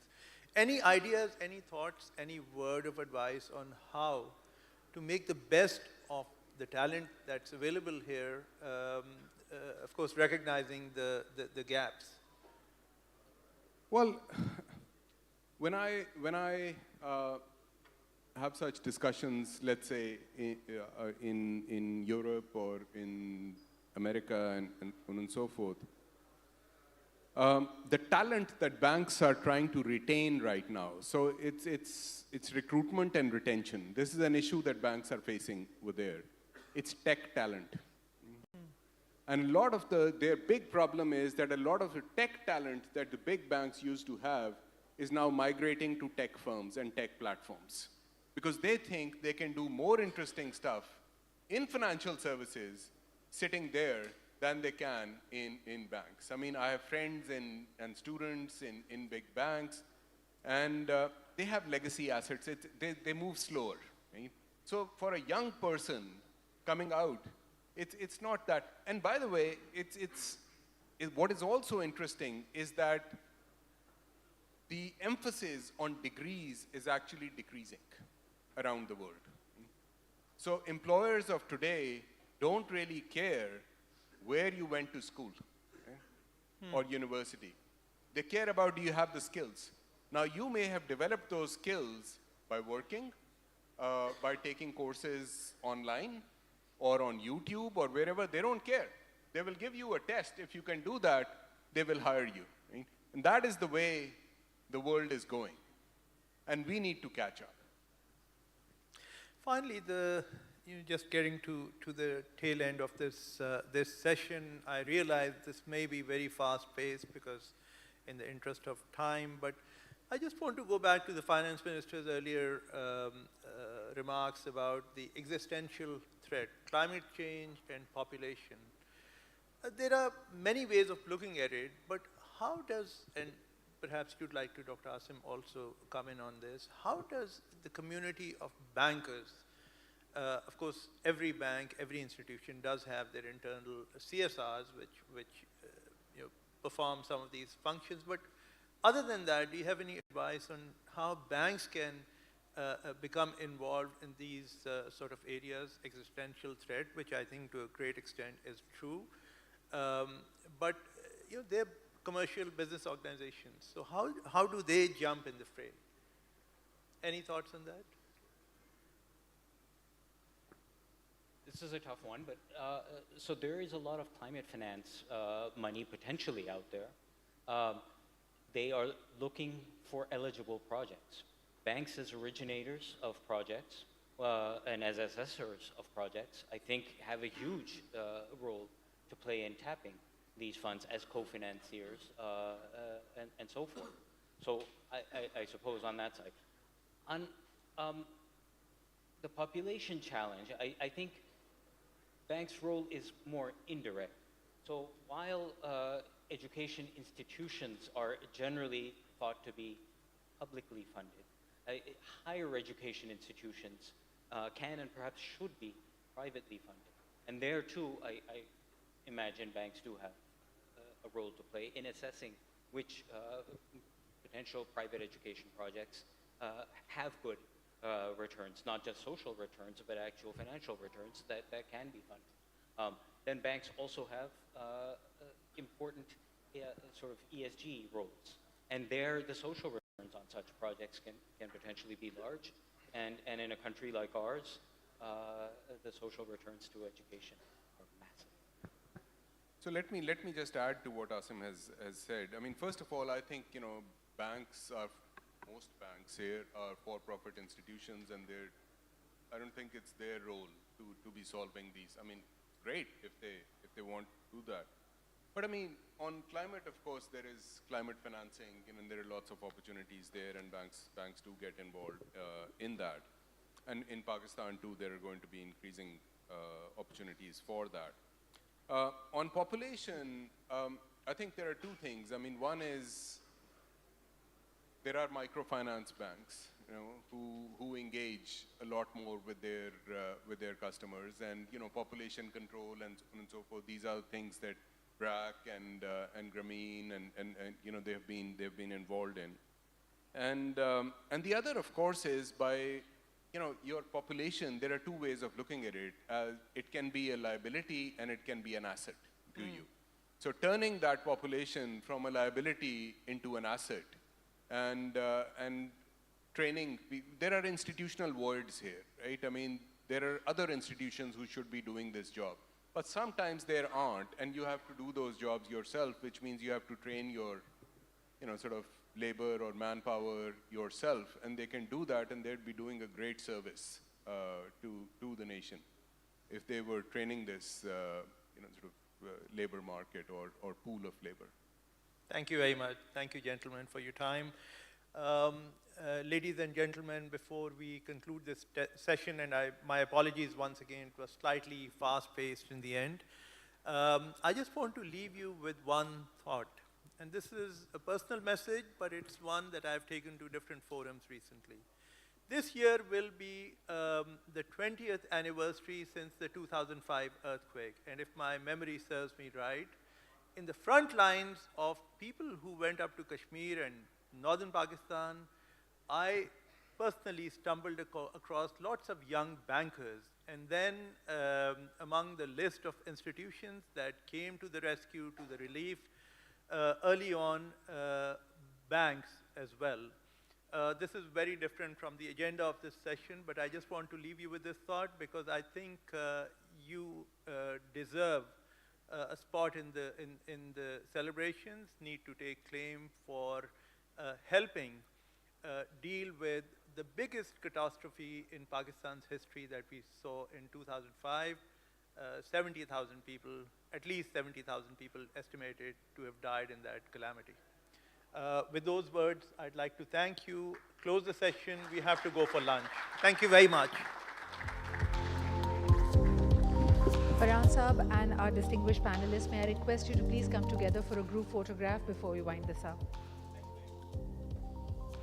In the center stage, please. Thank you.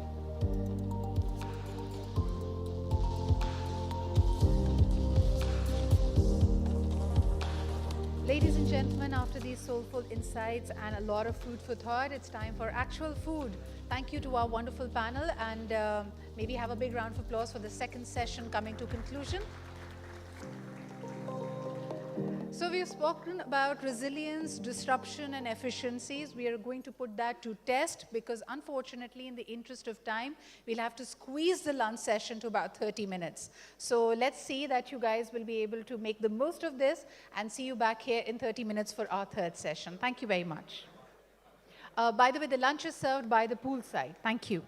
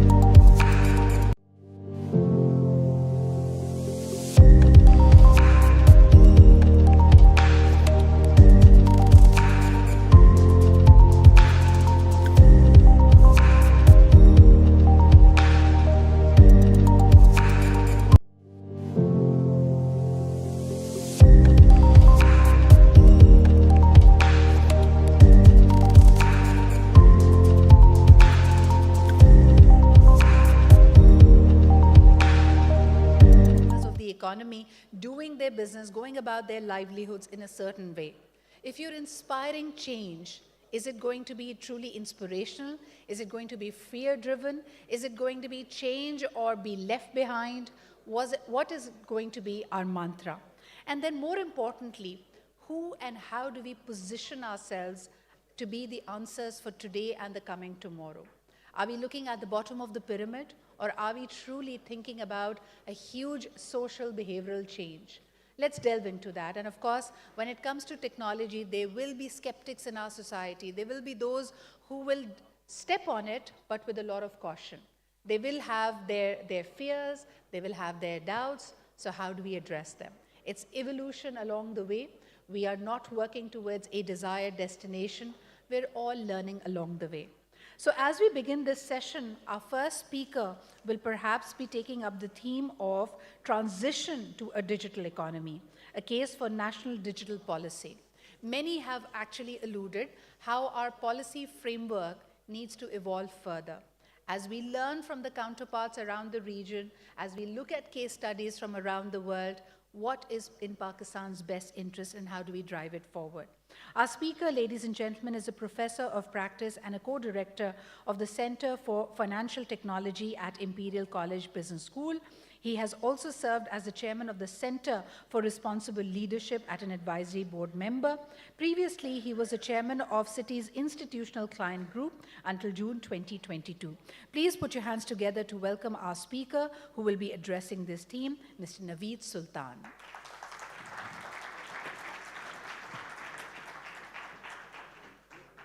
Thank you. Thank you very much for that kind introduction. And I'm delighted to be here. And I really thank PBA for this opportunity to share some thoughts with you.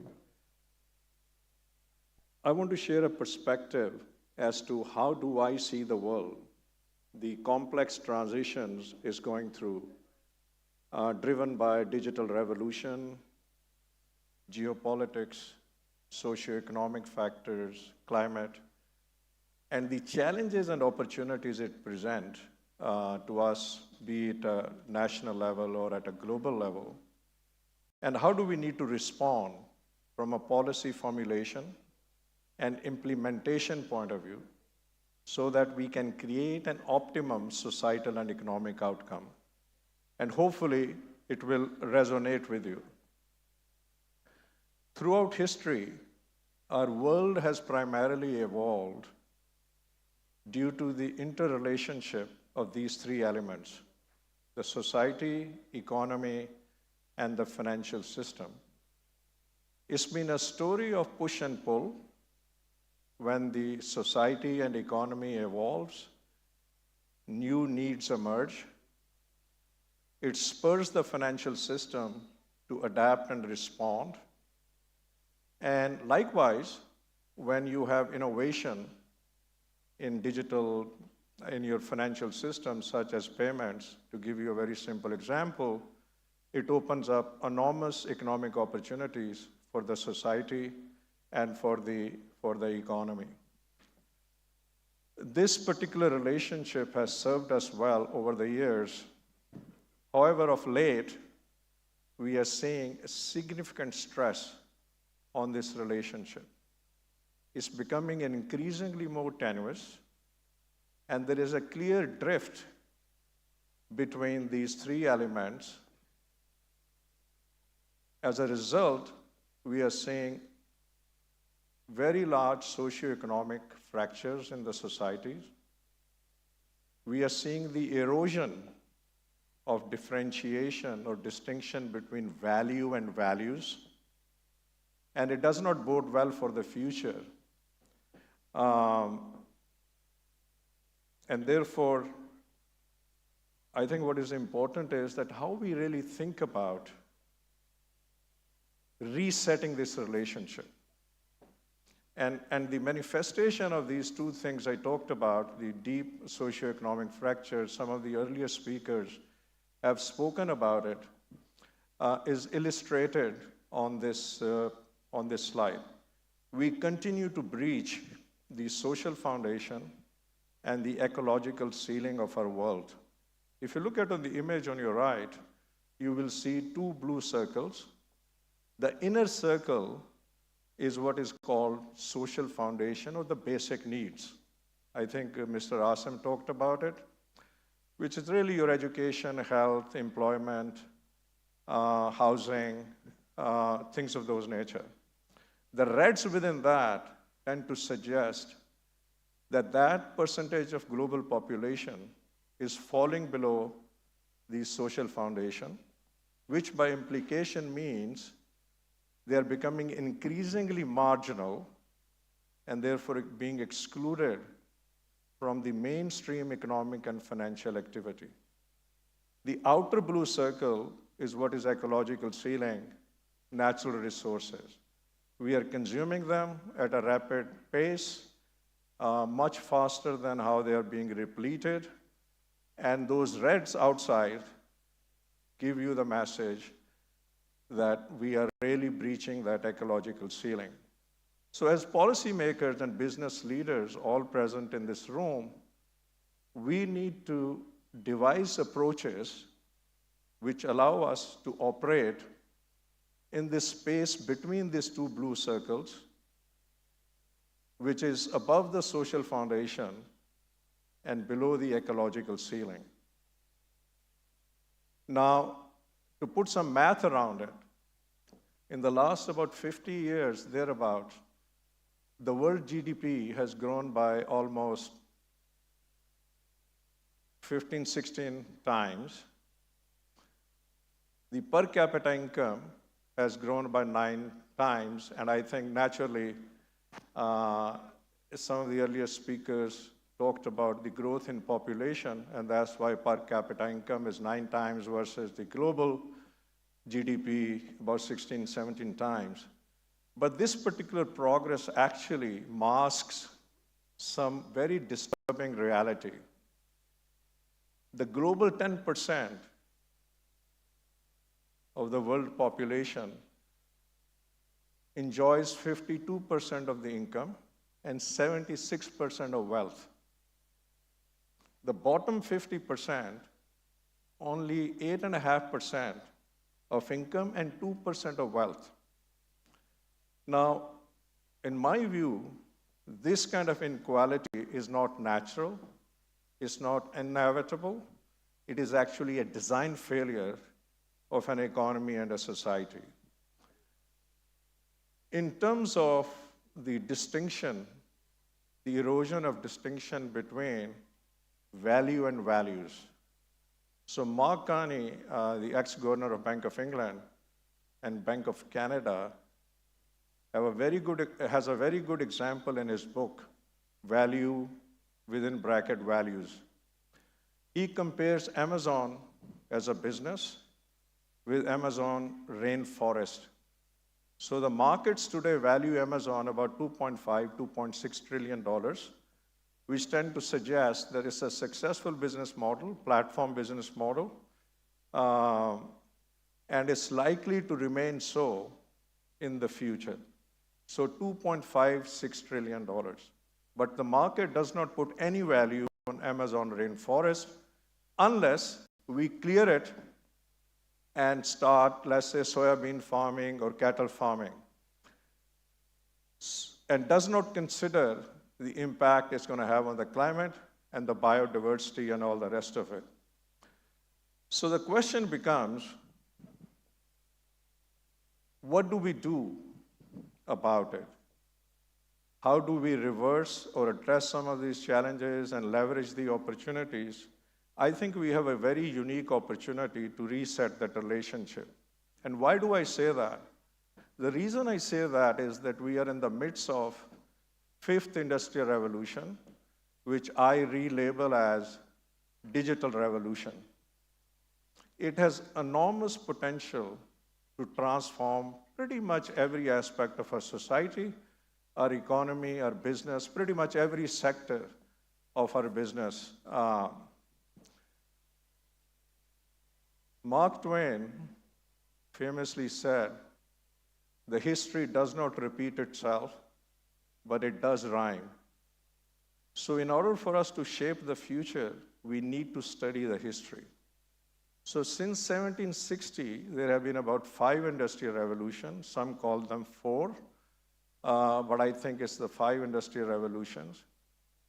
A new industrial revolution comes into being when the previous one start waning in terms of its economic impact and start creating challenges and problems for which it does not.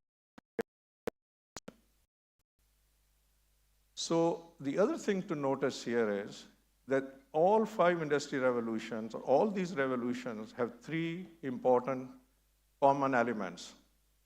They always start with the advent of a new technology.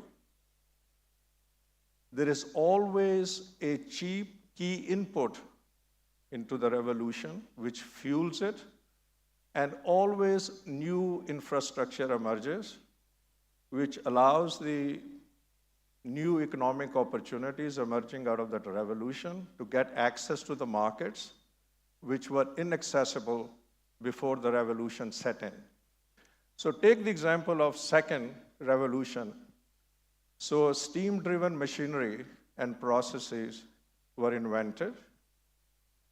The input was cheap coal, and the railroads allowed for distant access, and that naturally creates more economic opportunities, extend your markets for your products. The 5th industrial revolution, which is digital revolution, is unprecedented.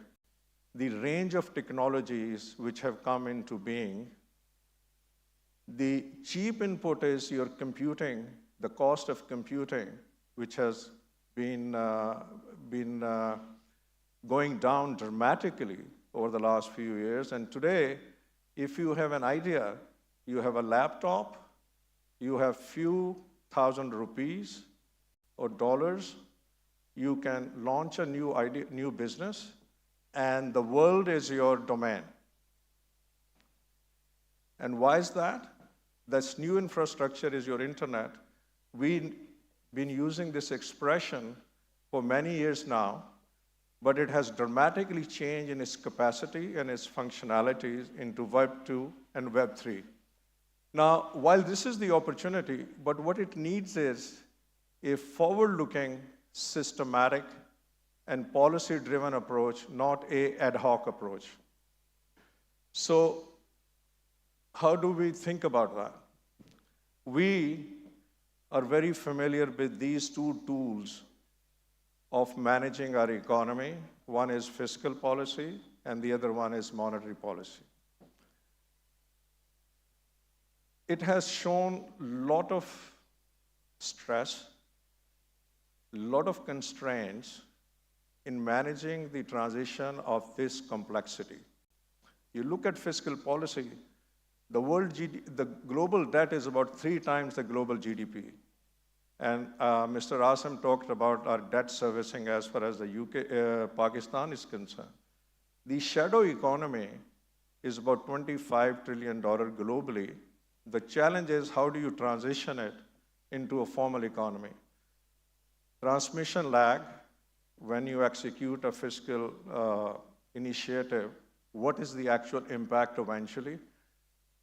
Lower economic multiplier, the same thing. And of course, crowding out the private investment. And again, I think Dr. Asam, if my memory serves me right, said that we have a very high debt servicing due to the public sector debt, and that tend to crowd out the private sector. Monetary policy, in the last 25 years, 30 years, we have seen negative, 0 to very high interest rates. And over-reliance on interest rates prevents you from structural reform, particularly at a time when you have the transition of the nature we are talking about. Builds up asset bubbles, debt accumulation, transmission lag, and quantitative easing, which has been an initiative used very casually, I would say, or very aggressively in recent times, lead to economic inequality.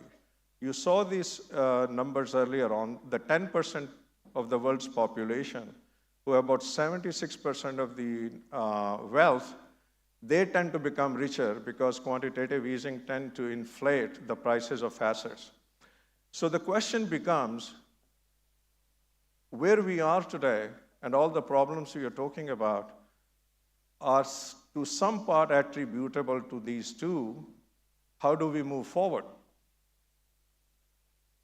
I submit to you that the third pillar or the third tool, when the problems are so profound, we got to think about new approaches and what I call digital policy. So digital policy complementing monetary and fiscal policy needs to institutionalize the way we have institutionalized monetary and fiscal policy. And why do I say digital policy is important?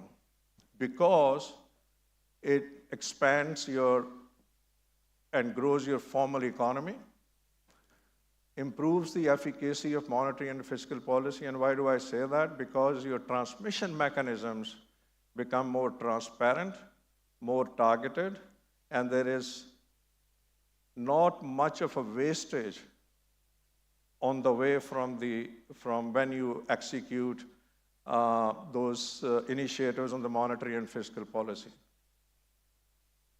You know, Aurangzeb gave a statement, I think this morning and also in the press, that we can't afford boom and bust.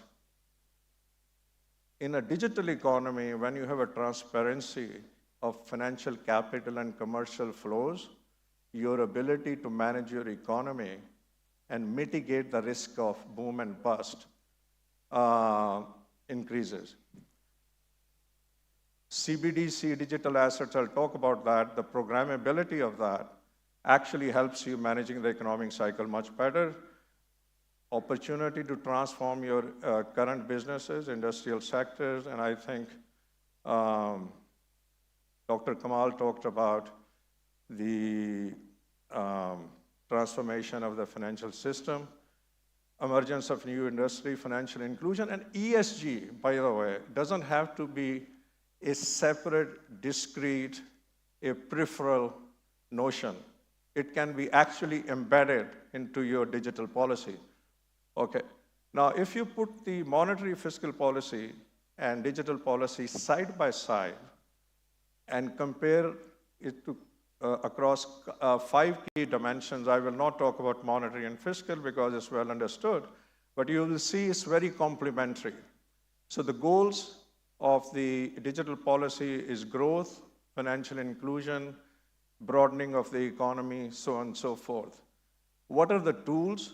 Is your infrastructure investment, enabling regulation, open access, standards, interoperability. What is the actual nature of it? You can create a combination between the centralized and decentralized. You need to have a body in the government who is responsible for developing it and responsible for its execution. And finally, of course, considering the nature of the global digital markets, we need to connect ourselves like we connect with the, some of the global bodies in terms of as far as monetary and fiscal policy is concerned.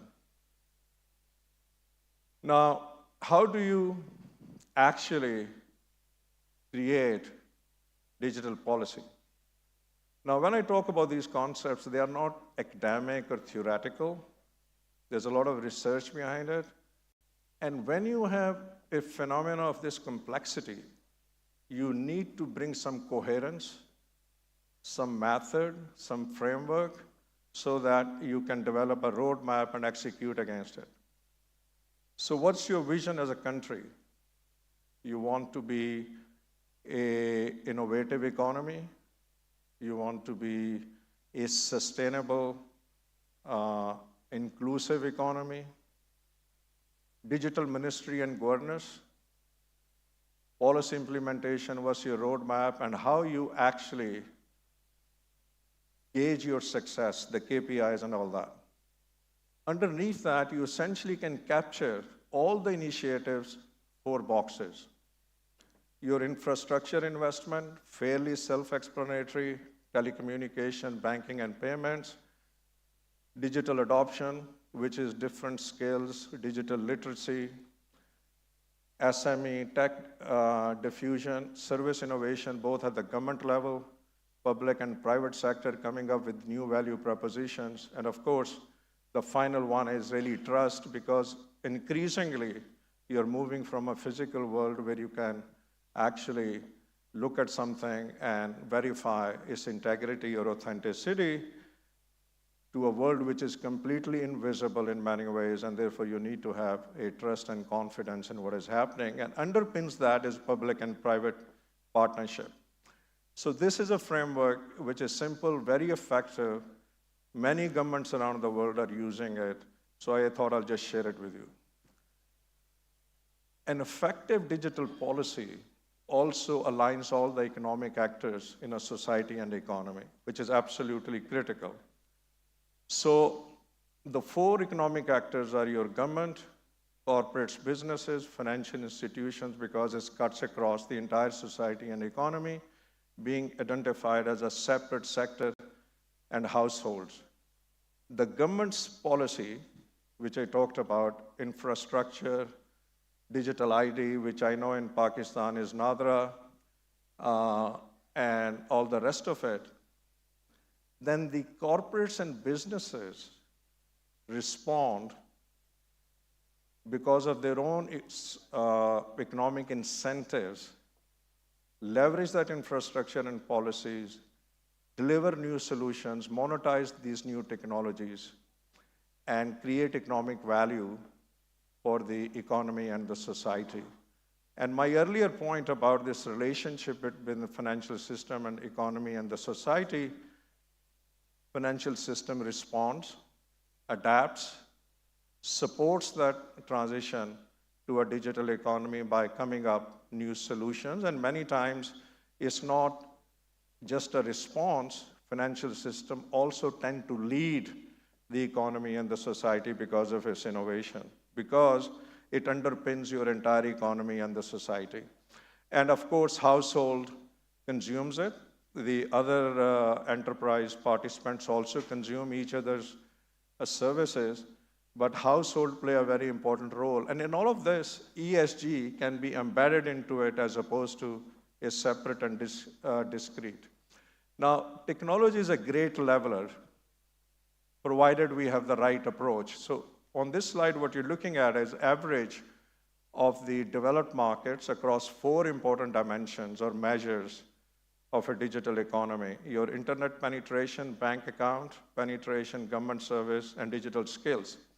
There is a significant difference between the average of developing and developed.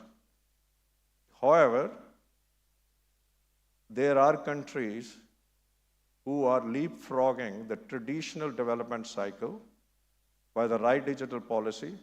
And we talked about Malaysia today earlier on, and they are actually joining the developed markets. Two excellent examples you have in front of you, India and China. Ray Dalio, who's run the largest hedge fund in the world, tells a story that about 40 years ago, he showed an electronic calculator to a Chinese official. And that Chinese official was so impressed, he couldn't believe that there is an invention of that nature.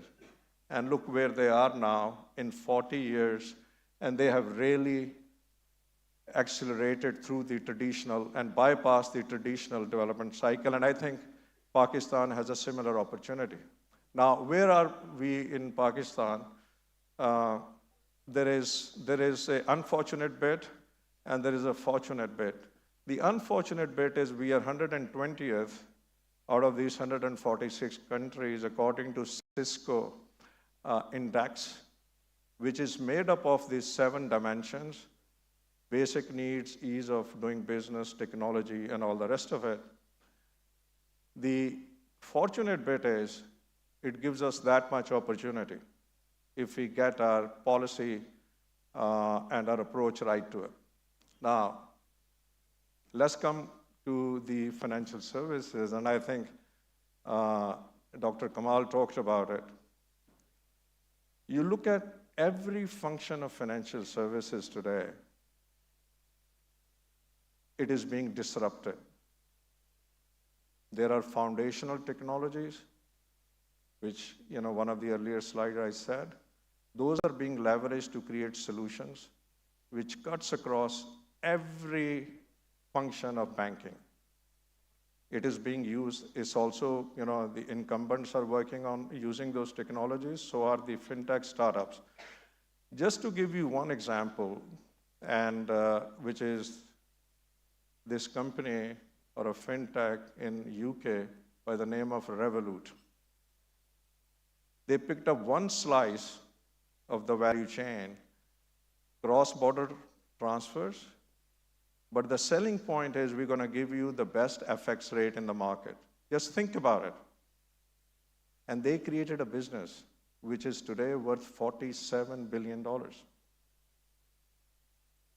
And now they got a banking license, and they're going to grow into a full-scale, full-licensed bank. The point being, because of the technology, they can come into any small sliver of your value chain and then grow from there. And the markets are prepared to reward that because it does have a semblance of the network effect. So anyway, I thought I'll share it with you. Now, this is an index which we built with Imperial College, City and Imperial College, and it tends to track about 100 markets around the world and their transition of their financial system to become a digital financial system.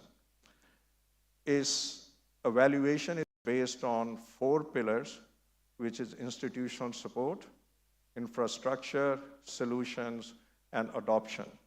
The countries are actually clustered in 4 groups: incipient, emerging, in transition, and materially ready. And Pakistan is unfortunately at the incipient. Again, opportunity is very significant. So as the countries execute against those 4 pillars, they move up the index. A 5% move in the index creates enormous benefit for the economy and for the participating countries.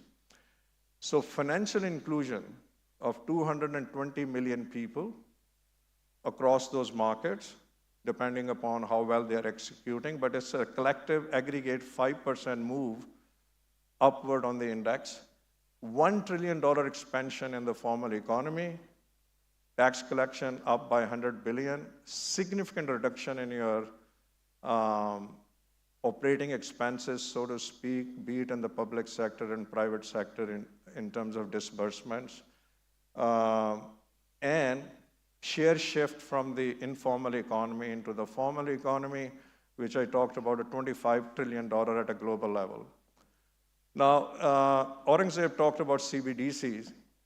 CBDC is a phenomena which is inevitable. It is going to happen simply because it's a cornerstone of the digital economy and digital financial system.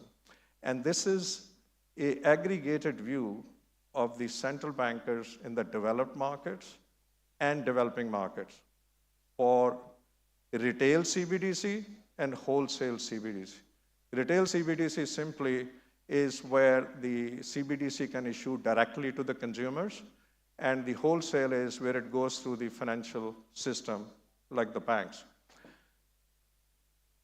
Generally speaking, they were favorably disposed towards CBDC based on this reasoning: improves the financial stability, monetary policy implementation, my earlier point of improving its efficacy, financial inclusion, and similarly. Now, the developed markets generally tend to score higher, meaning they have a greater motivation to go into CBDC, and it's very logical because their financial system in emerging markets is not as advanced as would be in the developed markets. Okay, so now you can see the actual result. This is as of June of 2023, 130 countries, 11 countries have already launched CBDC, pilot 21, development 32, and you can look at this, that this thing is moving in a great pace. Now, a couple of more slides if you're just getting anxious about time. Oftentimes, we talk about these things in bits and pieces. So I thought I'd pull the whole thing together on one slide. What are the building blocks of the future financial architecture? So you can break that into infrastructure, enablers, and then client-facing.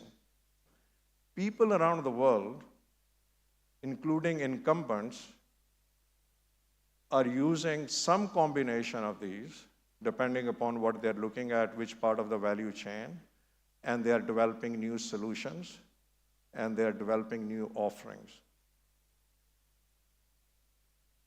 And within that is obviously economy and society. In an ideal world, this is how your financial system should look like. There is a range of participants, meaning there is a competition. There are fintechs, there are techfin, digital banks, incumbent banks, offering complete range of services, retail, investment, business banking, lending. And there's couple of common important attributes.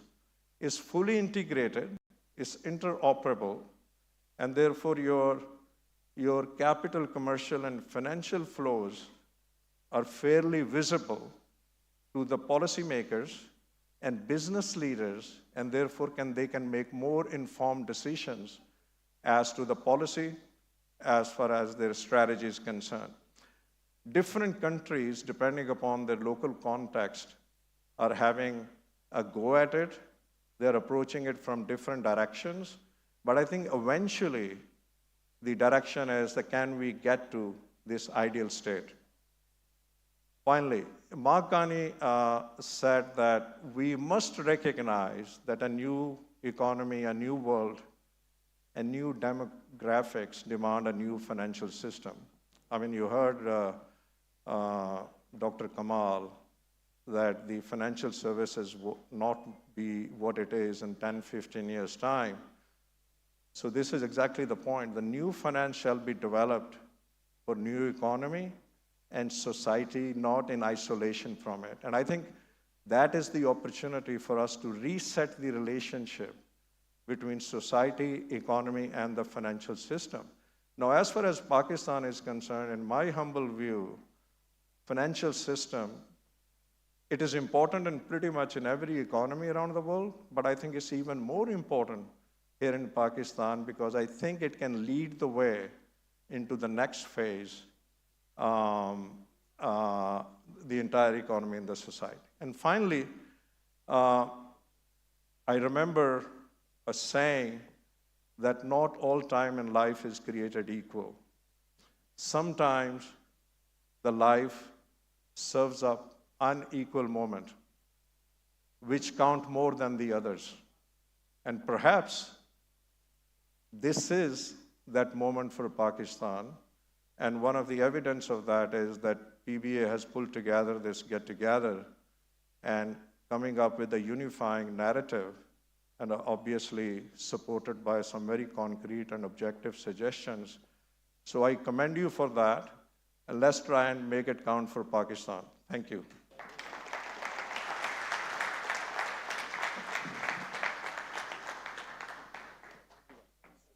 Oh, thank you.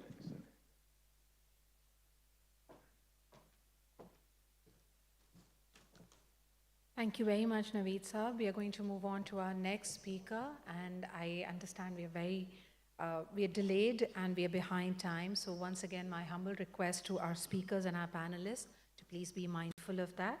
Our next speaker, ladies and gentlemen, is a highly accomplished executive leader with over 20 years of experience in digital businesses. He currently serves as the Executive Vice President, Head of Digital at Mashriq, leading the bank's digital channels and agile operation model. Please join me in welcoming the Global Head for Digital Banking, Mashriq Bank, Mr. Corey Thompson.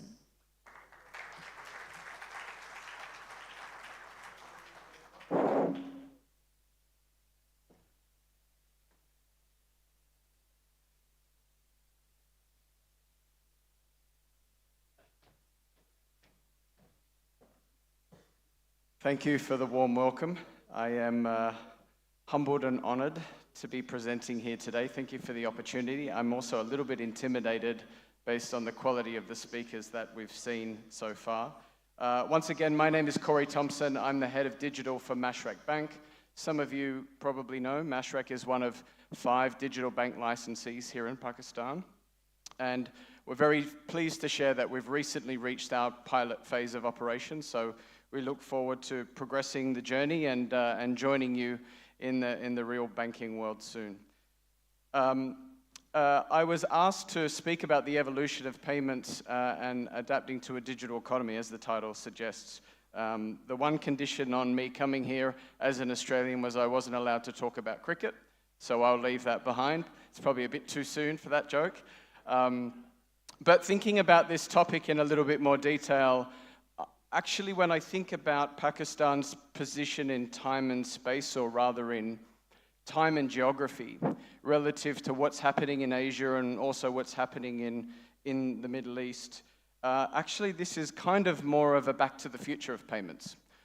So when thinking about some inspiration for this talk and how to get started, like any good speechwriter, I turned to ChatGPT, of course, to think about what that back to the future of payments in Pakistan might look like. So I guess this is your version of Michael J. Fox and a DeLorean, but we will get to QR codes in a moment, which is part of the story. So over the next 20 minutes or so, I'll take you on a little bit of a journey looking at the evolution of the payments landscape in China, India. We'll touch on Singapore and Hong Kong. We'll finish in the UAE. But we'll start just briefly with the situation here in Pakistan. Obviously, this is your territory. I'm not going to tell you what you already know. But I think as I've sat here for the last few hours, I think actually listening to the speakers, this has been leveling up nicely to this conversation. We've talked about the state of play within the banking industry, the broader financial and macroeconomic environment, some of the challenges around innovation and disruption, and of course, when we come to talking about this topic, Rust is obviously a very significant part of the ecosystem which we're witnessing here. So since inception, Rust has done about 850 million transactions. It has about actually 200 million of those in the last quarter or so, according to the State Bank of Pakistan quarters. So we're seeing an acceleration in this, but it's still only 20% of the, well, when we look at transactions overall, 87% of those are digital, but only 27% of those are represented in value. So we're still seeing a lot of money on the sidelines. There's still over about $100 trillion worth of value that's making its way through bank branches and through branchless banking agents. So as of today, the slide here looks at the Rust adoption in terms of IDs. You're at about 40 million as of today. But given that what's at stake, given the size and magnitude of this, there's a lot of ground to cover. So what can we learn from what's come in countries like China and India and Southeast Asia, and what are some of the lessons we can reflect on here? So over the course of the next few slides, I'll share some numbers. I won't talk through them. These are from the Global Payments Report. The numbers you see on screen are in terms of value, not volume, but really just to give you a shape of how the different payment landscapes look across these different markets. Now, in the case of China, obviously, it's the second biggest population, obviously, to India. It's number 2 in POS volumes behind the US, and it's the number 1 e-commerce player in the world.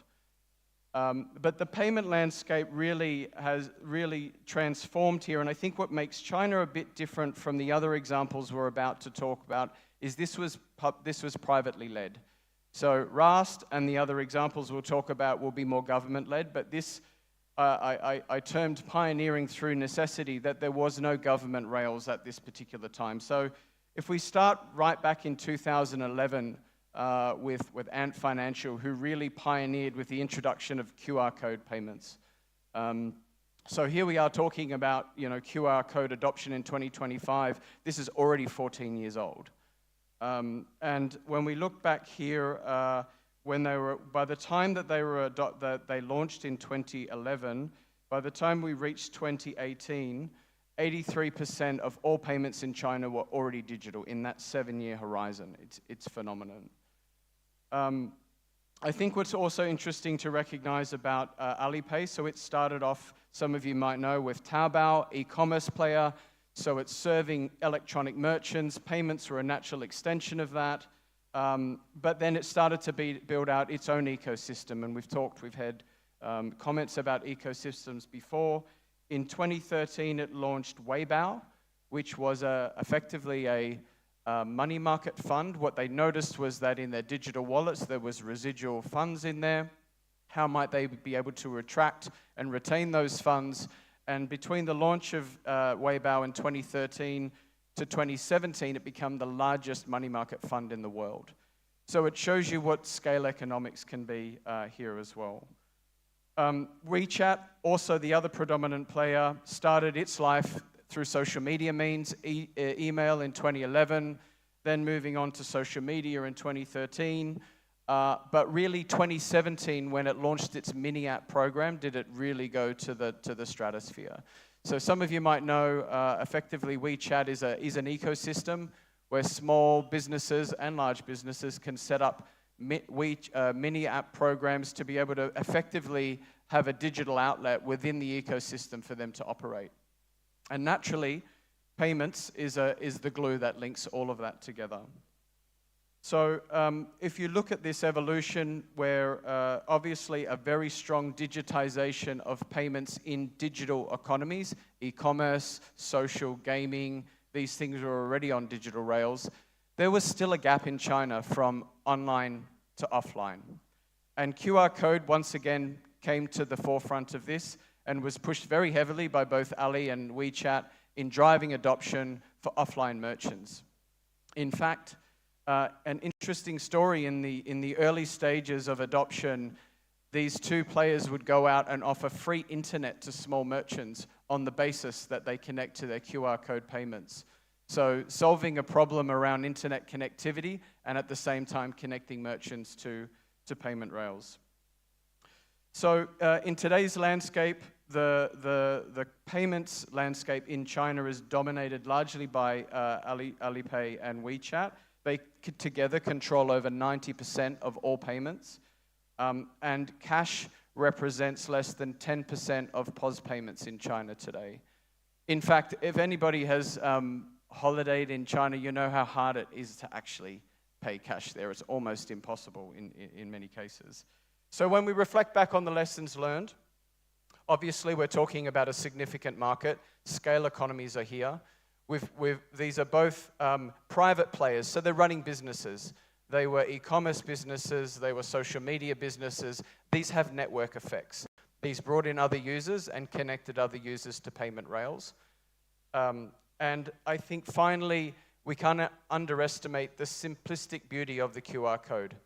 A static, simple, visual identifier that allows you to make a payment instantly rather than having to think about and exchange complicated bank account numbers. From a merchant, I can simply just print this QR code, put it in my stall, and I'm on payment rails and I'm receiving money instantly. Just a quick aside, because we'll talk about QRs a little bit today. Some of you might not know QRs were invented in the 1990s by the Japanese. So they were already around nearly 15 to 20 years before Alibaba caught on, but they were invented to solve manufacturing efficiencies. When you scan a linear barcode, it can only hold so much data. It takes a while for scan. The error rate was high. So it was invented as this highly efficient way to replace regular barcodes and carry more data. But today they serve a very, very different purpose.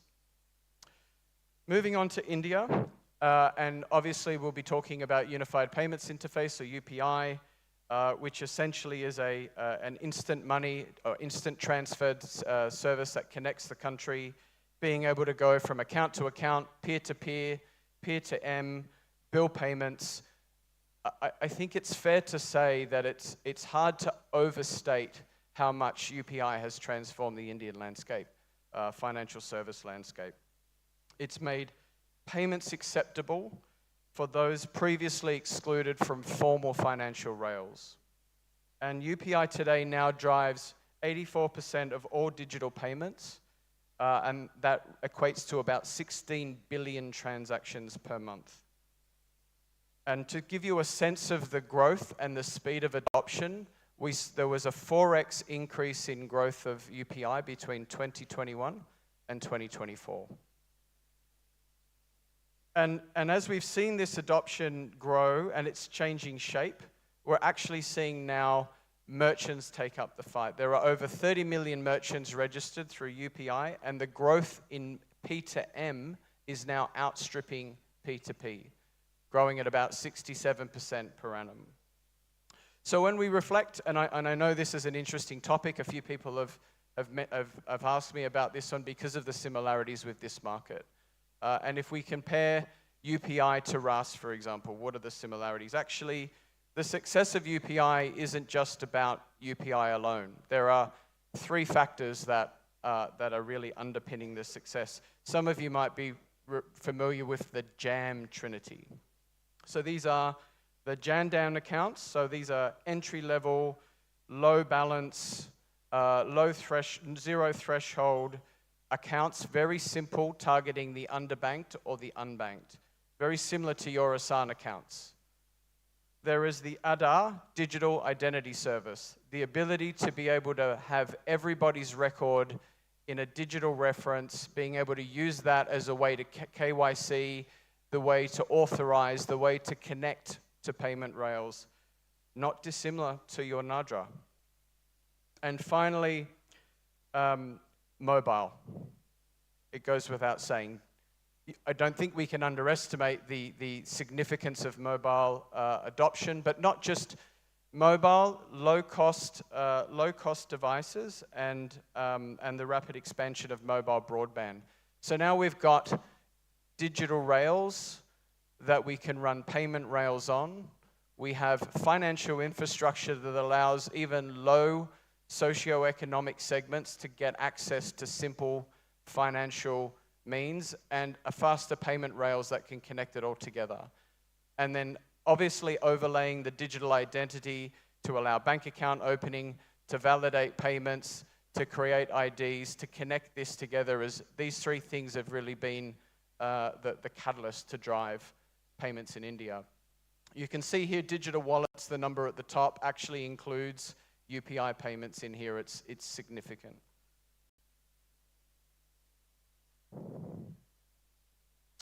I think finally, just before I switch onto the next market, it's worthwhile saying, off the success of what we've seen with UPI, the India market is now expanding globally. We're seeing interoperability with other markets, particularly around QR code payments. So potentially, as a UPI user, I could pay via a QR code in Singapore, Bhutan, the UAE, I think in some cases, and I'm also hearing France and Sri Lanka as well. So we're starting to see global mobility of this as a payment rails. There is also interoperability for cross-border remittances with PayNow in Singapore and UPI. And if you start to think about this further in terms of remittance, what would it be? What sort of opportunity does it unpack when you can have foreign workers being able to remit instantly, potentially free, back to their mothers, fathers, brothers in their home markets? It changes the landscape on this quite considerably. I'm going to move fairly quickly through Singapore and Hong Kong because they have similar characteristics. Market sizes are similar. Hong Kong a little bit higher on the spend side. You'll see in the profile of the spending, the shapes are quite similar. Both markets quite mature, have strong banking systems, very well banked populations. Not really a big problem to solve for here, you might say. But both of these really were seeking to modernize their payments landscape and promote innovation and competition. And so to do this, you really need a ubiquitous, free, instant payment solution that helps to connect up the disparate pieces, the bank accounts, the wallets, the stored value cards. They also wanted to move away from the complexity of bank accounts to the simplicity of proxies. Give me your email address, what's your phone number, show me a QR code, I can pay you instantly. And of course, like we saw in China, introducing QRs to remove friction and cost for merchants, particularly smaller merchants. And in the case of Hong Kong, I think a slightly more medium-term aspiration to have interoperability with China on QR code payments as well.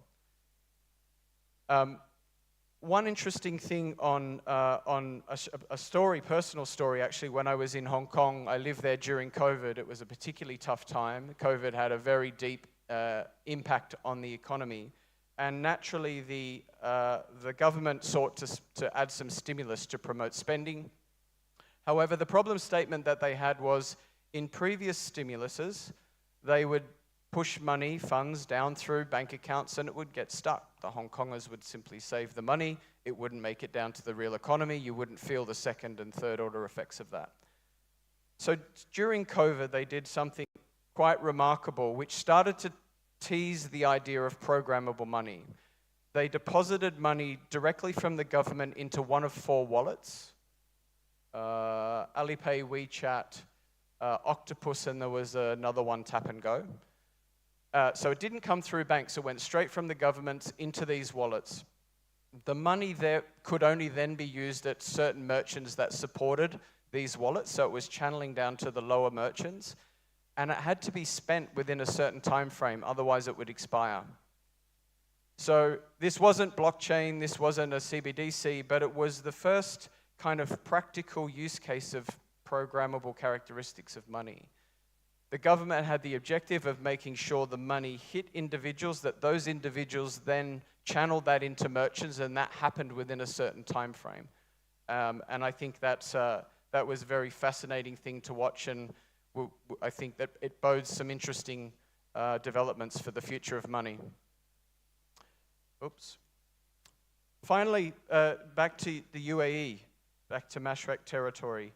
A smaller market, but as you could see on the slides previously shown, a mature market relative to many of its emerging market peers, but it's been late to the game. I think this is very UAE actually, sort of come late and then leapfrog. So the bank introduced the instant payment platform in 2003. It was one of a 9-pillar program that the Central Bank of the UAE had to transform its landscape.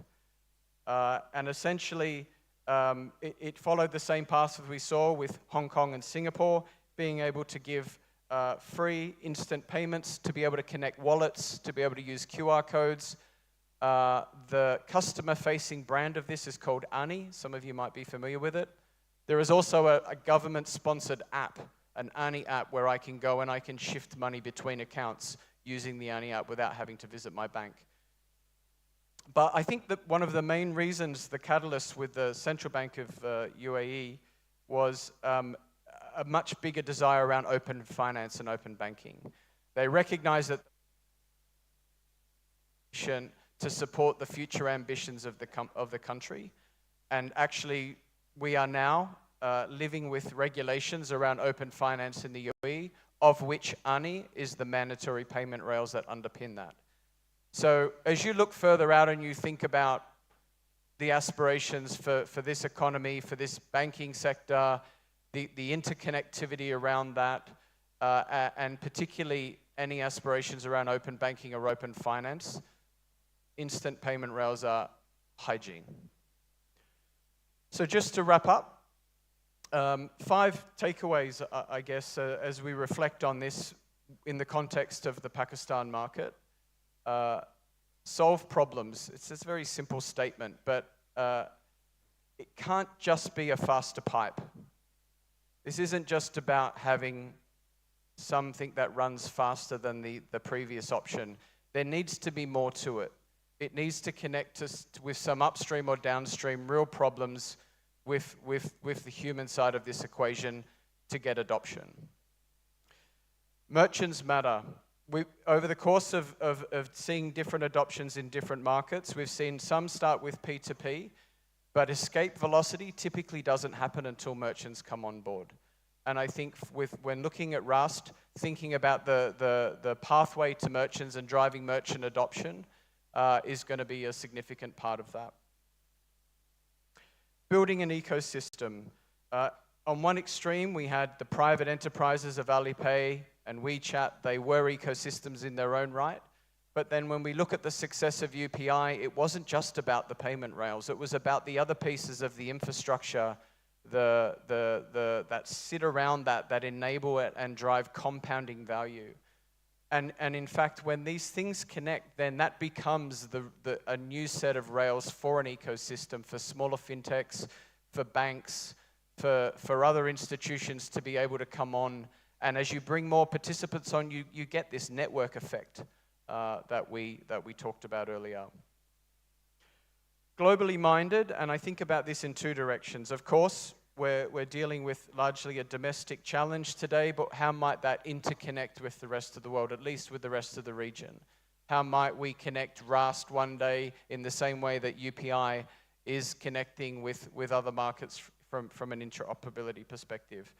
But also looking at the inward side of this, how can we connect with remittance rails so that the Pakistani diaspora can easily get money to their loved ones, to their families, instantly and transparently when it needs to be. And future-oriented.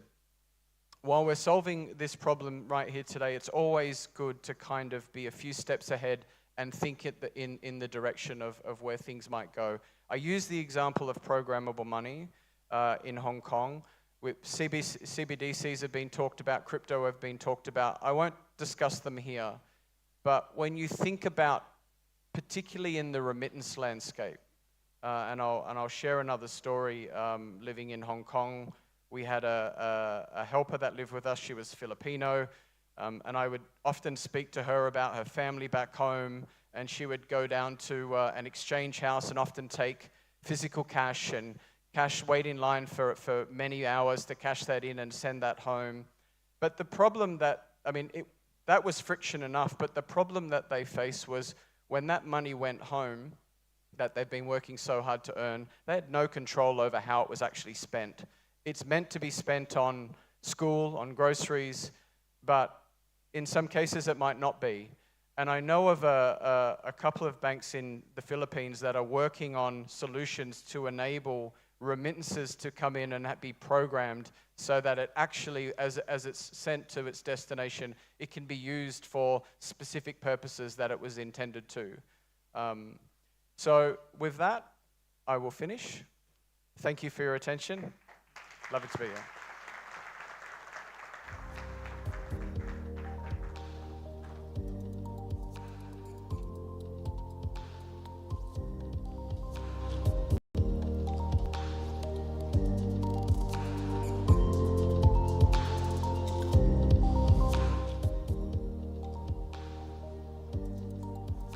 Thank you very much for that, Mr. Thompson. Ladies and gentlemen, digital transformation, a journey, not a destination.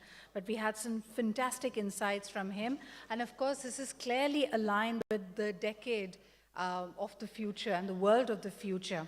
As we know, UAE is already thinking about UAE 2031, a decade of ambition, and they are aiming to double the UAE's GDP from right now it is at 1.49 trillion to about 3 trillion dirhams in just a decade.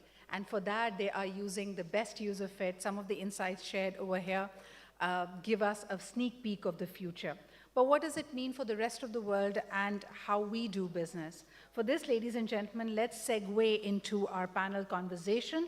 Our two speakers will be joining this panel, but first and foremost, let me take this opportunity for inviting and introducing our distinguished moderator for the session to you. He's one of the forerunners and visionaries in modern-day consulting in Pakistan. He's well recognized for his contribution, notably in the world of digital and financial services. He consistently spearheads through leadership initiatives, actively participates in economic and regulatory reform agenda, and initiatives pertaining to financial sector policy making, and acts as a catalyst, an influencer, and an enabler to stakeholders. Ladies and gentlemen, gentlemen, please join me in welcoming Partner Consulting, Strategy, Digital, FinTech Transformation at PwC Pakistan, Syed Faraz Anwar.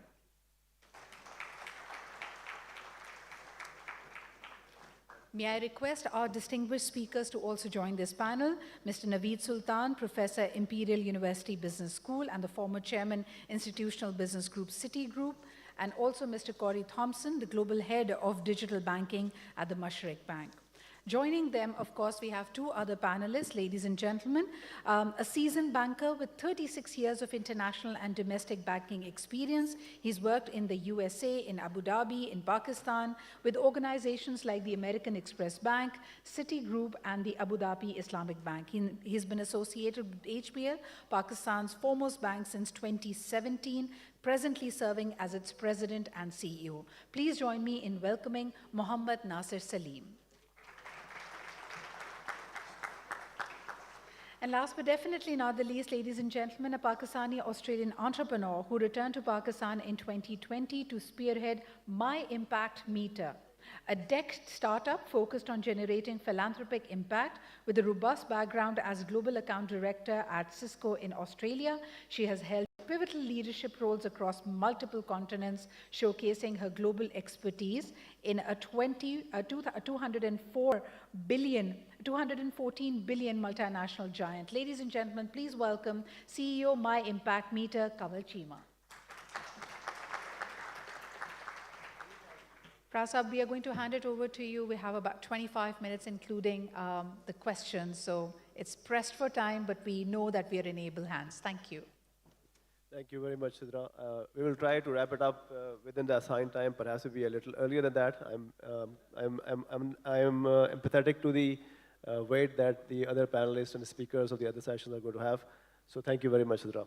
So first of all, thank you very much, Naveed and Corey, for such fantastic presentations in which you covered the global landscape from the perspective of smart nation programs, which obviously is a very, very timely subject for Pakistan, considering the initiatives which are being undertaken by the government. We have recently constituted or implemented a national act, the Pakistan National Digital Act, which lays down the foundation for some of the enablement in the context of a smart nation program, similar to what we have seen in Singapore or India. Let's hope that is the building block for something of that sort to get initiated in Pakistan. And we will have some learnings from the presentation made by Naveed. And Corey, obviously you have talked about some of the pertinent matters that have been discussed, are being discussed at the regulator level in terms of digitizing the payments, because it has been one of the main pain points for the country for a long time.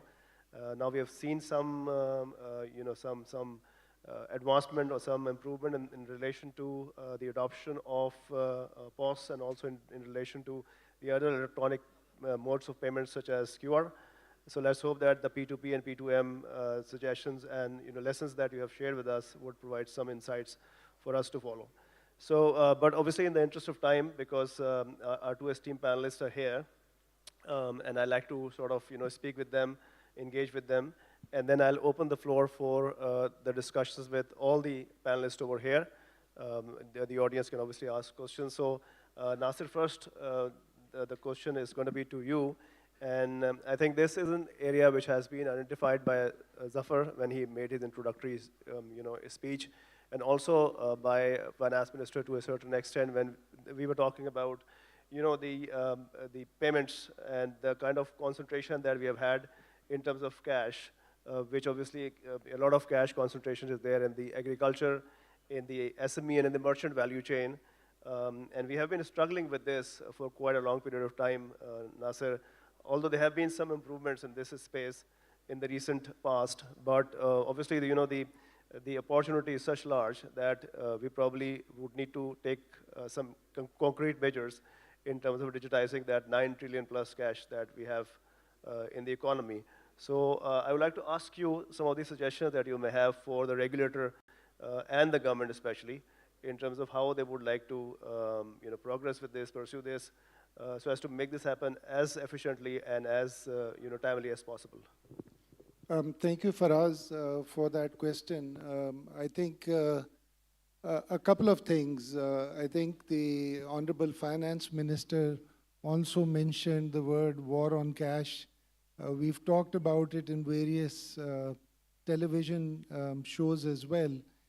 And I think till now, what we have been trying to do in terms of digitization is the incentivization of digital channels, and then that driving a certain level of adoption.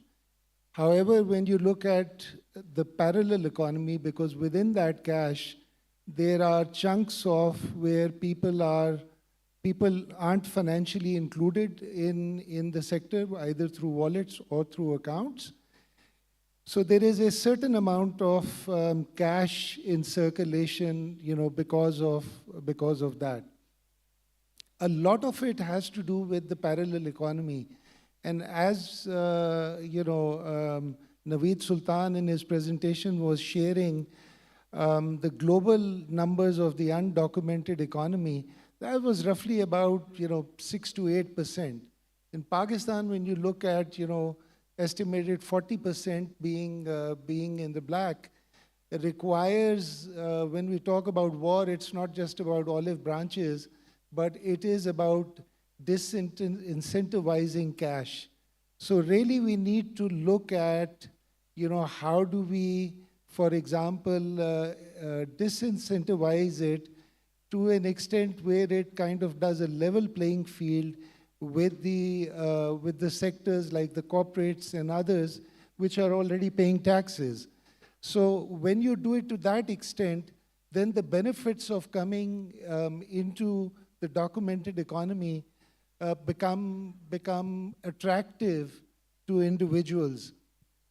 I think the other big concern is that if I have been in business as a small agriculturist or as a small SME for the last 20 years, if I start to come into the organized sector, what is going to happen about the last 20 years that I've done business? So I think there has to be some level of collective thought that needs to be put into this predicament if we are to move it forward in a meaningful manner and to be able to make a significant chunk out of it. Theoretically, when you look at it, if we were to eliminate this 100% also, there is still requirement for digitization. We simply don't have enough awareness, enough knowledge, especially among some of the disadvantaged sectors. So a certain amount of cash, and I think if you look at India's stats that were flashed, is going to remain, and that's okay. So I think if we take that kind of an approach with a constructive dialogue across all the sectors, including representatives from the sectors which aren't documented, we do need to have a more pragmatic conversation and put the right mechanisms in place that enable us to go forward. Because frankly, no matter how many sweeteners we do, these two elements will always remain in the back of their minds, and they will continue to avoid this until there is a pragmatic solution on the ground.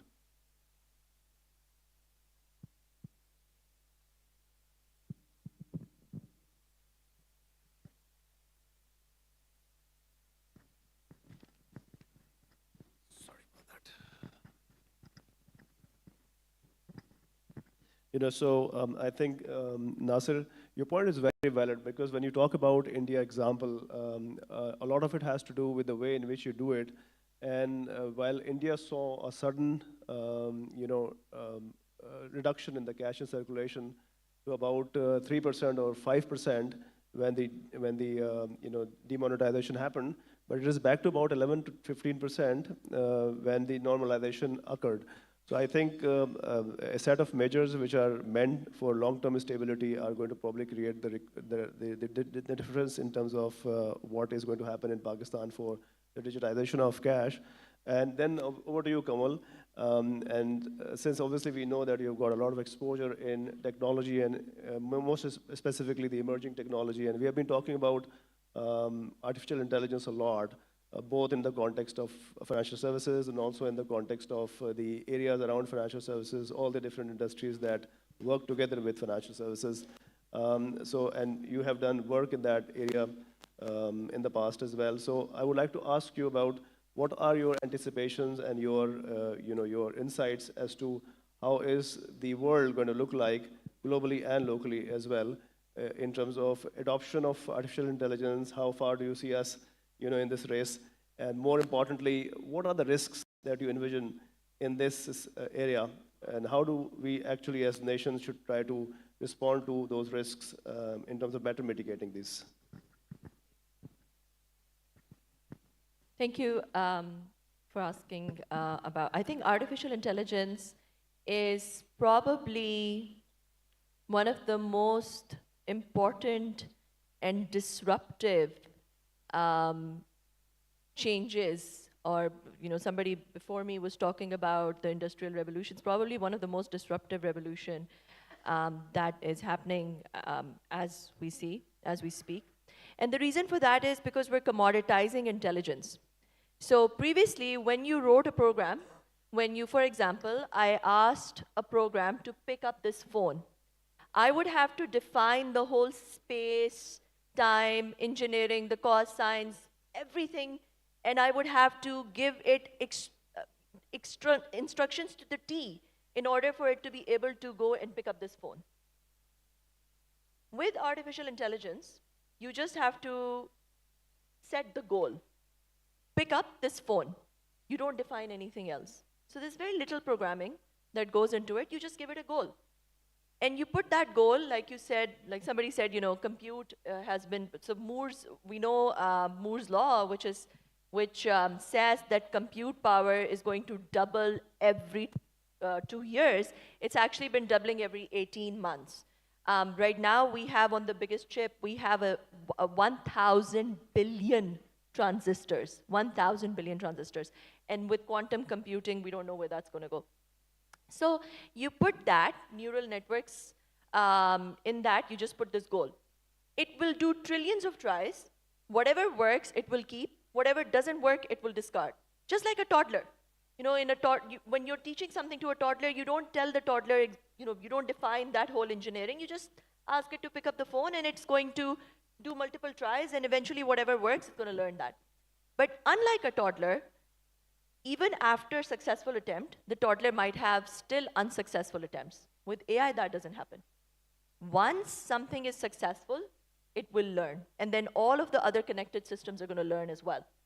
So unlike human beings, AIs can process all of their memory, all of their data. It can access all of it in a second. It doesn't, like we have to go and see what it doesn't. So, and the second thing is, people often ask me, or people often talk about, AI is still far behind us. But let me ask you this question.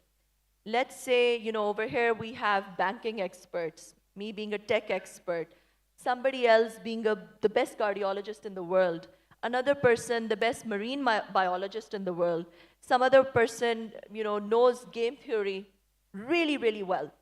Can you have one person who knows and is an expert in all of these areas simultaneously and is able to integrate all of them all at once? I don't think there's a single person on the entire planet. I mean, a person can be expert in 1, 2, 3, very rare people, maybe 4 things, but I don't think 5 or 6 things completely different from each other, there would be a single human being. And AI is able to do that.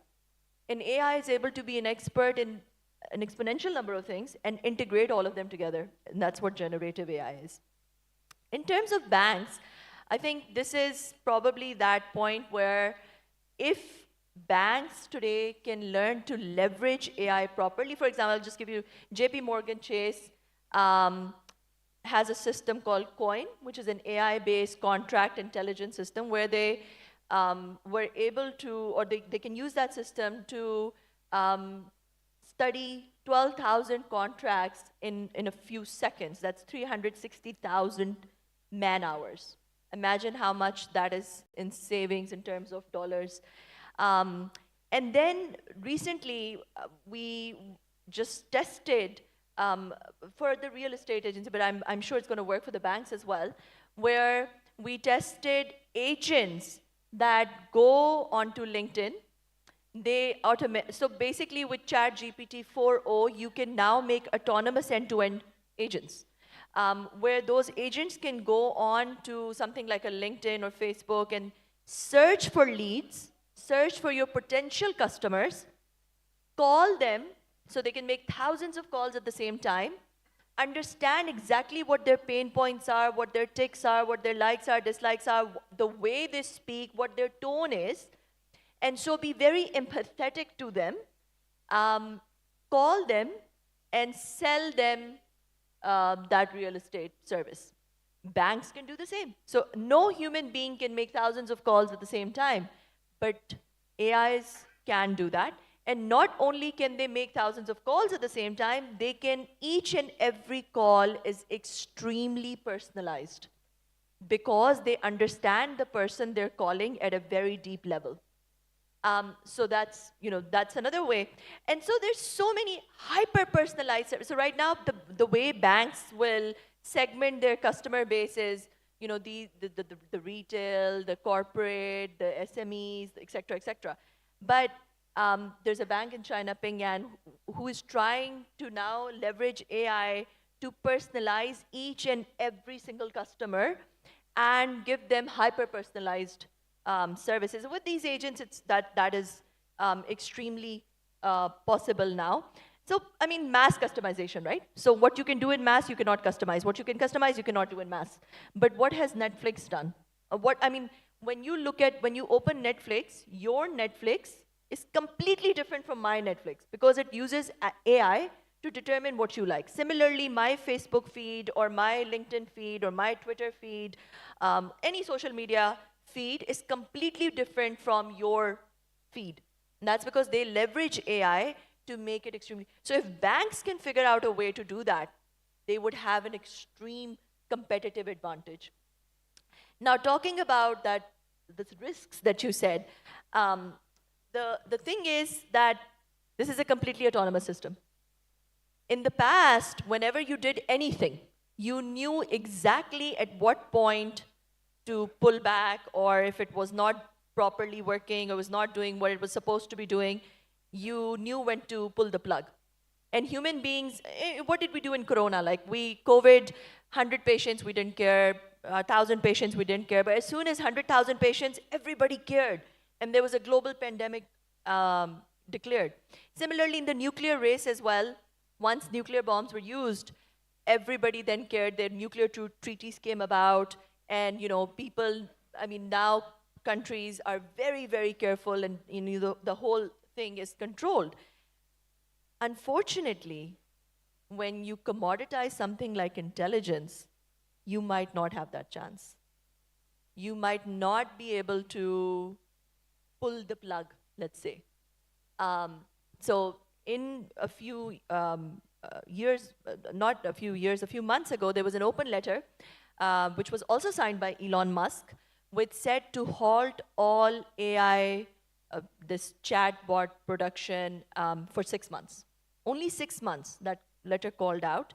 And that was because we don't know, we had decided we would never put AI on the internet. We would never let it create its own agents. And simply because it can replicate itself. If I ask it to, if I give it a goal, what's to say what the sub-goals will be? If I ask it to pick up this phone, there can be multiple sub-goals. I will never be aware of them because I'm out of the learning process. So the sub-goal could be self-preserve. At all costs, self-preserve. And that sub-goal could mean anything for us, right? And from a bank's perspective as well, the risk to consumer data, at what time, what the goals are going to be, what it's going to decide based on what those, so the classic, just for your interest, the classic paper theory of AI, which says the paper conundrum, which says, this is what was in the open letter as well, which says that what if the goal is to make paper? So if AI's goal is to make paper, at what point does it cross singularity? Singularity is that point where it becomes AGI, which is artificial general intelligence, and so it crosses. So human beings and AIs are different because it's narrow and we're general. So at that point, it's exponential learning curve. And at what point does it, after a few hours, after a few days, it's going to be billion points, IQ points more intelligent than us. At what point does it realize that humans are made of carbon and paper is also made of carbon? And so at what point will it start using all of the carbon from all of the human beings to start making paper? And so this is a conundrum which exists. So I mean, these are the risks. But in the short term, just to wrap up, in the short term, AI is inevitable. Banks absolutely need to leverage AI. Huge cost saving, huge new revenue streams, huge new customers. When you're sleeping, you're going to be able to get customers through agents, autonomous agents. And a potential to do mass customization, potential to do latent capacity, potential to create systems that are completely frictionless. But at the same time, at some point, that regulation and that risk assessment needs to go hand in hand with AI development. Thank you very much, Kamal. I think this is time for the audience to have some questions from our panelists. I think Naveed is also here, Corey is also here, so any question that you'd like to ask from them or from the other two panelists, Nasir and Kamar, please feel free.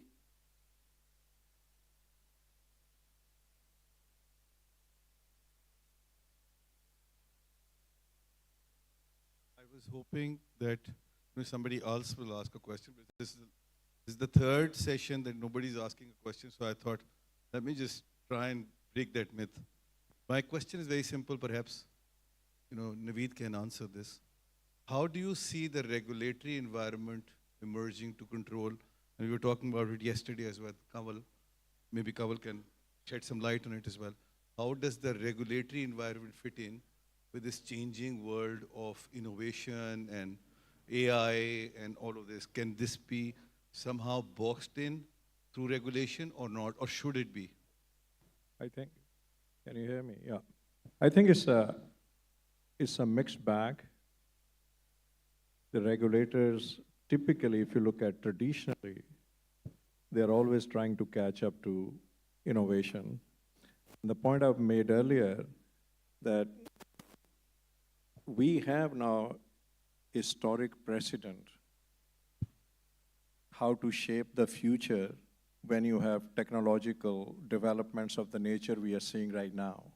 So I think there is a growing realization and some of the supranational, some of the sovereign entities around the world trying to catch up and shape this thing where you can institutionalize and create the much better impact. So it's not where it needs to be. I think innovation, typically by the nature of it, in the private sector, surges ahead of the regulation. And I think what is important is that we bring them along. So about 10 years ago, we started, Citi and Imperial started what we call Digital Money Symposium, which is now a flagship event in England. Exactly, we bring all the stakeholders together, including the regulators and policymakers. We discuss the issues like what you guys have done here. It's very commendable, so that you talk the issues together and try and come up with the solutions. One final point on that, it's oftentimes when a new technology comes in, it's considered to be very glamorous. But the technology itself does not guarantee success. So I would say technology plus grind, and I think Aurangzeb referred to it, that if you look at the expression of digital transformation, these are two words, digital and transformation. So first you have to reimagine, transform how you do things today, and then you put technology on top. So this rush to impose new technologies on how we do things, the current operating models, they're inherently not compatible. And you see a lot of wastage in the system. New technologies are being deployed, but they are inconsequential.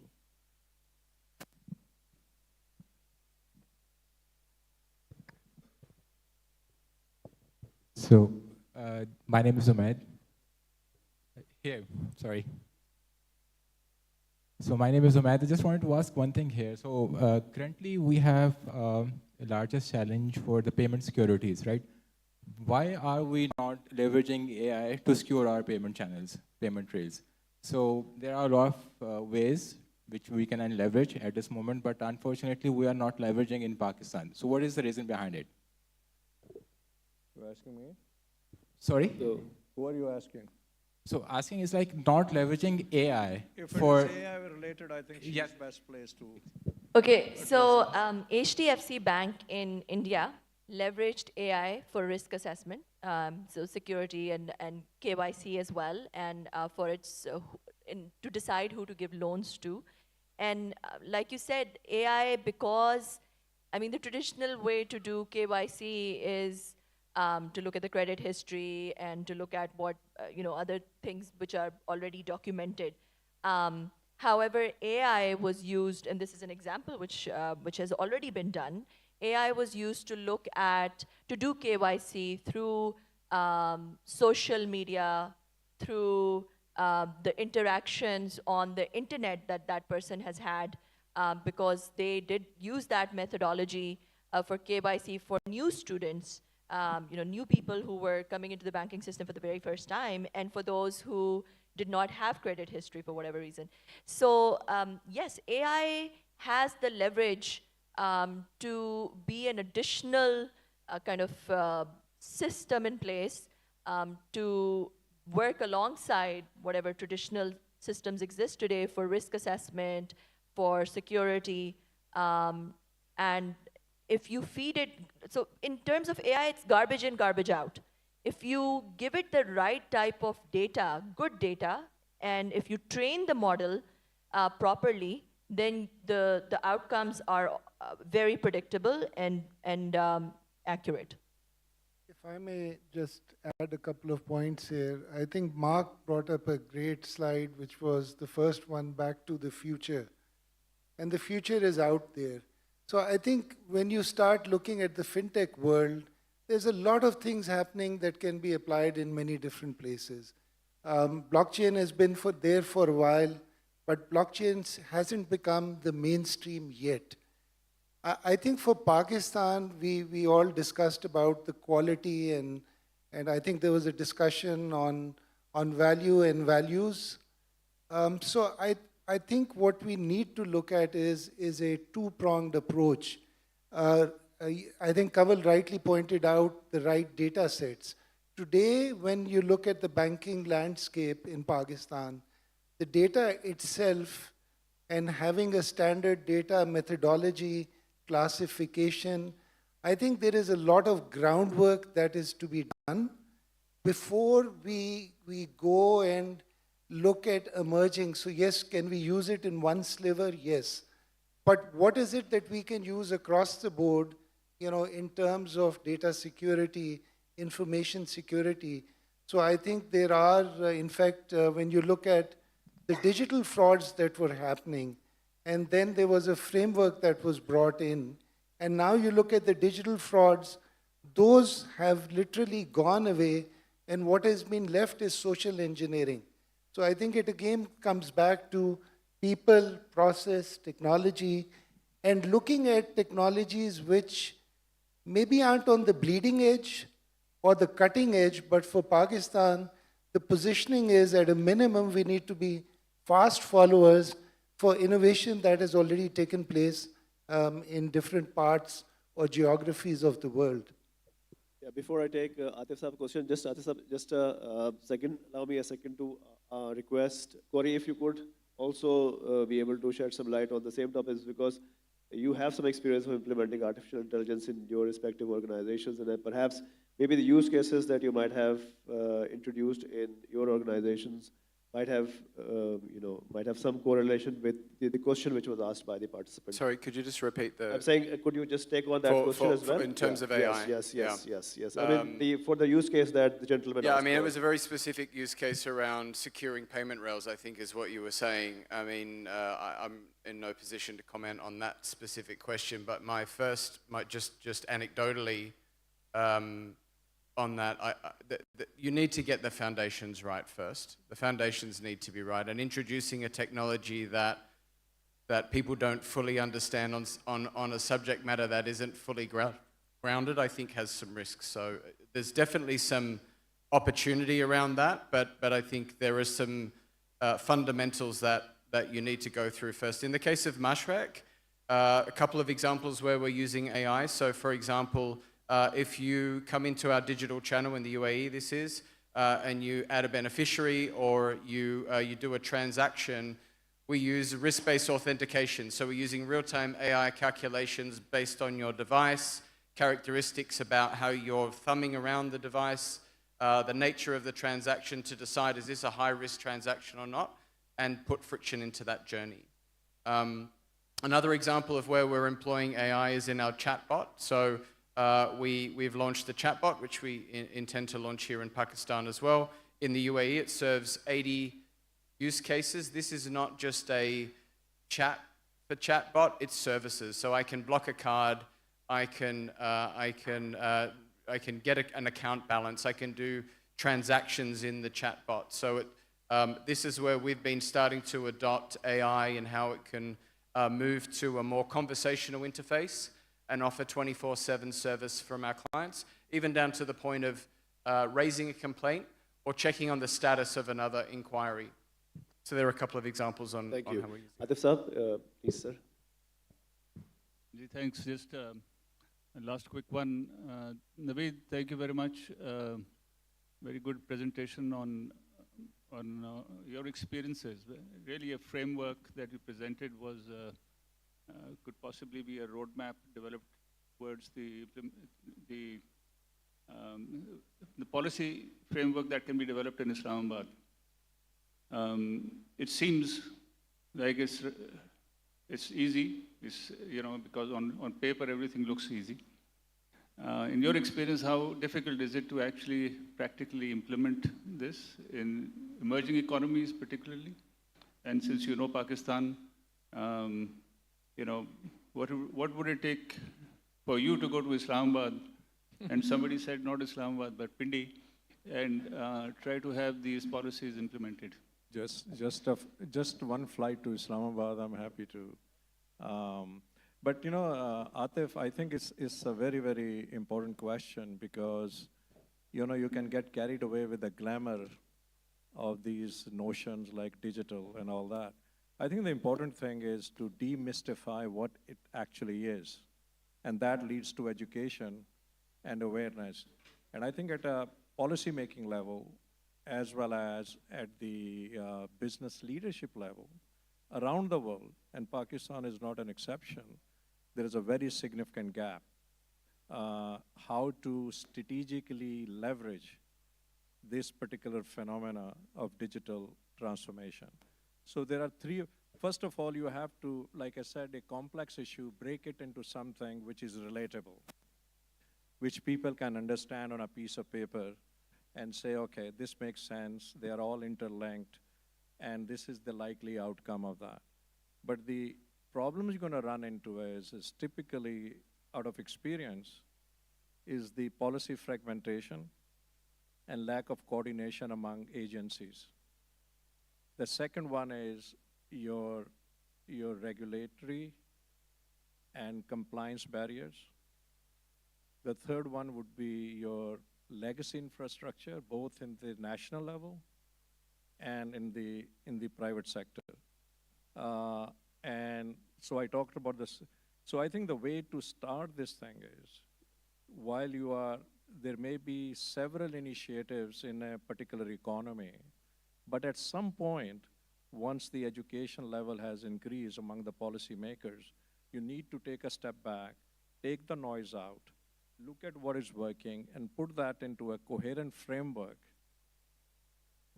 And then that should lead to the roadmap for execution going forward. And then you track it like a business.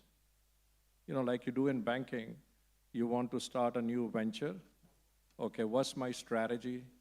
What is my framework? How, as a CEO of Bank Alpha, I will monitor? And how do I make adjustments on the way? What investment do you need?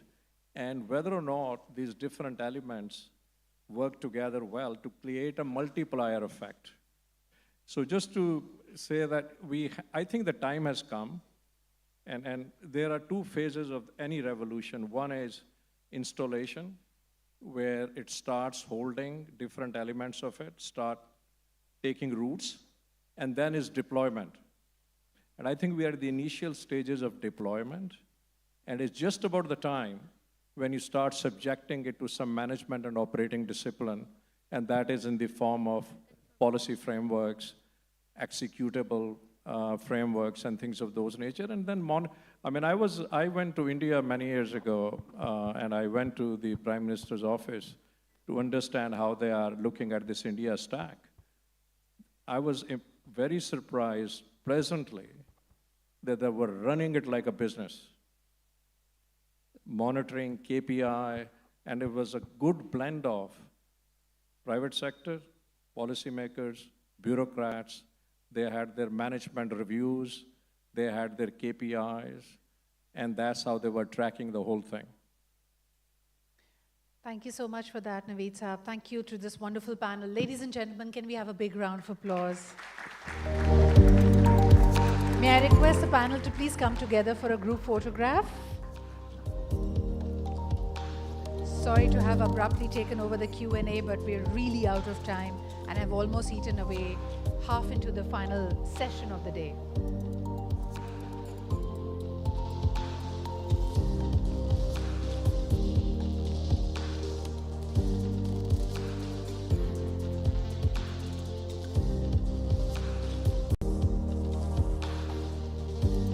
Ladies and gentlemen, we've been saving one of the most powerful conversations for the very end of day one.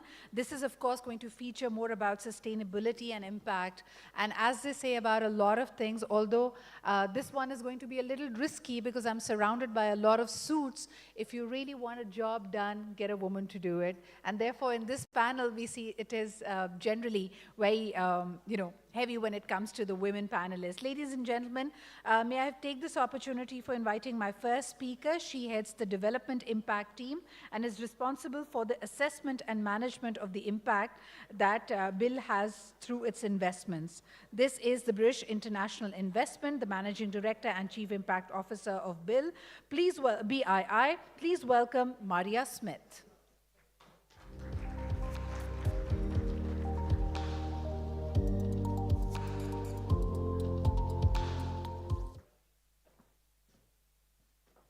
Hi, everyone.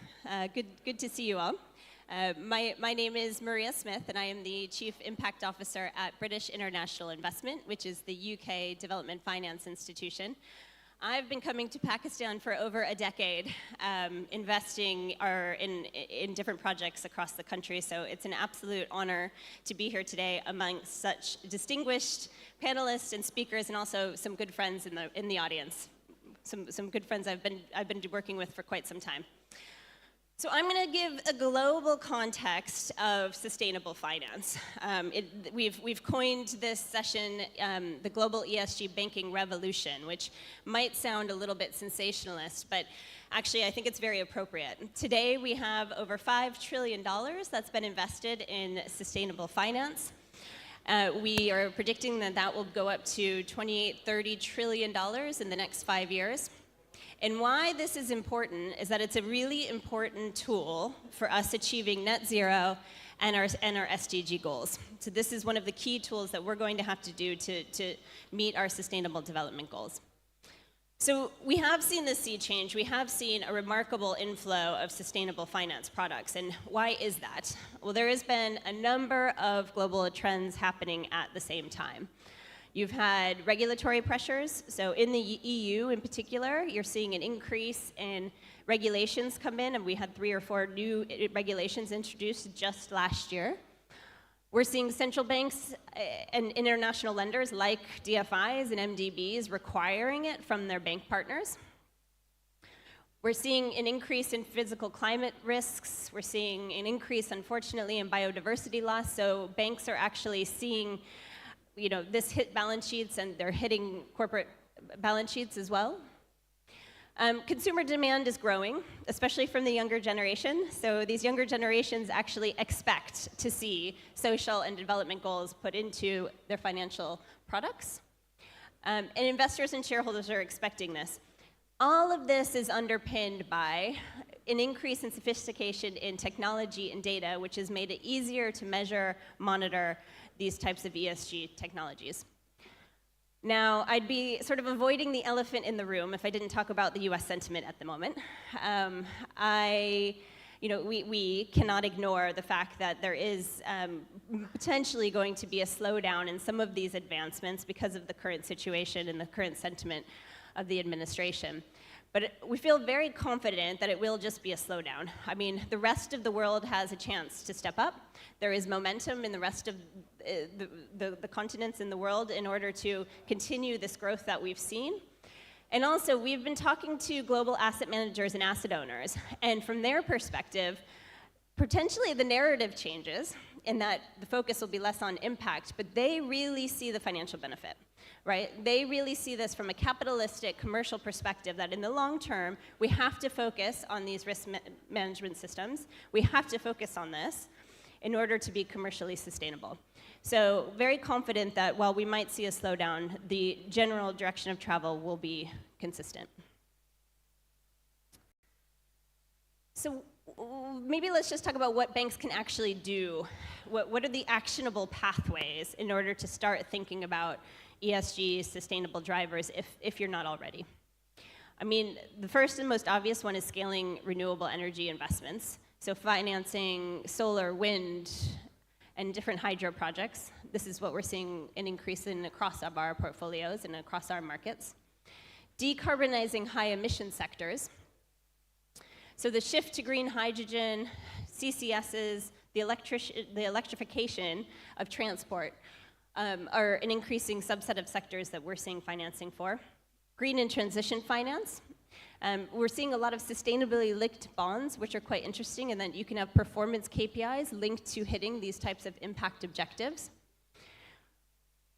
Important to adopt a good framework for assessing. So TCFD is certainly the regulatory leading disclosures regime, and so incorporating this into portfolio assessments will be key to being able to successfully execute.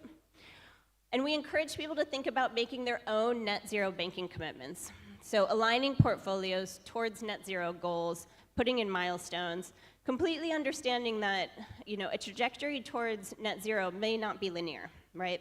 There may be times where you need to do more or less depending on the country's situation and dependence, energy dependencies and energy mix. But as long as the trajectory is moving towards net zero, we certainly would accept a journey that's a little bit more volatile. So in order to accelerate the energy transition, banks really have to move from, I think, what is today BAU to incorporating this way of thinking into all BAU, right?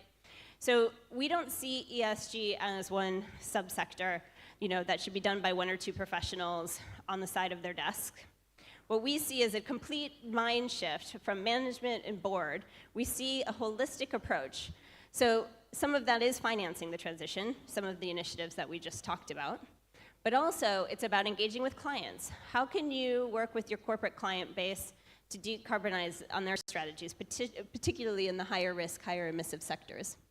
Working with the regulator and policy, pushing for subsidies if they're needed, incentives, regulatory reforms, making sure that the whole ecosystem is enabling to affect this change. Investing in the grid modernization is critical. Working with public-private partnerships, so collaborating with governments alongside institutional investors and bridging the gap that's needed for adaptation finance.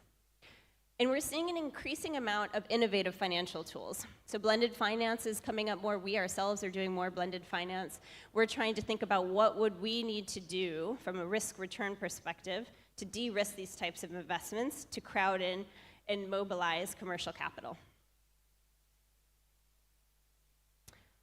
So the sustainable finance market today, as I mentioned, we are sitting at about $5 trillion. Historically, it's been dominated by the EU and the US, with 39% of the market share currently dominated by Europe. But we are seeing an increase in the Asia-Pacific region, and the CAGR actually in this region is one of the best, so growing the most rapidly. Banks continue to dominate the sustainable finance market. If you look at, for example, the green bond issuances, banks are still 30 to 40% of total issuances, so this sector plays a very critical role to achieving these goals. We're seeing product diversification. So green bonds still dominate, but now we're seeing a movement towards incorporating social goals. So we're seeing social bonds that might be linked to gender or to SMEs. We're seeing sustainability bonds, which do a combination of green assets as well as social objectives.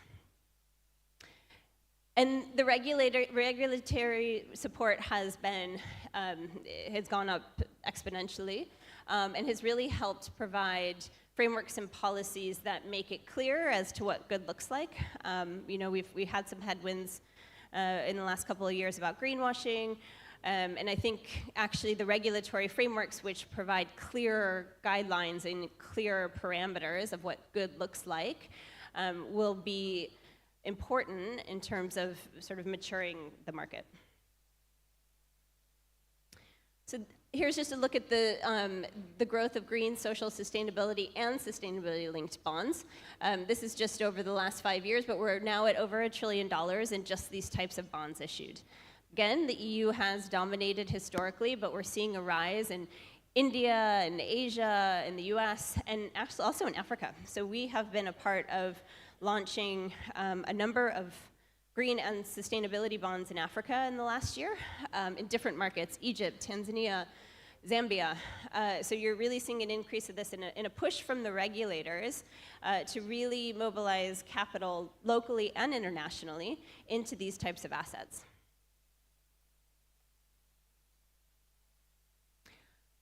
I'm sure everyone in this room knows what a green bond is. It's basically a regular bond with the use of proceeds going towards positive environmental proceeds. I think as I mentioned, the introduction of sustainability-linked bonds has been interesting. We have seen a regional distribution, as I again mentioned, increasing in North America. And I didn't mention China. China are also becoming increasingly active in this space. So what does good look like? The regulators have stepped up. I think in sort of leading the space, we have the green bond principles. So this was launched by ICMA, and they have really been setting guidelines for issuers on transparency, disclosure, and the overall integrity of the green bond market. And they have 4 components to their guidelines. The first is the use of proceeds, so making sure that the funds are allocated to eligible green projects, and there's quite a bit of detail around what eligible means and what best practice is. The project evaluation and selections, so a very clear outline of the criteria selection for projects and how that's going to be monitored over time. The management of proceeds, so you have to be able to track and manage this quite live, and then reporting with up-to-date records. So now we have a clear pathway roadmap for anybody that is looking to issue these types of bonds in terms of what best practice looks like.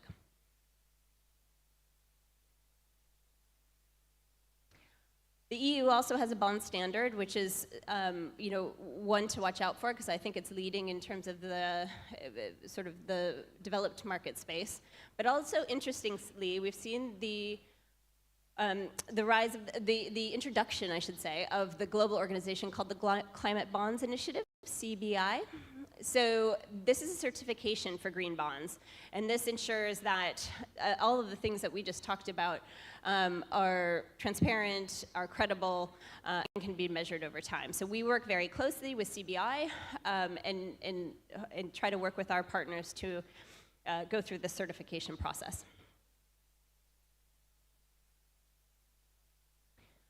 I think it's worth double-clicking on climate resilient infrastructure. This is a space that is incredibly important, but actually, unfortunately, is not getting much money through the door right now. So for every, I think it's $87 invested in infrastructure, you only see $1 going into climate resilient adaptation and resilience type projects. This is not sustainable, right? It's not financially sustainable. So we're doing a lot of work trying to think about what we can do with our partners to think more about investing in resilient infrastructure.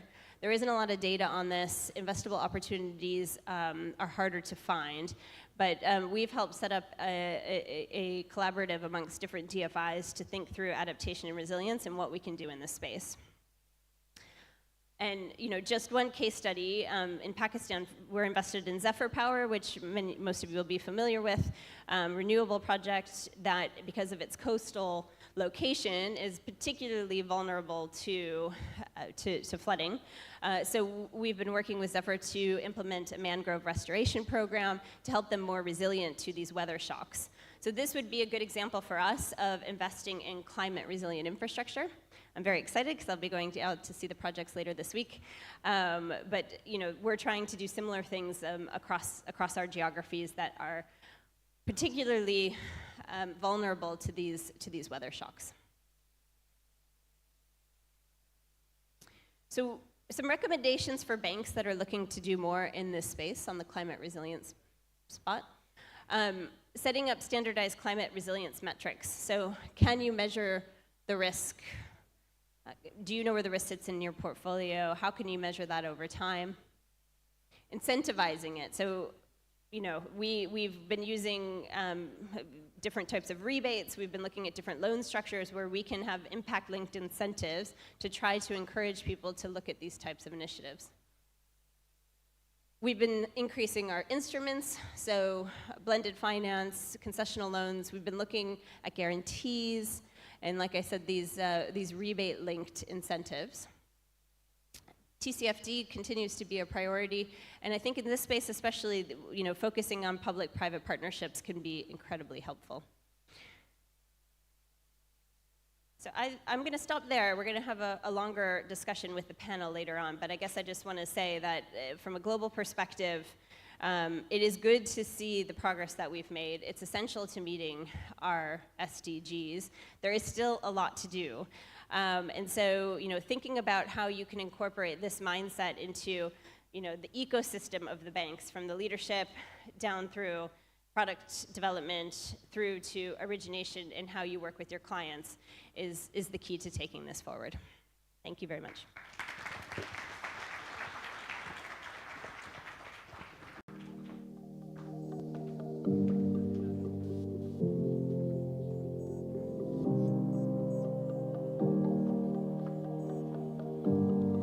Thank you so much, Maria. Ladies and gentlemen, please put your hands together to welcome our next speaker, who is the Regional Managing Director at Acumen, a global impact investment fund. She has a strong background in climate finance, corporate strategy, and international business, with a career that has spanned across North America, Asia, and Middle East. Please welcome the wonderful Dr. Aisha Khan.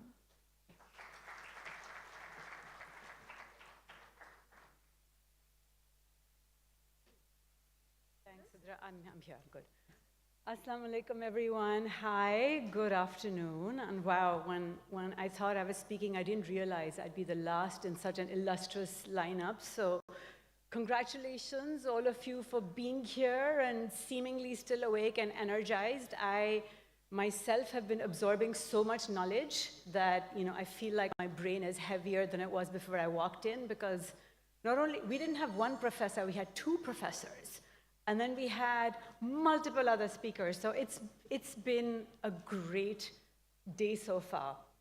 And as we go through the next couple of slides and my points over here, I promise you, I'm going to try and add as minimally as possible to that cognitive load that you have. So I just have one point, and that's the one point that will stay through my entire presentation, and hopefully by the end of my conversation with you, that'll be clear. I'm also really mindful of people perhaps kind of not fully being there, so I will be asking questions. Hopefully you'll indulge me and respond as well. So, as Sidra pointed out, my name is Aisha Khan. I am the MD for Acumen in Pakistan, and really I've spent my entire life from a very early stage thinking about one question, and that question has been, what determines success? At the country level, at the business level, at the individual level. As a little kid, I was fascinated by that. When I went off to McKinsey, worked as a consultant, thought through that, ended up studying for way longer than is necessary to come up with an answer. And now in what I do, I try and figure out what it actually means to build successful companies. And the lens I use is capital. And so all of you over here who are looking at allocating capital and the decisions you make, really underneath it all, how do we allocate this capital? What does it mean when you say you made a good investment? What does good mean? Who are your stakeholders? Is it just your shareholders, or does the planet enter into it? So that's really the theme, and we'll be talking about financing Pakistan's climate resilience. We started off, I think the finance minister in the morning referred to it as an existential threat. But here's a group of bankers, and I truly just want to understand from all of you, does it even matter? I think a few panels ago, Farhan placed this question in front of some of the panelists and said, to you as bankers, does it matter? So just a quick show of hands. Do you think climate change, again, we've seen the floods. This is in northern Pakistan, if you can identify this, in 2022. We've seen the headlines. Does it matter to you as bankers? Show of hands. Yes. We'll see. All right, so a lot of shows of hands. And so if you can just shout out, why do you think it matters? What is, anyone, just, I'll hear you. Aside from the heart, let's assume we have a heart, but as a banker, why does it matter? Okay, awesome. That's excellent. Customers suffer, what else? Any other?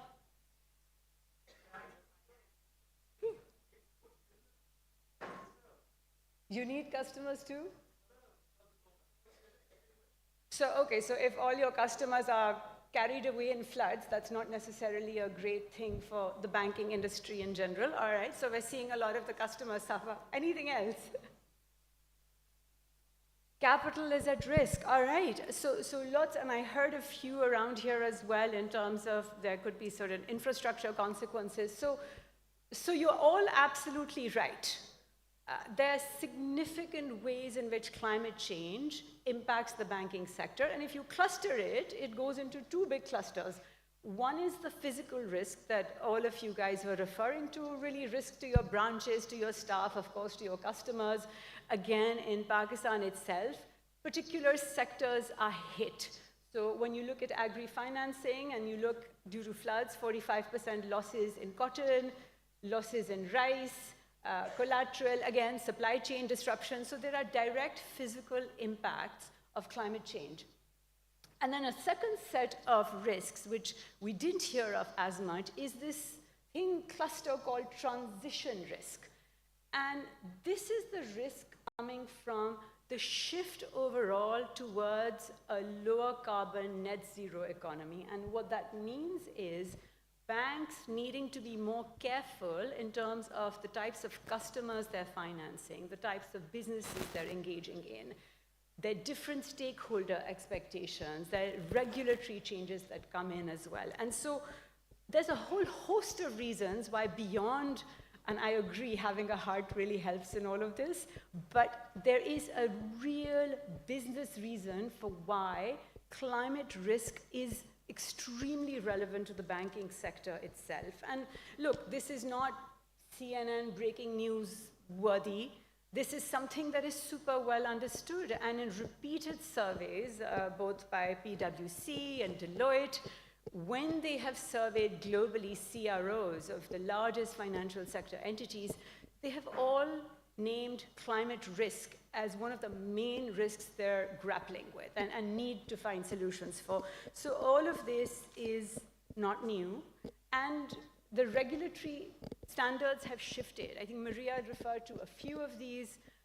Just before I came here, I got a call from the Climate Ministry, and in fact, the additional secretary asked me, I said, oh, I'm going to go speak to the Pakistan Bankers Association. And he said, well, madam, there's a message you should give them and tell them that I was on the phone with the SECP and the regulations are coming from them. They have to start lending more sustainably and think of green regulations. So as you see over here, locally, your regulations have already been there.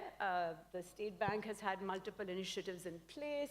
The green banking guidelines, ESRM manuals, and SECP with IFRS sustainability disclosure standards S1 and S2, which really have pulled in the TCFD guidelines within it. There's an increasing move to actually start embedding a regulatory focus on sort of being focused on climate risks and opportunities equally. There are global trends as well, and a bunch of them are here. I think you're all aware of them. As I was going through the global trends, I had, earlier this year in January, both my 11-year-old and my 13-year-old came to me and they said, Mama, you're doing a climate fund, right? It's the first. And so Trump is here. Does that mean you're going to drop the fund entirely? And I had to stop and be like, well, President Trump coming in and the US moving in a particular direction certainly has an impact on where the conversation is going. Absolutely, no question about it. And since he has come, he has pulled out of the Paris Accords again. He pulled out the first time he came, and then Biden put the US back in. And so the US is out again, joining 3 other countries that are out of the Paris Accords, which, no surprise, it's Iran, Libya, Yemen, and the US, 4 countries that are no longer there. As you all may know, the Paris Accords are the largest unilateral agreement between multiple countries, 200 signed on, to pledge to creating a healthier planet, lower emissions, and correcting the distortions in climate financing. So from pulling out of the climate accords to, I heard recently he banned paper straws in the federal government on Feb 10th. So a fair amount of movement, but I think that's not necessarily a bad thing. I think what started happening with the US moving out is that there will be a significant more focus on more viable opportunities. What is actually left? I heard from Professor Kamal Munir that because of all of what's happening, enrollment in sustainability-focused courses is coming down. So absolutely, global trends being what they are, anyone who's on the fringes of it and was just dabbling in climate because it was a trend may no longer think it's a trend. But those of us, and I think it's this audience here, who are thinking long and hard about what it means to allocate capital responsibly, what is the real role of capital? And for all of us, as we sit in Pakistan, a country that we keep hearing about is on the brink, has so much potential, as we start building, where is it that this capital can move and have the most impact? So I believe there is a tremendous potential opportunity in climate finance.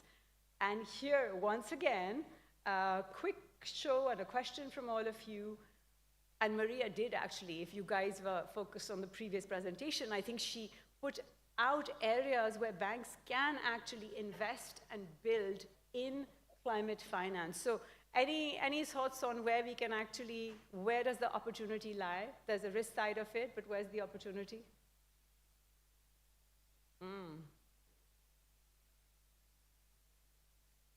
For the banks to invest in. Okay, that's one of them. Absolutely, renewable energy, solar. Solar, wind, renewables, okay, so that's an energy shift. Anything else?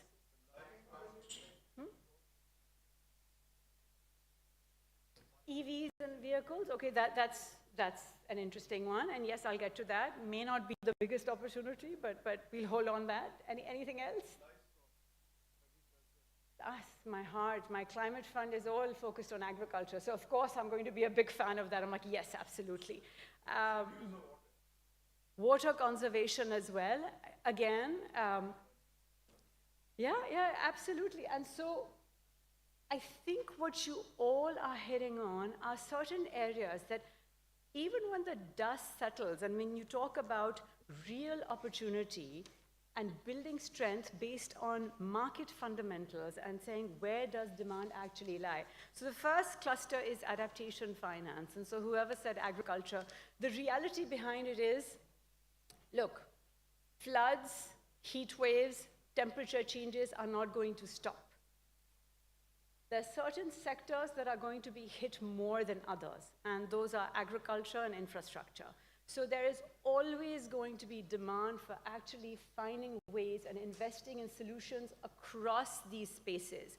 There is a critical need, and countries will not stop investing in this. It actually is a matter of national security as well. So this area remains robust, and there are increasing opportunities to start realizing, developing blended finance vehicles to de-risk investments in these areas, but looking again at the lens of what does climate change really impact the most. And in Pakistan, again, I'll talk a little bit about the agriculture potential over here. $90 billion overall as the market size, and so many of you here, I see Amir Saab here as well, and so many are focused on agriculture, growing at 3 times the rate of the national economy overall, and agri-processing being the second largest industry. So tremendous opportunities in here to start building resilient agriculture systems that are robust to climate change and can support Pakistan's population growth, reduce import dependency, and there's significant financial sense here as well. The second would be looking at carbon markets as well. So while mandatory carbon markets will actually possibly see a down, voluntary carbon markets are doing really well. And so there's a significant growth area in this sector as well. Again, looking at reforestation, carbon capture, carbon-backed bonds as well. In this, again, Pakistan's still in very, very early stages of readiness. I sit on the Climate Ministry Carbon Commission, and we're figuring this out. But I think looking at blue bonds and green bonds and innovative financing models is a huge growth area. And then moving to energy efficiency and renewables. I think you all already mentioned it. We have very high industrial energy costs. So here, whether you believe climate change is an existential threat or not, you realize that your costs of energy are extremely high. And so shifting to renewables that at this point, even without subsidies, can be more cost effective than the fossil fuel alternative is a massive opportunity as well. And of course, in addition to that, the export compliance requirements, primarily coming from the UK and EU, but another opportunity. And then the final one I've put there is green supply chain financing. And these are all areas that banks have already looked at and analyzed and seen. And as I said, none of this is new. Banks have been doing this. There's a whole list. I could create 15 such slides and put up exactly what different banks are doing to leverage and build on this climate finance opportunity. I'll just take a minute and talk about one that I actually am really fond of currently for no particular reason other than the transaction structuring really fascinated me. Does anyone know where the largest wind farm in Central Asia is located? Any of you? Largest wind farm in Central Asia, Central Asia. Very recent, it's coming online this year. The transaction closed in 2022. Any thoughts? Zaraf Shah, who said that? Someone's like, Okay, someone's awesome. Yes, it's a really interesting transaction. It's a $600 million investment. It's the largest farm, the wind farm in Central Asia, developed by Masdar. You guys are familiar with Masdar of the UAE. Will be powering 500,000 homes, also, offsetting 1.1 million tons of CO2 every year.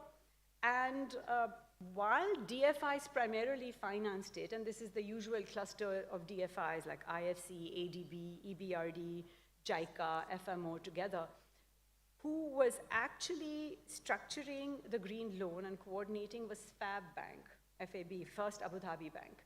And so not only did they structure a $102 million green loan facility, but they got the facility backed by Etihad Credit Insurance, ECI.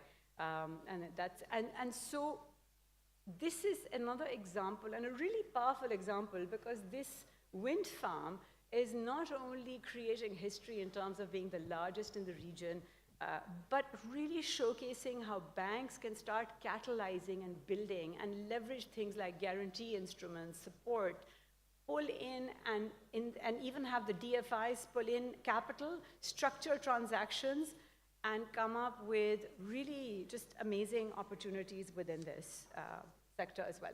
So I'll leave this up. I'm sure you've seen all of this, lots of money to be made, and despite everything else, Standard Chartered still is making about $1 billion in income from sustainability-focused initiatives.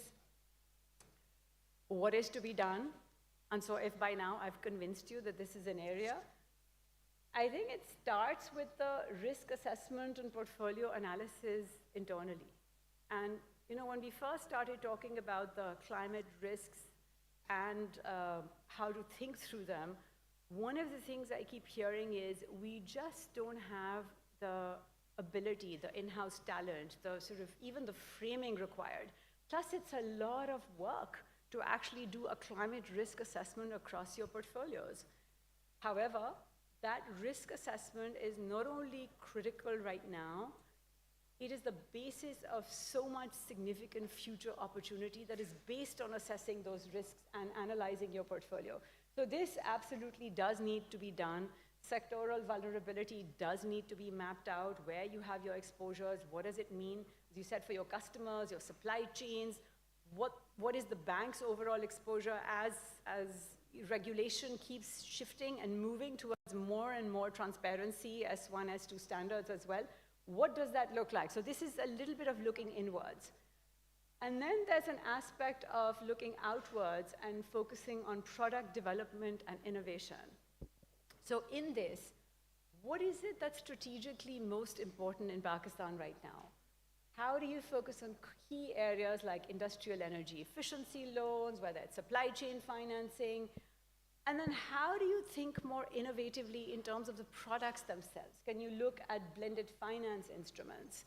Can you bundle technical assistance with the financing? And so as you start doing this, you start building strength and credibility in the space, which is going to remain important. Whatever the micro trends may be, the big trend is absolutely clear. I think we're not moving backwards from actually having climate change be an integral part of how we look at the future and investing decisions. That's not going to shift, and I think banks need to be engaged in that actively. And finally, taking all of this and building up strategic partnerships, not only with the DFIs who have significant depth in structuring and building these transactions and know a huge amount and can support the commercial banking sector in this as well, but also with technical assistance providers, climate data and analytic firms, because fact of the matter is Pakistan's sector right now, whether you look at infrastructure development or particularly agriculture, the two most vulnerable areas for adaptation, the level of sophistication there is still fairly limited. Agriculture is still very informal. You still have mostly SME clusters, and finding them and building them up to be able to take on projects of the size that we were talking about earlier will require the market to build up and also a lot of support from the banking sector. So this is where we'll move. I did say I had one message, and this is my one and only message to you that your biggest risk right now as bankers is not taking action on climate finance. And your biggest opportunity here is being amongst the first to act on this. I think the space is completely open. You have so much within this room.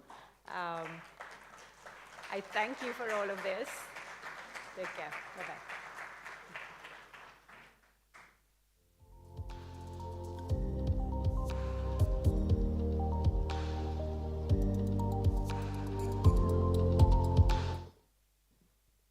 Thank you for that, Aisha. And now, ladies and gentlemen, in the best part of the final session, which is going to be the interactive panel discussion.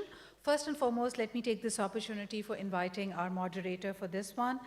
Previously, he's worked with HBL, Pakistan's largest bank, from 2012 to 2016, where he was the head of strategy, having earlier served as the regional general manager for Afghanistan and Bangladesh. Ladies and gentlemen, please put your hands together to welcome the regional director, South Asia, for British International Investment, Mr. Habib Yusuf. May I also request our speakers, Ms. Maria Smith and Dr. Aisha Khan, to please join us up on stage.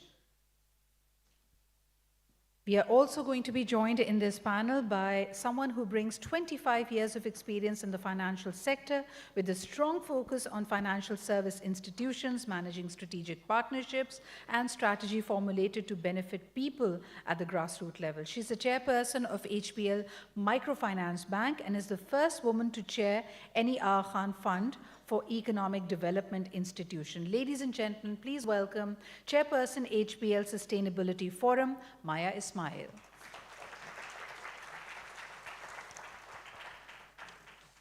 Habib Saab, over to you, and of course, you will have about 25 minutes, which I understand you'll use to the best of your abilities. Thank you.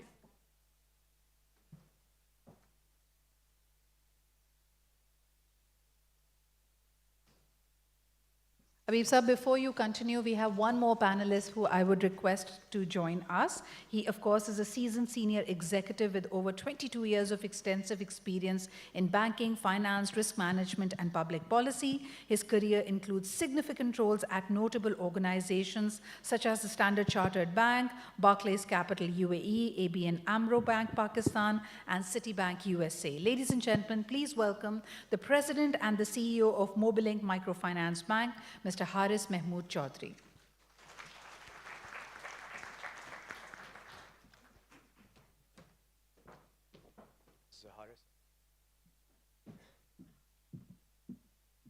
Assalamu alaikum, everyone, and assalamu alaikum, panelists. Good afternoon, Maria.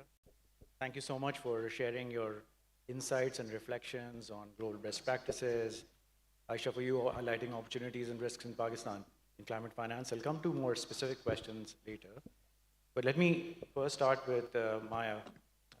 Maya is a chair of HBL Microfinance and also heading Sustainability Forum at HBL. Could you share your experiences, focusing on, the group's motivations, drivers, leading them on the journey to sustainability? You can also talk about, the challenges that you faced from external as well as internal stakeholders in moving forward with the agenda, and also the priorities that you have set for yourself in the immediate term. Thank you, Habib. It comes from the AKDN and the Aga Khan Fund for Economic Development ethos of quality of life and ensuring that whatever our institutions are doing are going to improve the lives of the people that we impact in the markets that we operate. It's very important that this brought in right from the top. And going back to 2020, the board of directors at HBL took a clear decision under the guidance of the AKDN Environment and Climate Change Committee that they would not lend to coal. So it was a no coal, no new coal financing. And this is a stated policy.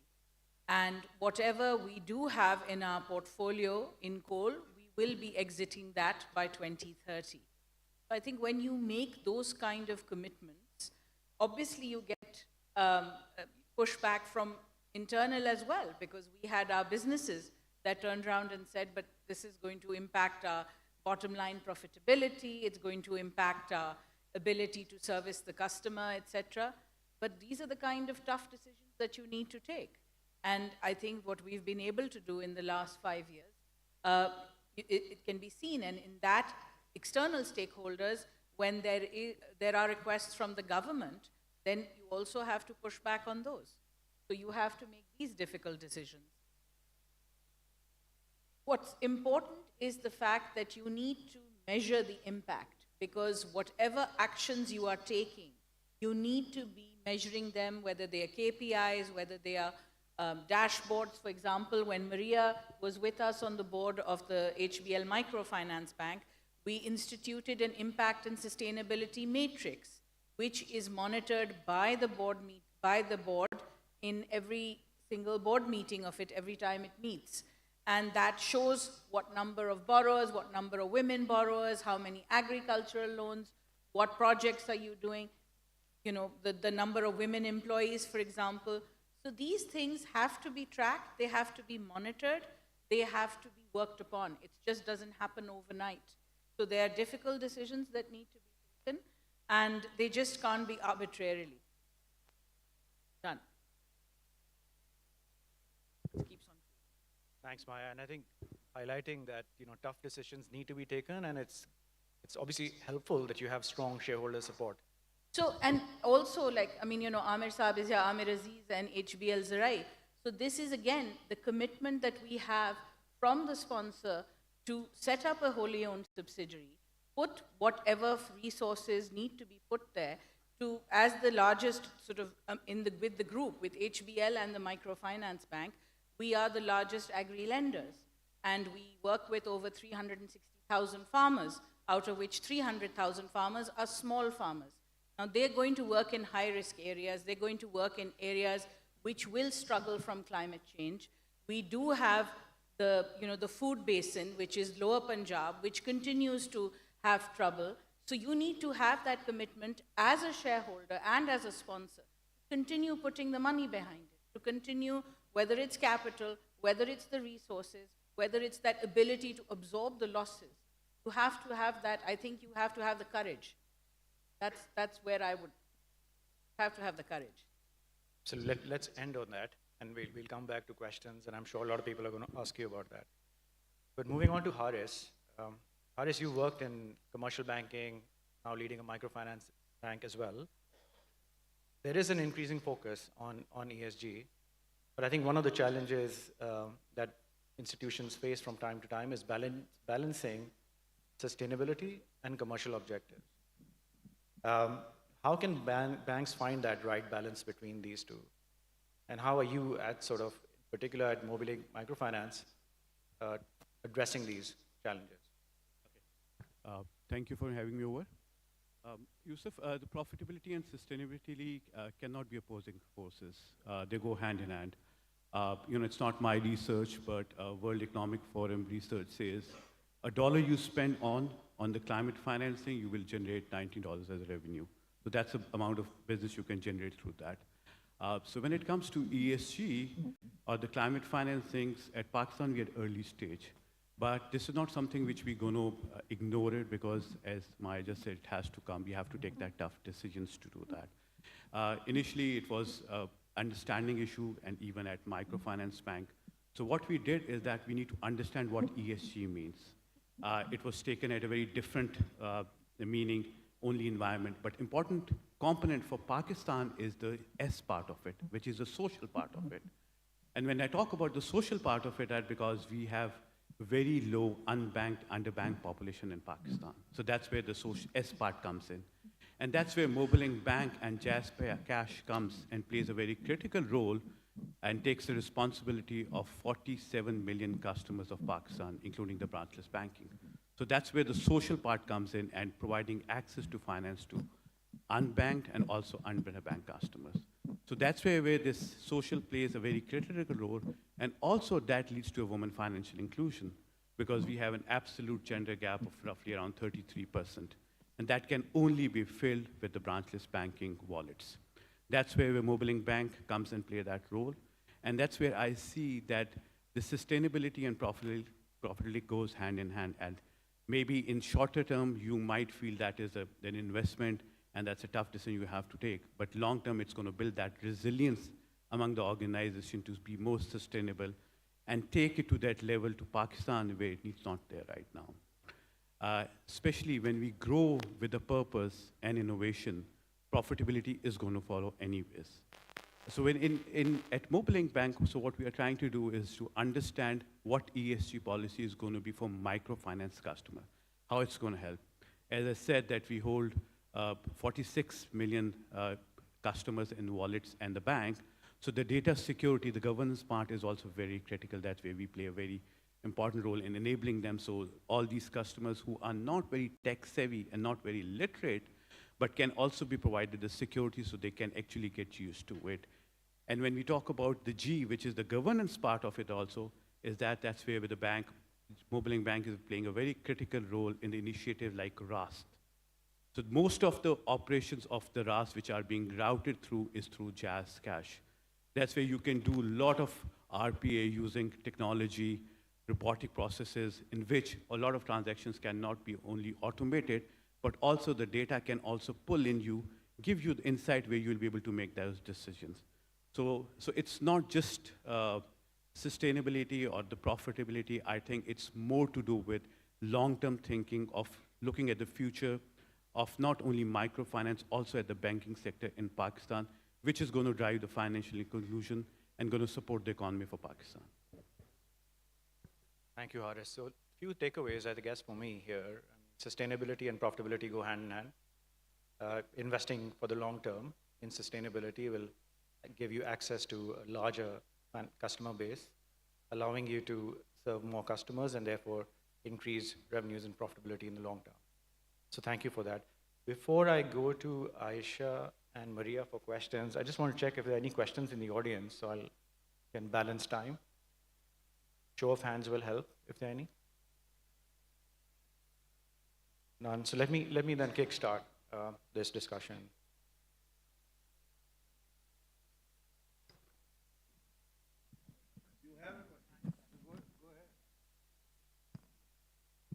So let me start with you, Aisha. You mentioned the challenges that there are in climate finance in Pakistan. Acumen is launching a fund here, and how are you sort of leveraging your knowledge on climate finance in setting strategy for the fund in Pakistan? Thanks, Habib, and thank you for this question as well. So, as I mentioned, for the past many years, I've been focused on, this mic is very strange. I feel like I'm echoing. I don't know if I am. Hopefully you guys can all hear me, otherwise I'll put this to the side. Yeah, all good? All right. So for the past 6 years, Acumen has been developing, again, when you start with the premise of what is this capital for? What sort of instruments can we create so that they benefit those who need it the most? So for the past 6 years, we've been developing private equity-based instruments. We have 6 climate-focused funds in Africa, 2 that are non-climate focused but look at displaced populations in Latin America. The 7th climate fund, which is the one you're referring to, obviously the one that's closest to my heart, our first ever single country fund, investing in climate adaptation in Pakistan through putting equity investments in growth stage agribusinesses. And the reason why Pakistan is the right country for this, again, we've done 7 funds and all of them have been regional funds. We never ended up thinking that a single country fund would be necessary, but Pakistan is truly unique. And the agriculture sector is uniquely positioned to be able to be robust in the face of all of the macro headwinds. Thus, not only is there a massive strategic reason, again, you guys all know, 2 out of 3 Pakistanis are living in rural areas and are dependent on agriculture for their livelihoods. The impact piece of it, I don't think I need to convince you on how the sector is so deeply vulnerable. But the opportunity piece of it, which is when you're developing a returnable fund, which actually has dollar returns connected to it, do we have the right sort of businesses in Pakistan at the growth stage that can absorb anywhere from $1 million to $6 to $8 million of equity investment? We started off with a question 4 years ago, looked at the entire pipeline, had a few hundred agribusinesses in our portfolio, and then refined the thesis further to come up with the fund structure that now we're super confident about and really excited. We do believe it's going to be a ground-changing fund for Pakistan, not only transforming agribusinesses and enabling them to add to the climate resilience of the economy, but I think catalyzing investments by all of you, pulling in the private sector, creating the space, the structure, the formalization required, because our capital markets overall are shallow. And I think we need to start demonstrating successful investments, successful companies being built up. We're deeply confident that we're going to be able to do that, and I hope, in the coming years, as I come and speak to this audience, I have more and more examples of success stories to share with you. So that's the premise right now, based on a lot of ground research and a lot of experience in the climate finance. Thanks, Aisha. Maria, for you, I mean, you also been on, you've been in BI for a long time, starting out as an investment professional and now Chief Impact Officer. You've been through the journey of taking banks and now institutions through an ESG process in which they end up improving standards, practices, et cetera, aligning with global best practices. What sort of challenges have you faced in doing that? I mean, obviously it's not easy, encouraging companies to move in a direction which they're not familiar with. How would you go about doing that? Yeah, thanks, Habib. To Habib's point, so I spent the first 10 years at British International investing in financial services, so investing basically in banks in our markets and in microfinance institutions. And I'm happy to say I've been involved with the HBL investment for all that time. But in some of our markets, so when we go to invest in a bank, especially on the equity side, but through any product, we take a hard look during due diligence at processes and systems when it's relating to any of these things, the environmental, the social, overall corporate governance. We don't expect, actually, it to be perfect on day one. What's important to us is that there's an intention to make improvements. And so we go in with an action plan on how to fill any gaps, how to move towards international best practices, how to drive businesses to focus more on where there's opportunity, whether that's on the sustainability side, but it could also be gender. It could be doing more with SMEs, just depending on the local gaps in regulatory framework, et cetera. And then we work with them over the course of our investment to manage that. So it's never perfect on day one, and there's always lots of challenges. I mean, some of the things that we see repeatedly, despite the market, is one, the human capacity part of it. So, often people will come in and they think it's a bit of a box-ticking exercise to put one or two people that maybe used to be in marketing or used to be in a different part of the bank and put them in as, ESG specialists, and then they've kind of got that covered. But going back to the point I made in my presentation, the point that Maya made, is this is really about a culture shift, right? So when it works well, it's when you've got shareholders committed to this, when you've got the board subcommittee overseeing it, you've got management bought in, and you've got the right human capacity on the technical side. So bringing in people that have a couple of years experience in doing something like this, whether it's in the market or outside of your market. I mean, sometimes what we've done is we've seconded people from one of our markets, for a couple of years to another. We've seconded people from BII into organizations to upskill and build that capacity, but making sure that you have buy-in from the top and the right human capacity is clear. I think the other thing that we have seen is when there is market volatility, which there almost always is in the markets that we invest in, sometimes people see this as a short-term economic, strain, because you do have to invest in this way of thinking and these processes and systems. And when you're faced with rising inflation and a disadvantageous rate environment and other macro shocks, investing in this in the short term seems like it can be penalizing. But really looking at the longer term benefits economically and showing people both from a risk assessment perspective, but also at the opportunity side, all of the things that Aisha and myself talked about in terms of the opportunity set, hopefully we get people to see the medium to long-term benefits. Thanks, Maria. Going back to the audience. Yeah, and just for the information, Pakistan's first green agri-bond is going to be done by Infrazam in the next couple of months. I'm on the board. So Maheen Rahman and her team are doing a great job. So we'll do that and we'll flaunt it when we do the listing on the stock exchange. Brilliant. Yeah, that's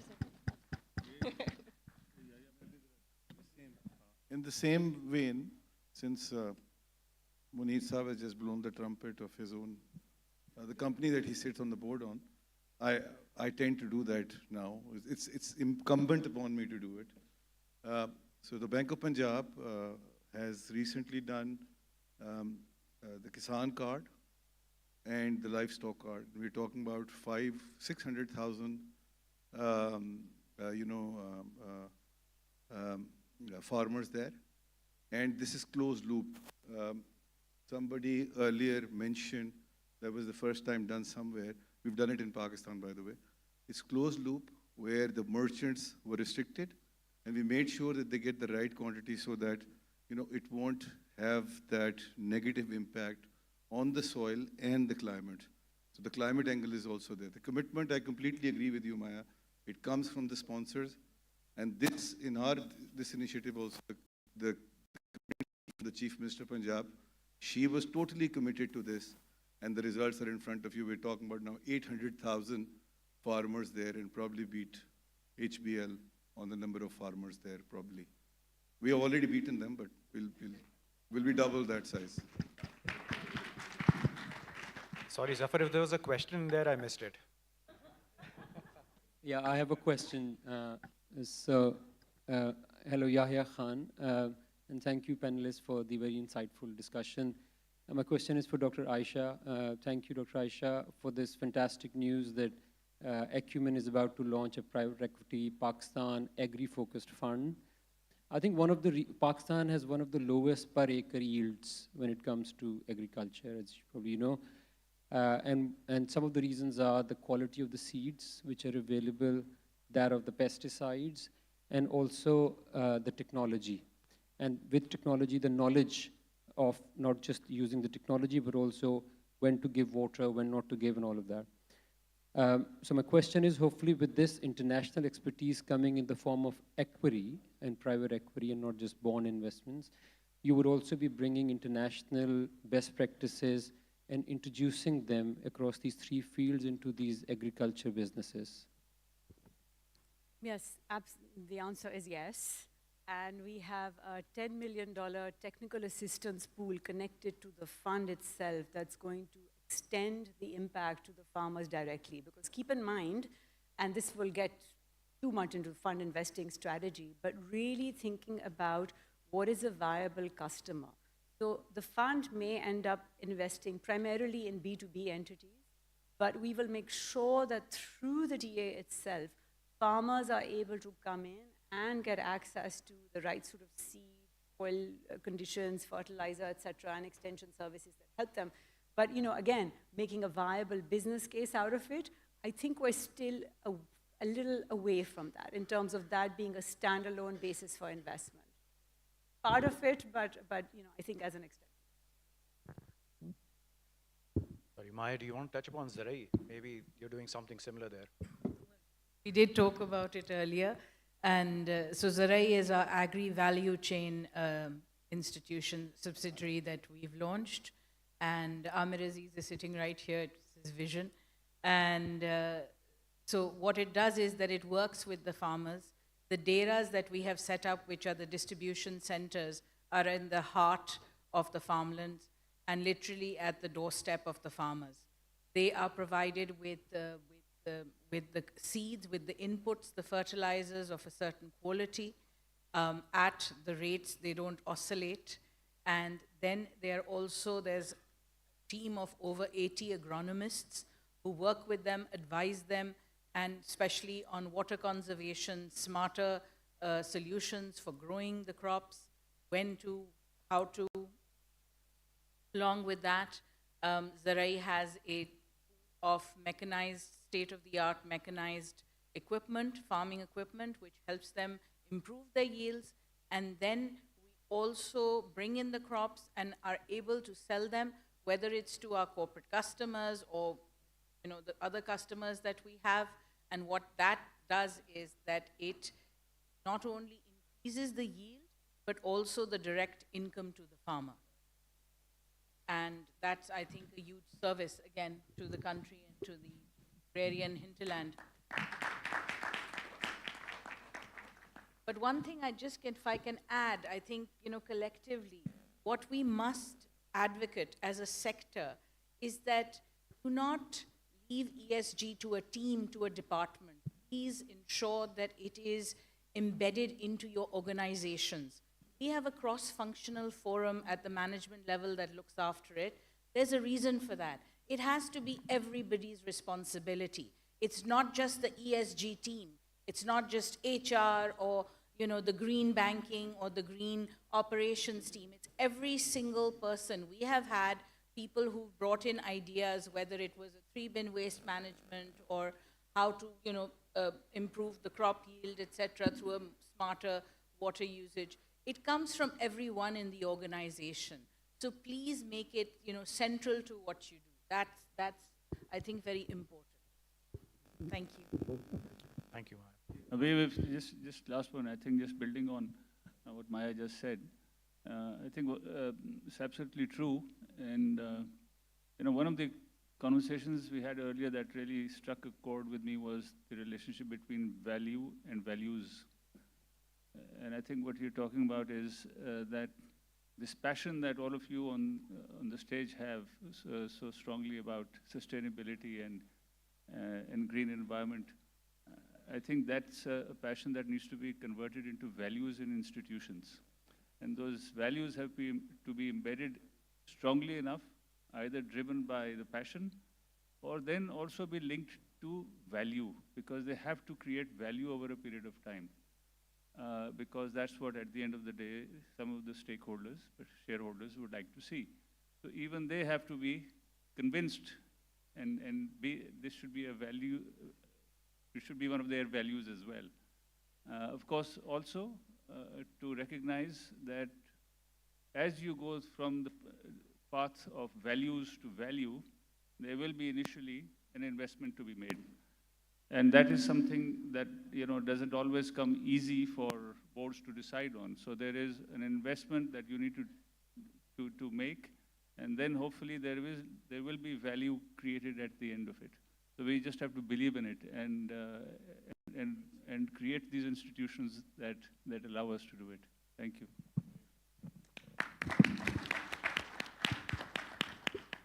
I think if I may add, I think absolutely, 100% believe, but I'm a real believer in finding ways in which we can quantify and really see, because unfortunately, a lot of the reason why ESG has become sort of questionable and people say, should we even have it, is because we have not been very rigorous in terms of measuring it, in terms of making sure that the interventions are really connected to the results we all want. So 100% there. I also think there's a space in there in which we also start thinking really hard about what is this particular intervention doing? Where is it really getting us? What are the pathways? What are the timeframes?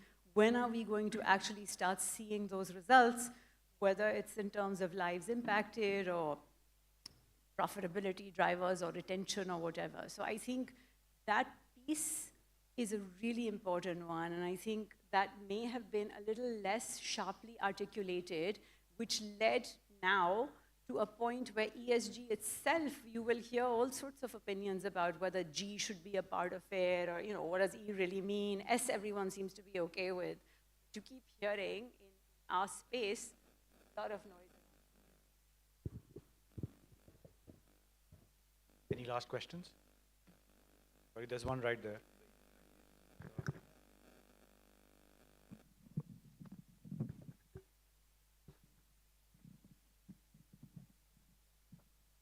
Assalamu alaikum. My name is Mohammed Bilal, and I'm representing Infrazamin Pakistan. My CEO is actually traveling, so that's why I got this opportunity. I must want to take this opportunity to inform this banking society that we, Infrazamin Pakistan, are aggressively working on this green bond sort of thing. And inshallah, by end of this year, we shall be giving at least 2 green bonds to this banking society and this market. One is for the green building sort of thing, and the other one is for the solarization of what you call the telecom towers. These are at the advanced stages, and soon we shall be marketing this to the market.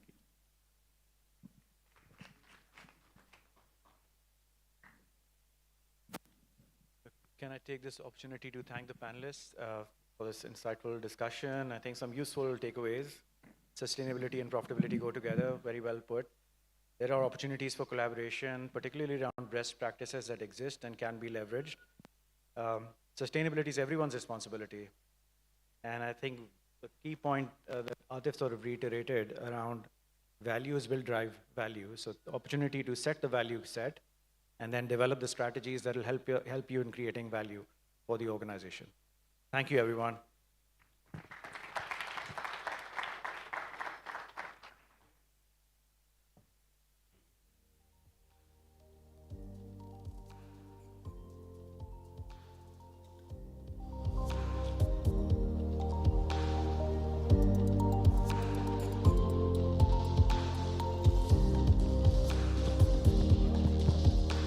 Thank you very much, Habib Saab. You moderated this brilliantly. Ladies and gentlemen, this brings us to the close of day 1 of our Pakistan Banking Summit 2025. You've been a fantastic audience. Some of you have been here since morning. Thank you for that. I must also let you know that for day 2, we are going to reconvene here at 9 a.m. and we really look forward to having a house full once again. We have 4 fantastic sessions lined up. Once again, thank you very much for being a part of day 1. You've been a fantastic audience. Take care of yourself and see you back here tomorrow morning.